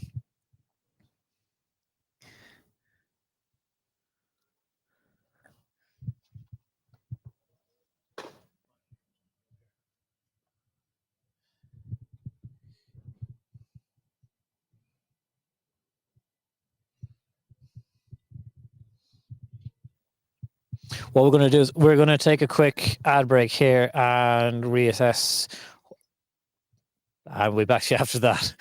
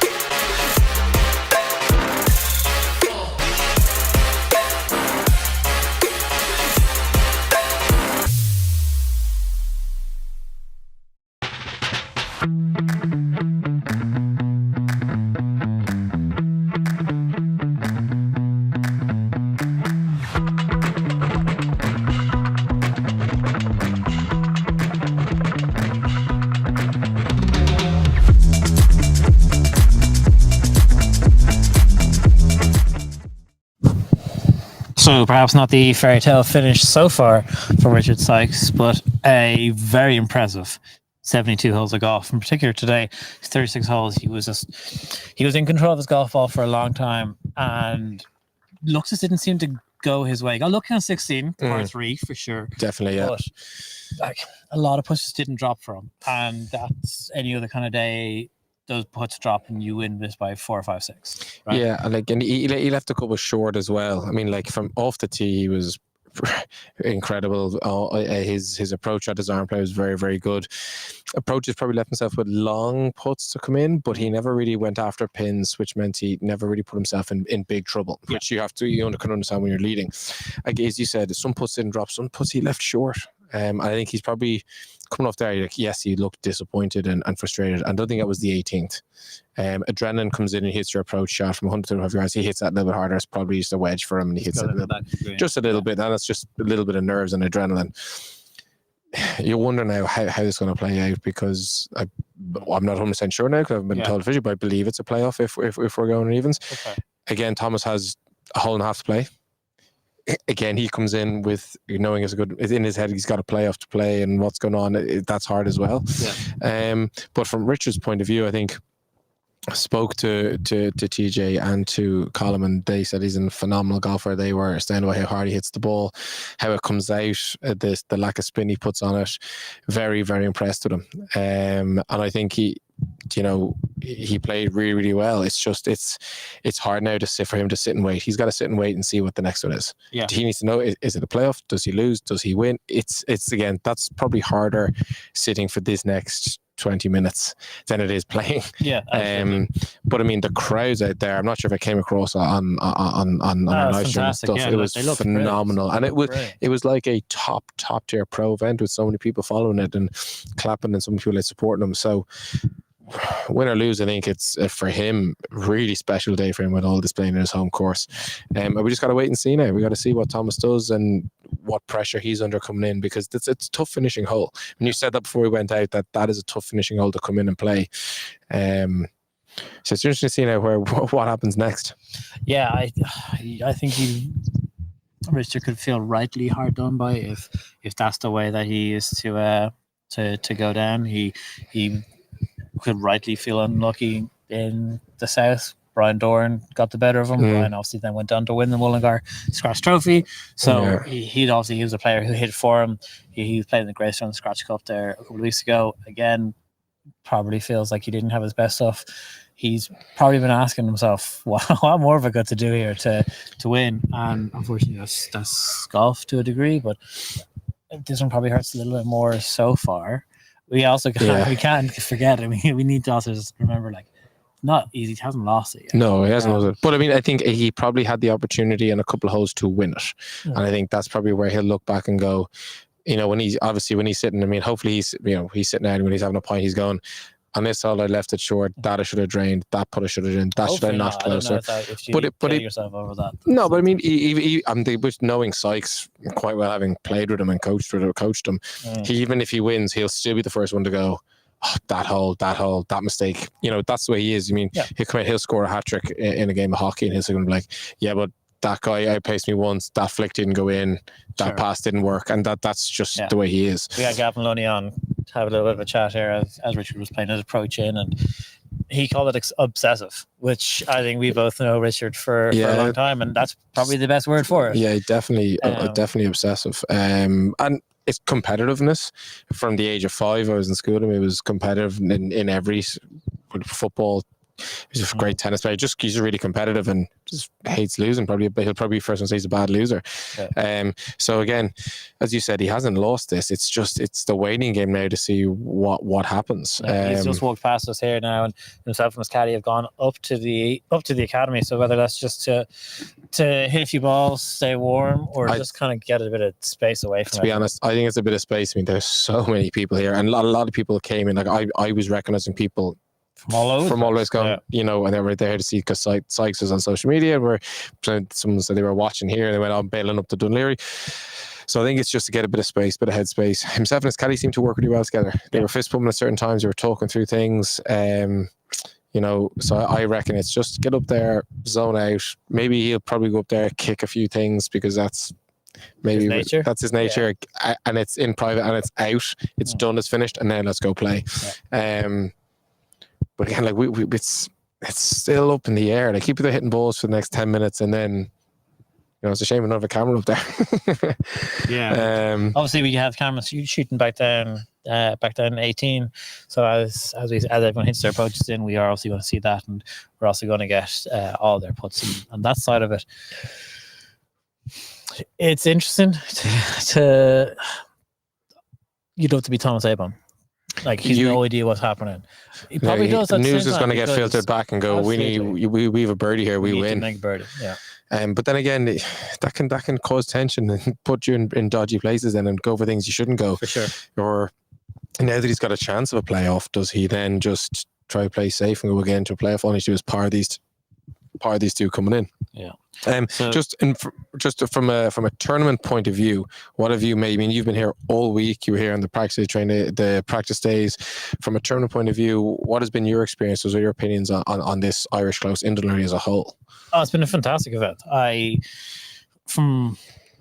It's nearly a pity that every championship is non-golf courses like these at every level of golf, because it brings out the best of golfers at the same time, because you learn so much about how to play certain greens or where to miss or how to play and compete at championship levels. And it's been brilliant. Like, from the moment you step on site, everything is just pristine. Just like, that's the nature of Dunleary Golf Club. Like, it's a stunning venue, and that comes from the gate when you drive in at the very start, all the way it's down, on Magnolia Lane all the way in, sort of all the way down to just like you're looking up so you can see behind us the stripes on every single fair, and not just the 18 holes that we're playing on. You can see them on the other 9 over there. The pride that they take in taking care of this golf course doesn't go unnoticed, and it's lovely. It's just a stunning golf course. I would love to give it a go off the back sticks. You don't hit it as far as Richard. No, I agree. I know. Just to experience what these lads have played all week. I'd love to do it soon whilst it's playing. Like, the greens are this firm and their roll this tight and every aspect of it. And whilst the weather conditions are also still like it was blustery today. Like, there was the wind did pick up, and you could see them on a few shots. There was they second guessed things, and they started throwing the grass up to really get it because the wind was causing havoc. But from a tournament point of view, from a beast of a tournament where we said there was going to be narratives, there was going to be changes. I think early on this morning there was a complete flip on the leaderboard. Yeah. Again, we were off with one group. We had to move and go to another group. I think from an entertainment point of view, if anyone went out watching today, in terms of the standard of golf was phenomenal, but also the twists and turns in it. It wasn't boring by any stretch of the I think imagination. we almost take it for granted that the caliber of amateur golf in Ireland is so high that you almost walk up to it and go, well, yeah, of course it's going to be good. Or you're a little surprised for a moment that you're like, oh, Thomas Abom's in the hunt, or Brian Dorn's come out of nowhere in the last few weeks to become a contender. And then you just go, yeah, but like, he did this at underage level, or he's got this kind of caliber. He's been playing golf for this long. He's not been an overnight success. This is kind of 5, 6, 10 years in, and that's what people don't see. It's all of a sudden they burst onto an amateur championship, and it's like, oh, where did this guy come from? I don't know much about him. But then when you actually have a look back in, as you said, there's a lot of grinding, a lot of work that's gone in there. We saw Ryan Griffin just walk off there. Obviously, he played the Arnold Palmer Cup. He shot the low round of the day, shooting 6 under par today, which is I think he ended up finishing tied for 4th after shooting 66. So that's the tied lowest round of the tournament. I'd love to have got him for a little chat, but I think he might have just ran off. But because there didn't seem to be many 66s out there on the golf course. Actually, here he is right there. We're going to get our producer to go and wave him over. I'm going to get another microphone. He picked the wrong place to sit.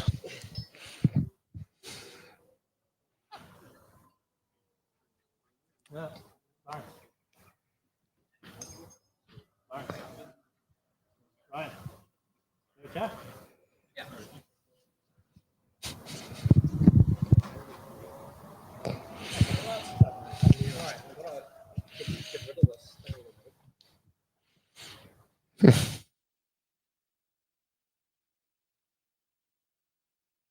You, Tiger, and Brooks. I think it's 4 Lawrence. jump in the middle. Yeah, Ryan Griffin, you jump in the middle there. I'm only small. You're only very small. 66 today. Great scoring. Well, if I had a few more of them, Yeah. I'd be happy enough. But no, look at I played nicely this morning, made a few birdies, and kind of finishing up, made a few silly mistakes, and so kind of went out fresh then. I knew I was hitting good golf shots, and just kind of got the pace of the greens nicely then this afternoon. Very nice. Overall, how's the game? Obviously, successful year. Student Series winner, playing the Arnold Palmer Cup team. You're in the home international squad as well. You're part of that. Jeez, all you do is seem to win. Must be very happy with that year. I'm absolutely delighted. Look at the start of the year, made out a few goals, and like the Ireland team wasn't even one of them. The Palmer Cup was the main one, and at the end of the day, good golf takes care of everything. So delighted that I managed to play well this year, and hopefully I play well now at the end of the year. Favorite moment of the year? Making about a 15-foot putt in the 18th in the Palmer Cup. Just sealed the match. It was great. Everyone watching, all friends and family. It was fantastic. Can I just ask about the golf course today? What is Dunleary like? We've been talking about it, and we're saying greens were tricky and is in pristine condition. What are your thoughts about the Dunleary as a golf course? I think it's absolutely phenomenal. I've been saying it the entire week to everyone that I wish we had more tournaments on golf courses like this, because it's such a nice change. Like usually, like all the links courses we play, they're all phenomenal, but links or parkland, fast greens, it's a real nice change, and like especially here, it's just absolutely phenomenal. Yeah, it's stunning, isn't it? Yeah. We just got word there. We just seen that Thomas Abom has now just got taken a one-shot lead. Is a good Maynooth player coming Is on? it? Yeah. Calibre field. I mean, we're saying that we take it for granted, but just it seems like every week there's another name coming up. Like even, Brian Doran coming up and winning the Mullingar Scratch Trophy, doing very well in the South before and contending early on here this week as well. Then you look at Thomas Abom comes from a lineage of good golfers. Yeah. He's a young lad. Sean Keelan's also a young lad. Richard Sykes he's not quite as young as those boys, but this is a rookie year for him, as we'll say. So there's such great amateur golfers coming out of nowhere. Yeah. It must be great for your kind of competitive juices. Absolutely, because you knew it was going to be under par that was going to win this week. I thought it was going to be in around 10, and it was a good enough judgment because like the way it's set up, the weather forecast, it's set up if you're playing well, you're going to make birdies, and that's exactly what went on this week. So hopefully I managed to make a few myself. Yeah, well done. Well, congratulations on the 66. Thanks. Are you heading home pretty much straight away? You're going to stay the night? My girlfriend, she lives over in Dublin, so thankfully not too far away. Okay, very good. Enjoy the night. Thanks. What's next for you then? We're heading over to the World Universities now next week. We're heading over to Finland. Oh, very good. I've never been to Finland, so it'll be an experience. Do you get to see much of Finland whilst you're there? Probably not, but we'll You'll see the golf course. Yeah, exactly. So that'll be great. Love it. Listen, well done, and glad you enjoyed the week. Sure, we'll see you soon. Appreciate it, lads. Well done Cheers. this year. Happy days. Well done, man. Take care. Cheers. Appreciate it. Thanks. Cheers, bud. So there you go, Ryan Griffin, low round of the day, 66. Confirmation there. Thomas Abom has taken the lead, one-shot lead over Richard Sykes. He was making his way, as you can see, up the 18th fairway. So he must have birdied the 17th. That's it, yeah. So that is him there in the middle of the fairway. Yeah. Also, Sean Keelan just out to the rough on the right-hand side. Brian Doran is elsewhere, it seems. Not a great time to start reversing the buggy. Those buggies are loud, aren't they? They're very loud. Very loud. So listen, probably Thomas Pims, he's got one big swing, probably to bring it home. One approach shot in. Looks like he's in the middle of the fairway. So he's probably got a nice approach shot, and a par will win him the championship. Yeah, they were waiting for Brian Doran, who appears to be out on our right-hand side of the hole.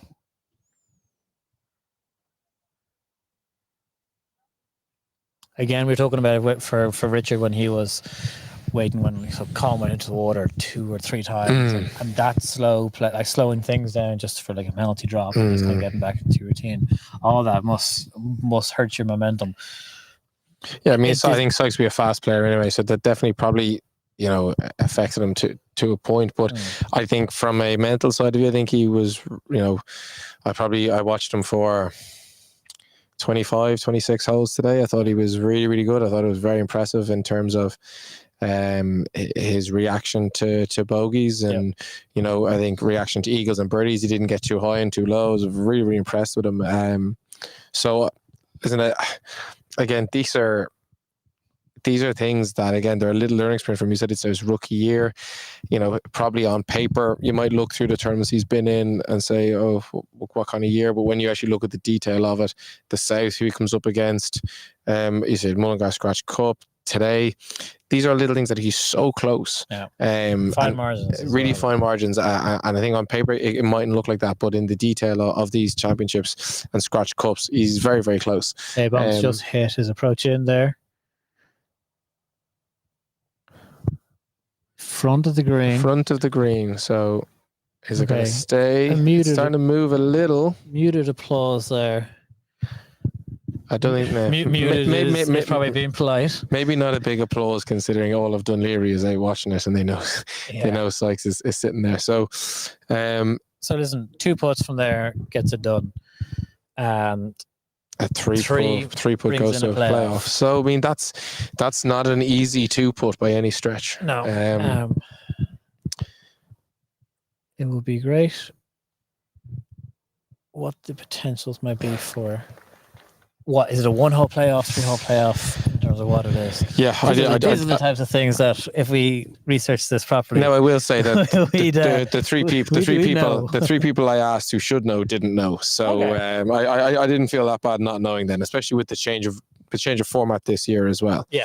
So that's not on us to understand the format and the change in rules and that. But I did hear it was a playoff. Okay. But our Lawrence Preacher says just go rock, paper, scissors. Rock, paper, scissors might be a little. I can't see the lads going for that. Rory, the championship director, is just running around there. So if we can catch his attention, let's go back to the golf coverage, Lawrence, because us idiots being idiots is less than enjoyable watching.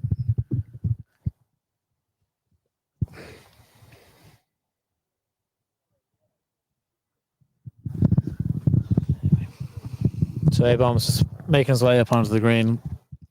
We might be getting ahead of ourselves by saying that there's going to be a playoff. He has got to get up and down from here, just off the green. 2 putts has him done.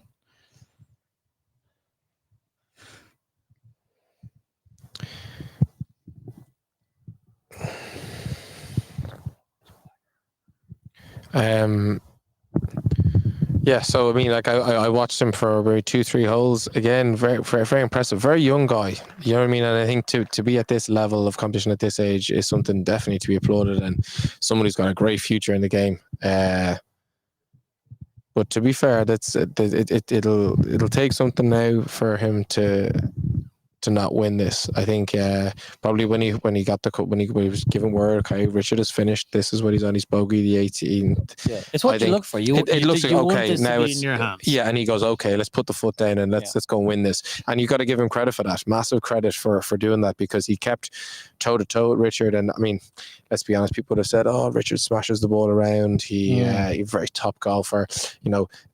People like Colin and stuff, and even chatting to Dave on the course, Dave was even saying how impressed he was with Richard.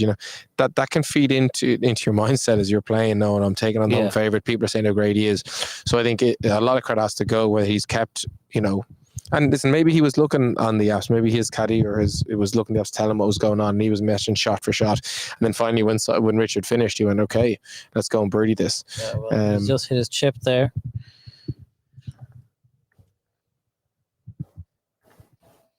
Oh, okay, that's gone considerably long. Hard to tell from where we are. So Thomas A-Bomb is obviously the sky blue polo shirt with the kind of white shorts. Yeah, the kind of very fashionable young man, isn't he? Yeah. To be fair, I will say this: there was a lot of well-dressed golfers out in this championship. When I was walking around this morning, there's a lot of lads that put a lot of thought and planning into everything they wore. Yeah. So anyone who tells you golf isn't fashionable, these guys were putting a lot of effort in. Nervy finish here, Johnny. That's as you said, a chip that's just nipped too far, maybe. Yeah, he's given himself probably about 9 feet for his birdie putt. But Sean Keelan here now went just a little bit long with his second. I will say, with everyone watching on the stream, we're watching exactly the same stream you are. We're up on a bagging, so we can see things. But I tell you, there's so many people out watching now. I think the mood is very tense out there.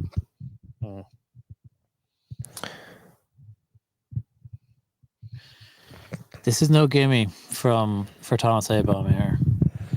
He's obviously, his brother Liam was in the field earlier on. He made the cut this weekend, so got good familial support. His sister Anna, also Irish international golfer. They come from a long line of successful amateur golfers. I think his sister could be on the bag. That would make sense. Don't quote me on it, but that's my guess. Very similar looking. People, so they look like siblings. No, I might be wrong. It's a big putt. I'd say the hands are shaking here, Johnny. I think this is, if there's ever time to feel the nerves, everything's shaking. It would be now. Balls away. Oh, it has just nipped past. So we have a playoff. We at least know the situation. We don't quite know what form that playoff is going to take just yet. Hugs from what we think his sister for Thomas Abaum, but as live television goes, this is as live this is as exciting and tension. And to be honest, if anyone watched our little monologue prepping this tournament, when the one you put in our preview little reel, the promo video, actually 2 golfers came up to you that were playing tournament and went, and I got goosebumps. Gave me chills. Gave you chills. So one of which is Brian Dorn, who was just about to finish out. Who, with his lovely bogeyman towel. Great look! putt. Do you know what? His putter was clean from his bogeyman towel, and that's what made him that in. So again, we don't know what's going on. No. We can see the trophy sitting there, but it's going to have to wait because we don't know whose hands are going to go on it. No, we do not. Again, a lot of kind of Roddy Carr walking past us. There's a lot of names up here. We'll have to get Roddy on. We'll have to see what Roddy thinks of that. Roddy would actually know Richard from his son Jamie. Yeah, his son Jamie plays a lot of hockey as well. I'll try to get Roddy.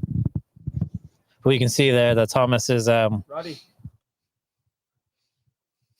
You can see there Thomas is obviously as upset as Richard is. This was his tournament to lose, and just as much as it was Richard's. But it is not over. They're a playoff away. He looks delighted. He looks very happy. He has a lot to be proud of so far. Jump in the middle there, Roddy. We'll get your actual expert analysis on what you've just seen there. Roddy Carr, how are you? Very well, thank you, boys. Good to see you out here. How was today? How was the week? I walked the back 9. It was fantastic to see the amateur game again. It was been about 50 years since I was out here. Okay. Looking at my old man's name on that trophy a few times, but it was really a stunning comeback by the 2 of them. Yeah, it really was, wasn't it? That was a poor 5 of the last. He just, I think he underclubbed at the second, but he had probably the best shot at the tournament, the second shot to 17. Oh, yeah? Must have been 280 yards into 20 feet, so for a birdie. So, wow. It'll be very interesting. Pressure on the local guy and a fellow who's not afraid. So we'll see. And you know Richard from obviously Jamie, your son is a hockey player. We would know Richard through hockey. I don't actually know. You've never, you don't know him that well? I wouldn't know him, no, okay. Unfortunately, but he was well tuned in, and I think he just probably tried to leave it short in the last. Was unlucky, but surprised he used the wedge. I would have put it up, mind you. So from someone who's been in these positions, when you're going in for these championships, what is the mindset you have to get into, especially for Richard now? As you said, he's the hometown I watched him favourite. the last 9 holes, and he never looked at the scoreboard. He did his job. Played really birdie at 17 was stunning. Picked up, scratched his way around. He's now got to make no mistakes. Yeah. Pressure's on the local guy. Yeah. And then try and just. I think he'll be favourite because the pressure's on the local. But we'll see. What have you made of the amount of people here? Fantastic. It was actually true amateurs. You walk on the fairways, and there's absolutely stunning. That back 9 is really impressive. Beautiful, isn't it? Lots of really good holes. So my first time around it, so it was nice. Very nice. So I just want to say Richard has got the putting mat out. He's straight back on He's into his practice, Yeah, absolutely. And so I guess the next time that we will be doing that now. the next time that we will be live will be for the Tuesday and Wednesday of the KPMG Yeah, Women's we're looking Irish forward to Open. that. Sure, we got a How's great preparation going? Yeah, really good. I was out there during the week with Keane, and the tents are all up, so we're expecting about 40,000 people. So the ticket sales are really booming. That's fantastic. And I think with the two major winners there, we're in good shape. Yeah, two major winners Yeah. is it's very impressive, and I guess given that we're at an amateur event, Exactly. significant amount of the Women's Irish Amateur panel are also going to be there. I think it's Which about is nice. 7 players in total. Which is nice because that gives them. If you look back at, I was played with Lauren Walsh there a couple of weeks ago in Portmarnock, and she said she met Lexi Thompson when she was 7, and that was her enlightenment for coming out. I tell you, watch out for Lauren Walsh. She's going to be she's top class, class. isn't she? She was really Serious impressive. player. Bit unlucky not to make the cut yesterday, but she'll do well next week in St Andrews, I think. I fully believe so. Qualifying in to play in St Andrews for your major debut is pretty amazing. If you don't get overawed by it, but I think she has a local caddy, which helps a lot. Yeah. I used to have Tip Anderson caddying for me there, so that makes a big difference to have a local guy. Yeah, big time. Keep out of this. My father said to Tiger, keep out of the fairway bunkers and you'll be okay. And Tiger said, I won't be in one, Joe. And he wasn't when he went to win the Open. So that's what she has to do. Even got the beauty of a jump over one, as he says there. Take anything. Wisdom, I'm sure you're probably going to go out and follow the playoff or I am, or whatever it is. I'm going to have a look. So we'll see you guys later. Perfect. Yeah, we'll see you afterwards. Thanks very much, Roddy. Thank you very much. Thank you. Right, so just a quick reminder that all of our coverage of amateur golf in Ireland is brought to you by AIG. They've been a proud supporter of golf in Ireland and amateur golf in Ireland for 25 years. We're going to take a quick break and be back with the playoff.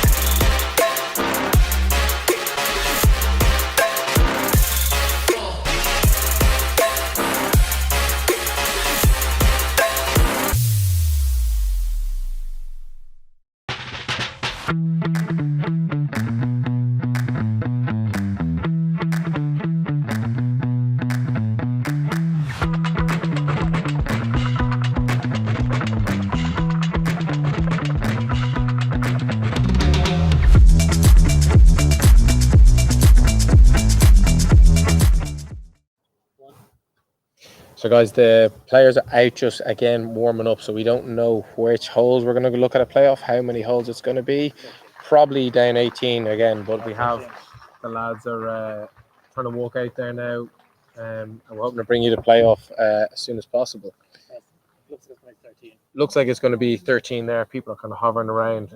Before we go down onto that, we're going to take a quick ad break, and hopefully we'll be back to you with live coverage of this AIG Men's Irish Close playoff.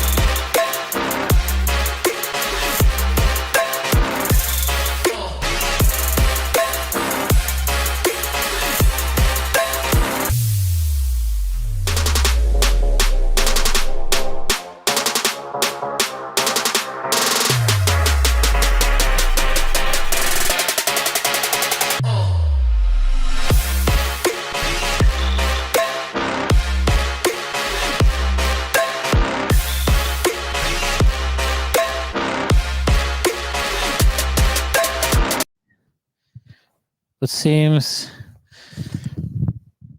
okay with it. Now, Thomas Abom. Thomas has had far less of a weight. Yeah, he's gone Really. straight So- from 18 to 13. I think that could be a good thing. It could be a bad thing. You know, I think Richard might have been able to put his game aside and go, right, we've got another chance here. Do you know what I mean? I think if Richard felt that he's lost it and now he's got a chance to win it, that could be good. If everyone feels like he's lost it and now he's gone straight into it, Yeah. you know, that could be problematic. So it all depends on their mindset. Richard probably was looking there going, when he heard he's got a bird on 17, that's it, done. Yeah. And then he gets word, oh no, we're going to playoffs. So he gets that. He has you know. another, and he walks straight out. The second A-bomb hit the golf ball, Richard was walking down. So he's gone straight after it. So it looked a little bit like the tee shot went down to the left-hand side, but A-bomb there. We're just going to follow him. Follow the action here as they go on down. Yeah, like, you know, I think in both their games, the reason when it comes to this playoff, it has nothing to do with how well you hit the golf ball, how, you know, anything like that. What this is all your mindset. It's just a battle of wits and how your nerve is. I think in terms of their games, these playoffs have not very much to do with how well you play, but it's can you get across the line. Yeah. Which is interesting. As you said, Richard has just walked straight down, didn't wait at all. Yeah. So, you know, is that Richard, you know, is that him playing a bit of gamesmanship, or who knows? But listen, I think this is, like, you can see the amount of people around the hole is incredible. Many people following this. There's 6 buggies actually. There's people standing on hills. There's people running after The crowds it. are fantastic to watch. I mean, we're very lucky that we've got this just elevation essentially above everyone else to follow it and to see a little bit of a bit of perspective, which is always very nice. Yeah, and I think, you know, if a birdie putt rolls in, there will be a cheer. we'll hear it all the way up here. Yeah. But both of them gone left. I think this is where Richard left his approach in regulation. Sorry, in the fourth round. Yeah. I think a little 8-iron and wedge, I think, is what I heard he was kind of talking about, or a 9-iron and wedge. But now with this, Richard didn't go for the pin. He put it into the middle of the green. Interesting to see now, does he take dead aim at this pin? Both are very close to the water. Okay, Richard, his ball first. Depending on the lie now, he's very, very close. So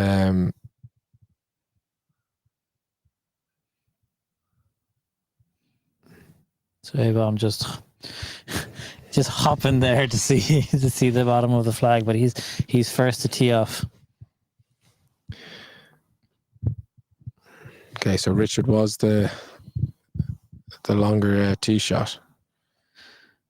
Good hole for a playoff, I think. Great hole, yeah. Good risk reward. You know, there's a lot of water. There's a lot of issues going on. There's so many different ways you can play it. We saw that with Colin Campbell hitting driver, and seeing how that worked.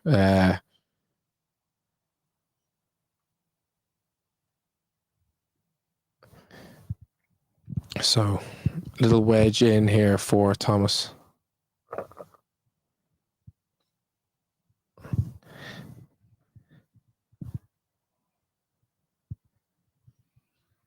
It's hard to tell. Do you watch it in silence from the crowd, from the patrons? Okay, so yeah, a polite applause. Yeah, he's on the green, and now Richard. There's got to feel there's like a lot of pressure inside Richard's head now. Like he's got to feel it in his hands. You're the local guy. I think he wants it this was yours, so really, badly. yeah. You know, I think he wants it because it's in Dunleary as well. He wants it so badly. Yeah, absolutely. He had this marked for a long time. This is on his calendar. He's okay. So a little bit of a tough lies in terms of balls on a little bit of a slope. Chipped it.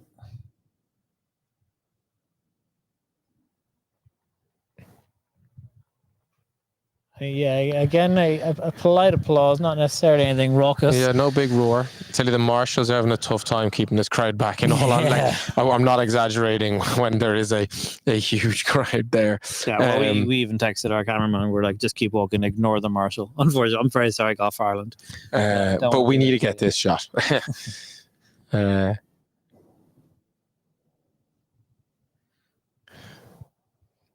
There's lads marching down with pints of Guinness over the putting green, trying to get down to the playoff. That's where we are. Priorities in order. The lads have nipped in for a pint beforehand.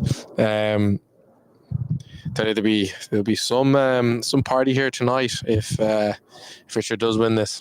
Yeah, and I mean, we spoke about Sarah Byrne in Douglas when she got in, and she said they prior to the wee hours of the morning. There's I think Richard's friends could do exactly the even like when Keelan Rafferty won the East earlier on this year, hometown hero, local favorite. He's come second in that tournament so many times.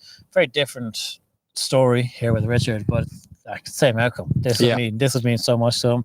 And even now with Thomas, he's from Edmonton Golf Club. He's not from far from here. No, just down the road. Yeah, it's just down the M50. Exactly. So this means, this definitely means as much to him as and definitely. And I think being young, I mean, we don't know. We could have a huge star in our hands in terms of him. We could be looking at someone that could go and do great things in the game.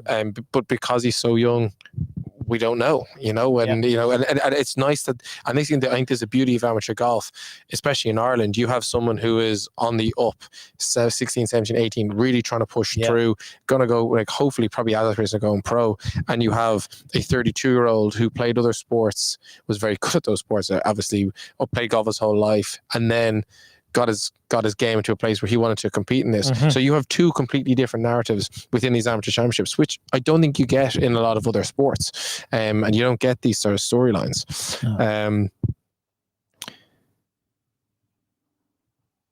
So interesting to see who's going to put first, because I think this is pure match play. Yeah, absolutely. And there's a lot of stuff mindset going on. So it looks like it's going to be Richie. It looks like Richard is the further away, but he's going to get to put first. Again, very, very tight margins here. We're talking a couple of feet in the difference, maybe.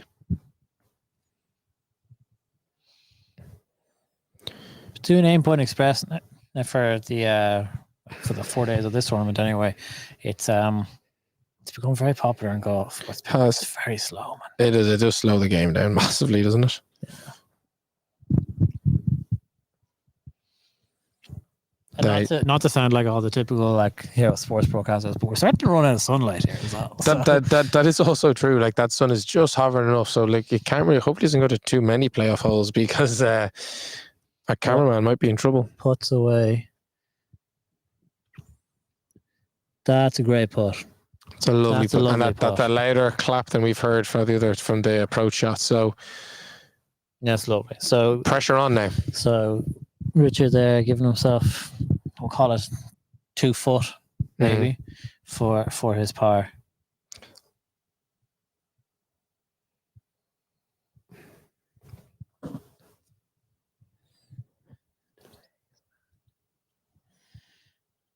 That's a very good, I was watching a replay. We've got a replay here as well. That's a very good putt from Richard. It's again, nothing too crazy. He didn't try and smash it in, didn't try hole it. Kind of was good, very good lag putt.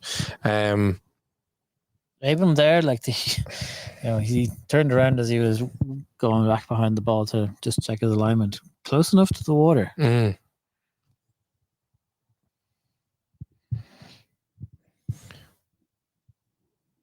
Got to be feeling the pressure now that Richard's in close to that pin. Yeah, the adrenaline you might have to just make the putt. Now got a few feet past, so just lipped around. Okay. We may be coming back to this tee box, Johnny. I again have no idea what the order is for this playoff. Is it 13, 18, 13, 18? I think 18. I think I'd like them to go to 18. Yeah, it would be nice to see him come up 18. But Yeah. listen, here's Richard to tidy up his part and finish it out. And he has done. Okay. Nice. So that's Richard in for a par. A-bomb for the same. Again, this two-footer, it looks like it is, it's going to feel a lot bigger now. Yeah. You know, he's a quick player, though. Like we spoke about how fast we think Richard plays. Yeah. Like Thomas has been a lot faster on the greens, to be honest with you. He stepped right in there very quickly, made that putt, and they've both walked off. So now people are walking back up here. But then again, are they moving to 18? I think they're gonna go to 18. Until we know what's gonna do. Until we know where it is. Come to us.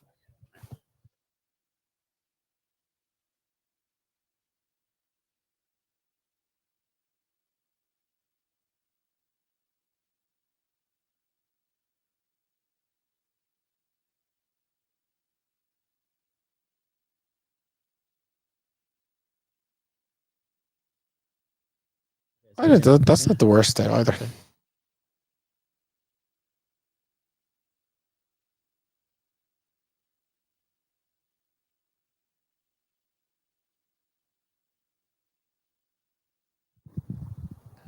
Okay, and so whilst it looks like they are heading over to 18, that seems like it seems like the obvious thing to do for the playoff. I know you guys can't see this, but there's just about 50, 60, maybe 80 people just walking straight through trees from one fairway to the other. Yeah. So if you look down 18 fairway from the clubhouse there, you're just seeing all these people appear, merge out of just into the fairway, and then the people who were having their points back over here have moved back across the 18th green. From one side of the putting green to the other. Like as narratives, as storylines, as drama comes into championships. Yeah. We spoke to Roddy there saying he's looked at his dad's name on the amateur trophy. Like there's a rich history. This is like I'm glad it's gone to a playoff. Absolutely. Because I feel that it is an end to this championship that I think it deserved. Yeah. I think, and you've been here all week and you've watched so much golf and so many players because you didn't know who's going to be in the hunt. So for you, it's kind of like a nice finale to all the golf and all the players you've seen. It's always funny whenever you film the first day. So that promo that I filmed was just from like the first day, the practice round and the first round of filming, because you're just like, right, who's going to go on a bit of a hunt, and you just kind of do like a hole with everyone just to make sure you have shots of them. But I was also then finish it off with the shots of the trophy. And this trophy, like the tournament's like the first year was 1893. Like it's an old trophy. Like and that's where like the story of it, the history came about for the promo. Because there is a lot of history to this. And Roddy spoke about it. His dad's name is on every trophy in across the country. His name is in every golf club across the country.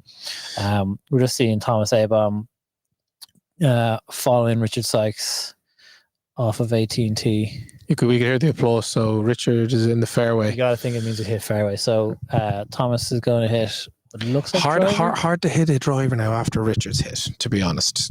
You know, but I think these guys are good enough to know that, like, you're not getting into an arms race with Richard Sykes if you're Thomas. Now listen, silence. Okay, muted enough. I think Richard must hit 3-wood again because he's in the middle of the fairway, and so is Thomas A-bomb. But I think if they both hit driver, I think Richard would probably put himself. I think driver is too much for him on this. So I think 3-wood has put him in a good place. But again, it means Richard gets to hit first. So we can see it here. Richard's going to have a shot in first, both of them in the fairway.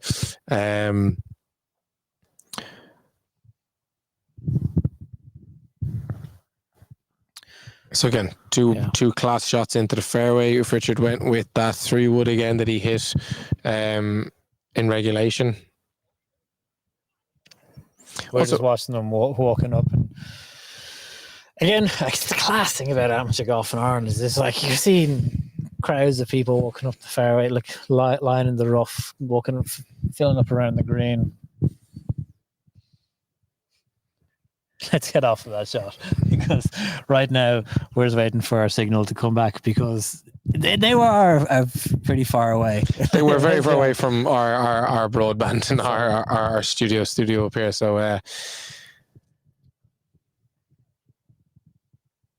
But the excitement's great. You can see it from everyone. Like there are other players in the field who have sat down here waiting for them on 18. You've got TJ Ford, you've got David Shield, they're standing right next to Rory, the championship director. It's a funny one. Like I wonder what goes through your mind when you're watching two other guys that you compete against. Yeah. 4 days go at it, and you go, I don't think I could fathom it. No. And I would consider myself a pretty good golfer, and nowhere near the level of these guys. Mm-hmm. But I wouldn't. I don't know if I'd want to watch. No, even if like I'm, I always found hard I'm not sure I would want. Even when we were coaching, we would, you'd lose the semi-final. It'd be very hard to stick around and watch the final. Yeah. You would do it out of respect to whatever, but it was always a very tough watch, especially, or it's always that one where you lose the final and you're watching the guys pick up a trophy that you feel you should have won or whatever. It can be tough, but that's. And look, to be fair, now you can see the two guys walking up the fairway close enough to each other. I guarantee you they're not talking to each other. Richard's not talking to him. There's no way Richard's gone ultra competitive here. Like this is the way it's gone with Richard. So there's I don't think there'd be much chat from him at all. But he as we said, he gets hit first. He's first in. So if he can knock this in nice and close, again puts more pressure. I think Richard probably liked that he got hit 3 wood and be behind him. I would think that he liked that. Oh yeah? Yeah, I think he'd like to be the one hit first. Come and catch me, sort of thing.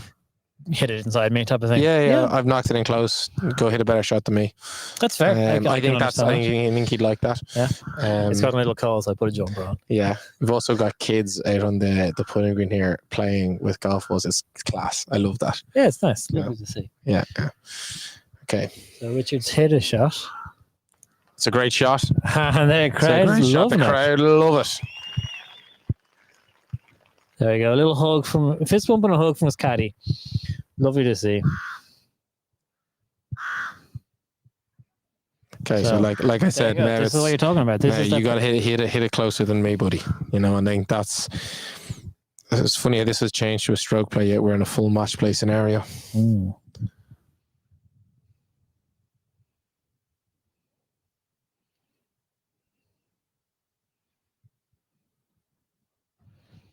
It's a little bit of I don't know if he's changing clubs or just looking for his club, but A-bomb here now. Checking the wind. It's taking a minute. I think you're right. It has got a little cold. To be honest with you, it's probably the best thing that he could have done is let his nerves just settle a little bit. Okay. Richie just hit a very good shot in. Got a nice applause from the crowd. Last thing you want to do is rush your process just to try and silence them or silence him. So take a minute, hit your shot, line it up, step into it. Here he is now, just going through his routine.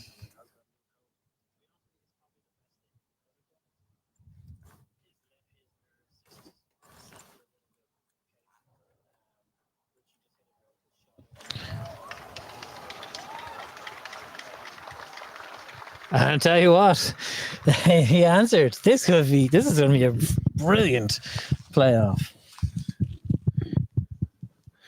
We could be here all night, Johnny. Don't know if we could be, but they could be. Just the two of them. Everyone else has gone home.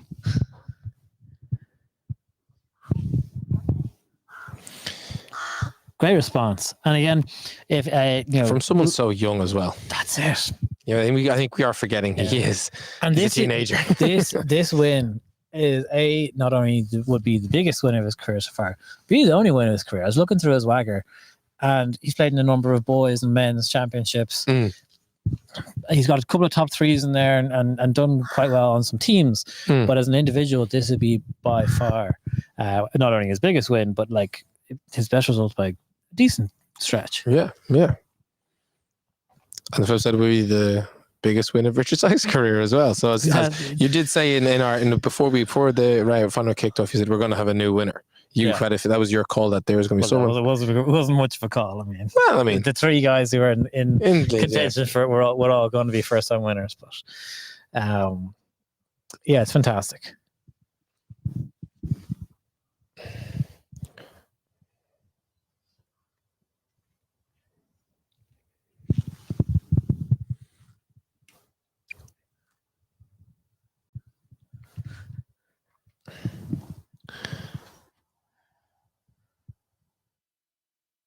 You were looking at just making They are two brilliant shots. Oh my god! Now, does anyone miss a small putt? You know, it's they got to go through. Sykes has to go through his routine again, back to his process. You know, and just make sure that. God, that is a brilliant put shot in by Thomas Abom. Like, that is a brilliant shot, especially under the pressure of having Sykes hit one close.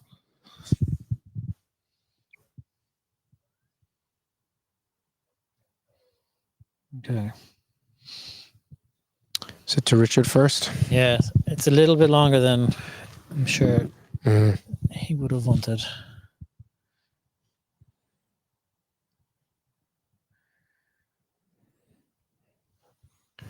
If this drops, it will probably be a fist pump.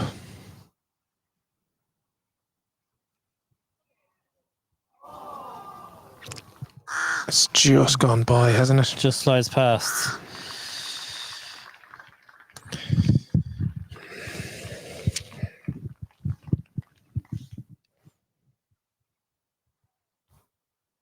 He'll mark it though. Take his time. Wait for Abom to do his thing. Also a little bit of aim point express there. Is that long? Is it longer than first thought? It's not a gimme anyway, Johnny. Thomas Abom has this to win his maiden men's amateur title, to beat Richard Sykes in second hole of the playoff, Dunleary Golf Club. And Thomas Abom is the 2024 AIG men's amateur close champion. He has defeated Richard Sykes in the second hole of the playoff on the 18th green. Massive fist bump. Yeah. Massively deserved. A very big win. Hug from his caddy. Respect to Richard Sykes.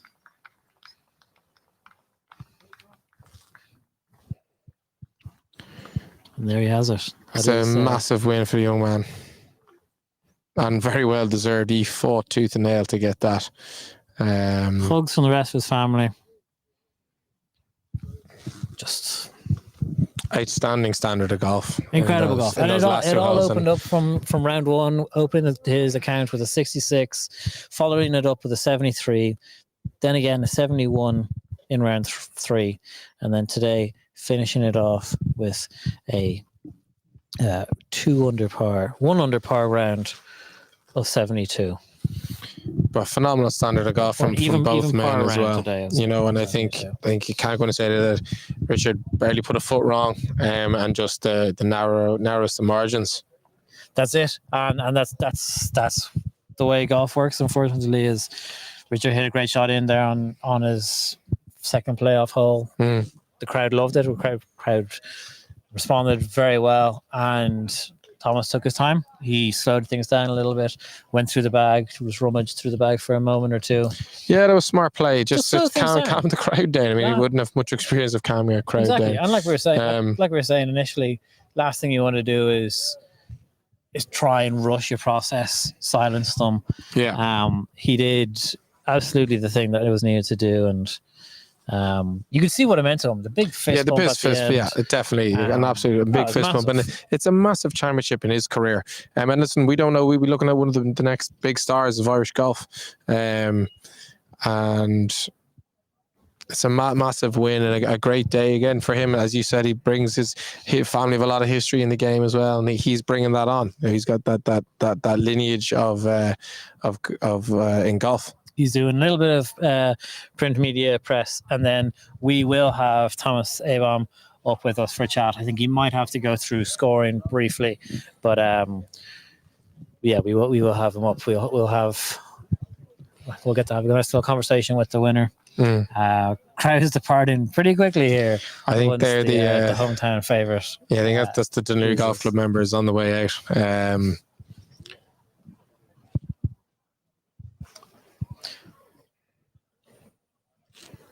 Lovely scenes for him as well, just to get to just take it in and have a bit of a moment. Yeah, have a minute stand on the 18th green, and I mean, I think what's the way you want a golf tournament to finish is you have the putt to win on 18. That's I mean that's when you're watching, you're on the putting green. That's what you have. You have your putt to win, whatever it may be. So I think it's always nicer when someone wins it rather than someone losing it, or you're waiting on someone to hit a bogey and then, oh, by the way, you've won. So I think he gets that feeling, that moment, and I think Sykes probably had his ways to go, well, I've got a chance to win this. I didn't end it with a bogey on 18. We went to a playoff and I played it well. And, so I think he probably had his moment as well, where he got to go out in front of his home club that he's been hearing here for years.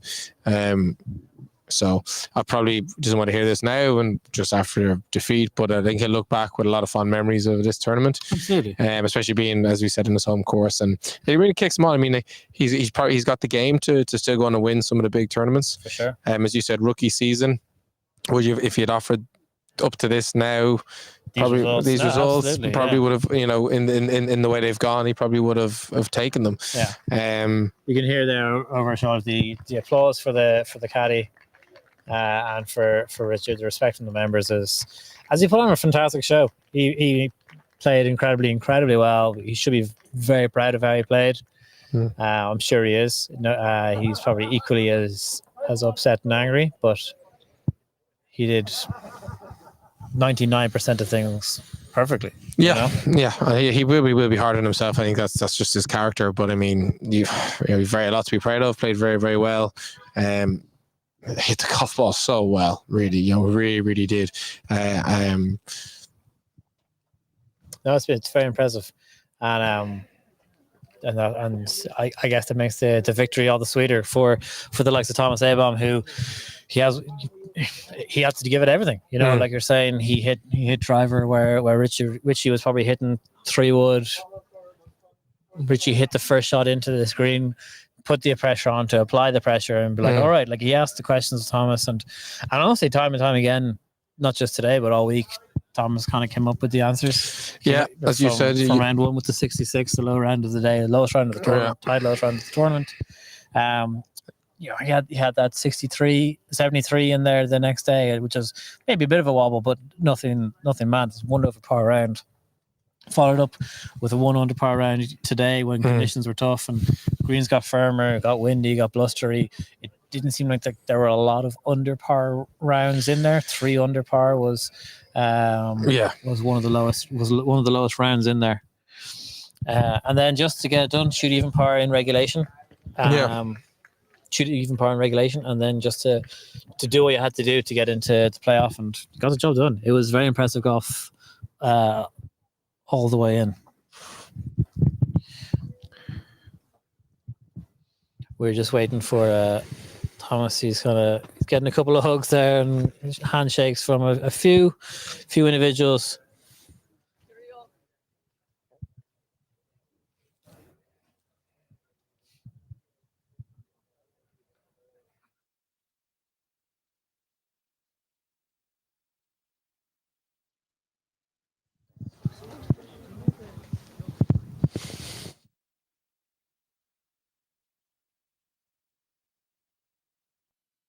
Just a quick thank you to everyone that's watched so far. Obviously, we are going to be joined by Thomas Abom in a moment, but just a reminder that these live streams, all of our coverage of amateur golf in Ireland, is brought to you by AIG.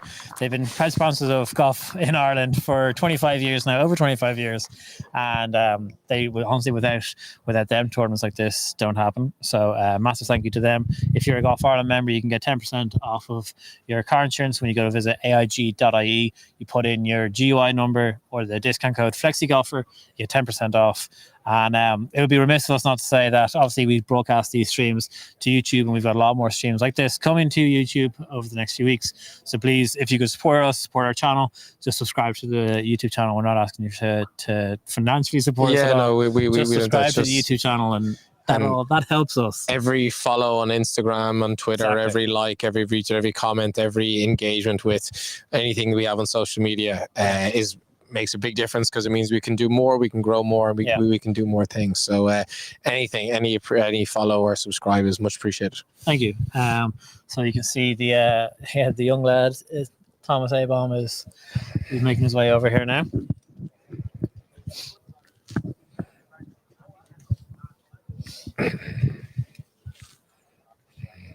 Thomas, congratulations. Congratulations. Well done. Johnny. Thank you. We'll get into this now in just 1 second. You had a chance to take it in yet? Not really. I'm just heads all over the place. I can imagine. Yeah, I don't really know what's going on, but we'll lead you through questions. Yeah, if you I'll be grand, don't worry about it. Won't ask any dodgy ones. Okay. Thomas Avon, you are the 2024 AIG Men's Amateur Close Champion. How does that feel? it's unbelievable. Kind of lost for words. It was just such a long day. So I don't know how many 38 holes. So really, I've just running on adrenaline now. I'd say in a few minutes I'm going to crash and I'll be exhausted, but it feels great. I can imagine. You set the tone from day one with the 66. You've been playing some good golf in the lead up to that, but did that number surprise at all? Yeah, I mean, I always knew I kind of had it in me. Then to actually do it, felt good in a championship. I kind of been off shaky starts in championships this year. Actually had a good finish last week in Mullingar. I was 10th, so had a little bit of confidence coming in, but obviously to leapfrog to a win is a bit unexpected. Yeah. And then you were solid. You were consistent all the way throughout. You, the 73 just won over there yesterday in the round one. Really grind out that 71 today. It was really, really good 71 considering conditions got blustery, got tough, and then even what was going on around you, there was a little bit of chaos. How did you kind of manage to compose yourself and just stay within it? Yeah, I mean, I actually felt pretty calm out there, even when it wasn't going my way. Kind of, I was missing a lot of greens and grinding out pars, but I think my short game was good, so on putting especially. So when I missed the green, I knew I was gonna give us a par scare. So I was fine, and then kind of got it back at the end. So yeah, it was a long day, but good one in the end. Yeah. So like, even today, I think you and Richard were neck and neck the whole way. Even in the playoff, you were neck and neck. What when you went in, when you knew you were going to a playoff, how did you feel as opposed to you kind of had it and then you're going to a playoff? What mindset were you in then? Well, I knew I needed par on the last, and then hit a good shot, second shot just under clubbed, and then the putt just thought it was in. But I didn't really think about it. I was just like, we're on to the next hole. I mean, I can think about whatever after tonight. Yeah. But I was just still focused onto the next hole. I said, I'm hitting it well, I'm putting well, so I'm going to give myself a chance to win in the playoff. And then what was the strategy going into the two playoff holes? What you hit on the tee off on playoff hole one? 8-iron, because they moved the tee up in the second round, which was funny. They changed the hole completely on you guys. I mean, I wanted lads going for the green, added excitement, but it's still, if you're in the tournament there, you're never going to go for that green surrounded by water. So did it cross your mind to pull out driver at all on that playoff? No. Sean hit a 3-wood onto the green in the second round there, and I was like, yeah, I'm not doing that. He hit the perfect shot, and I was like, yeah. Under the pressure, I don't think that's the play. So distance control was good. So.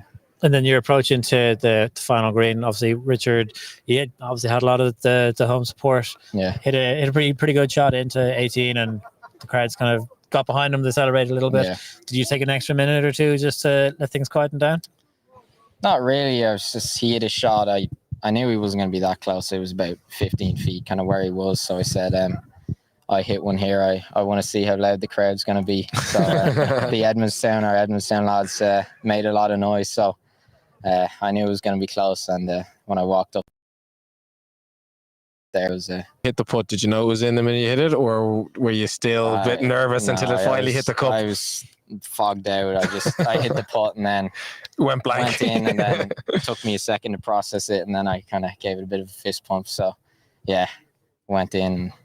Very, very good feeling. Yeah. Well, listen, thank you very much for coming over and chatting to us. Thanks, lads. Enjoy tonight. I'm sure the clubhouse in Edmondstown will be rocking tonight, will it? It's captain's night, so. Okay, so they're already there. Yeah. I'd say they had the live stream up and watching it in the bar. Yeah. Well, listen, congratulations again. Thanks, lads. And enjoy it. Cheers. Thank you much. Congratulations. Thank you.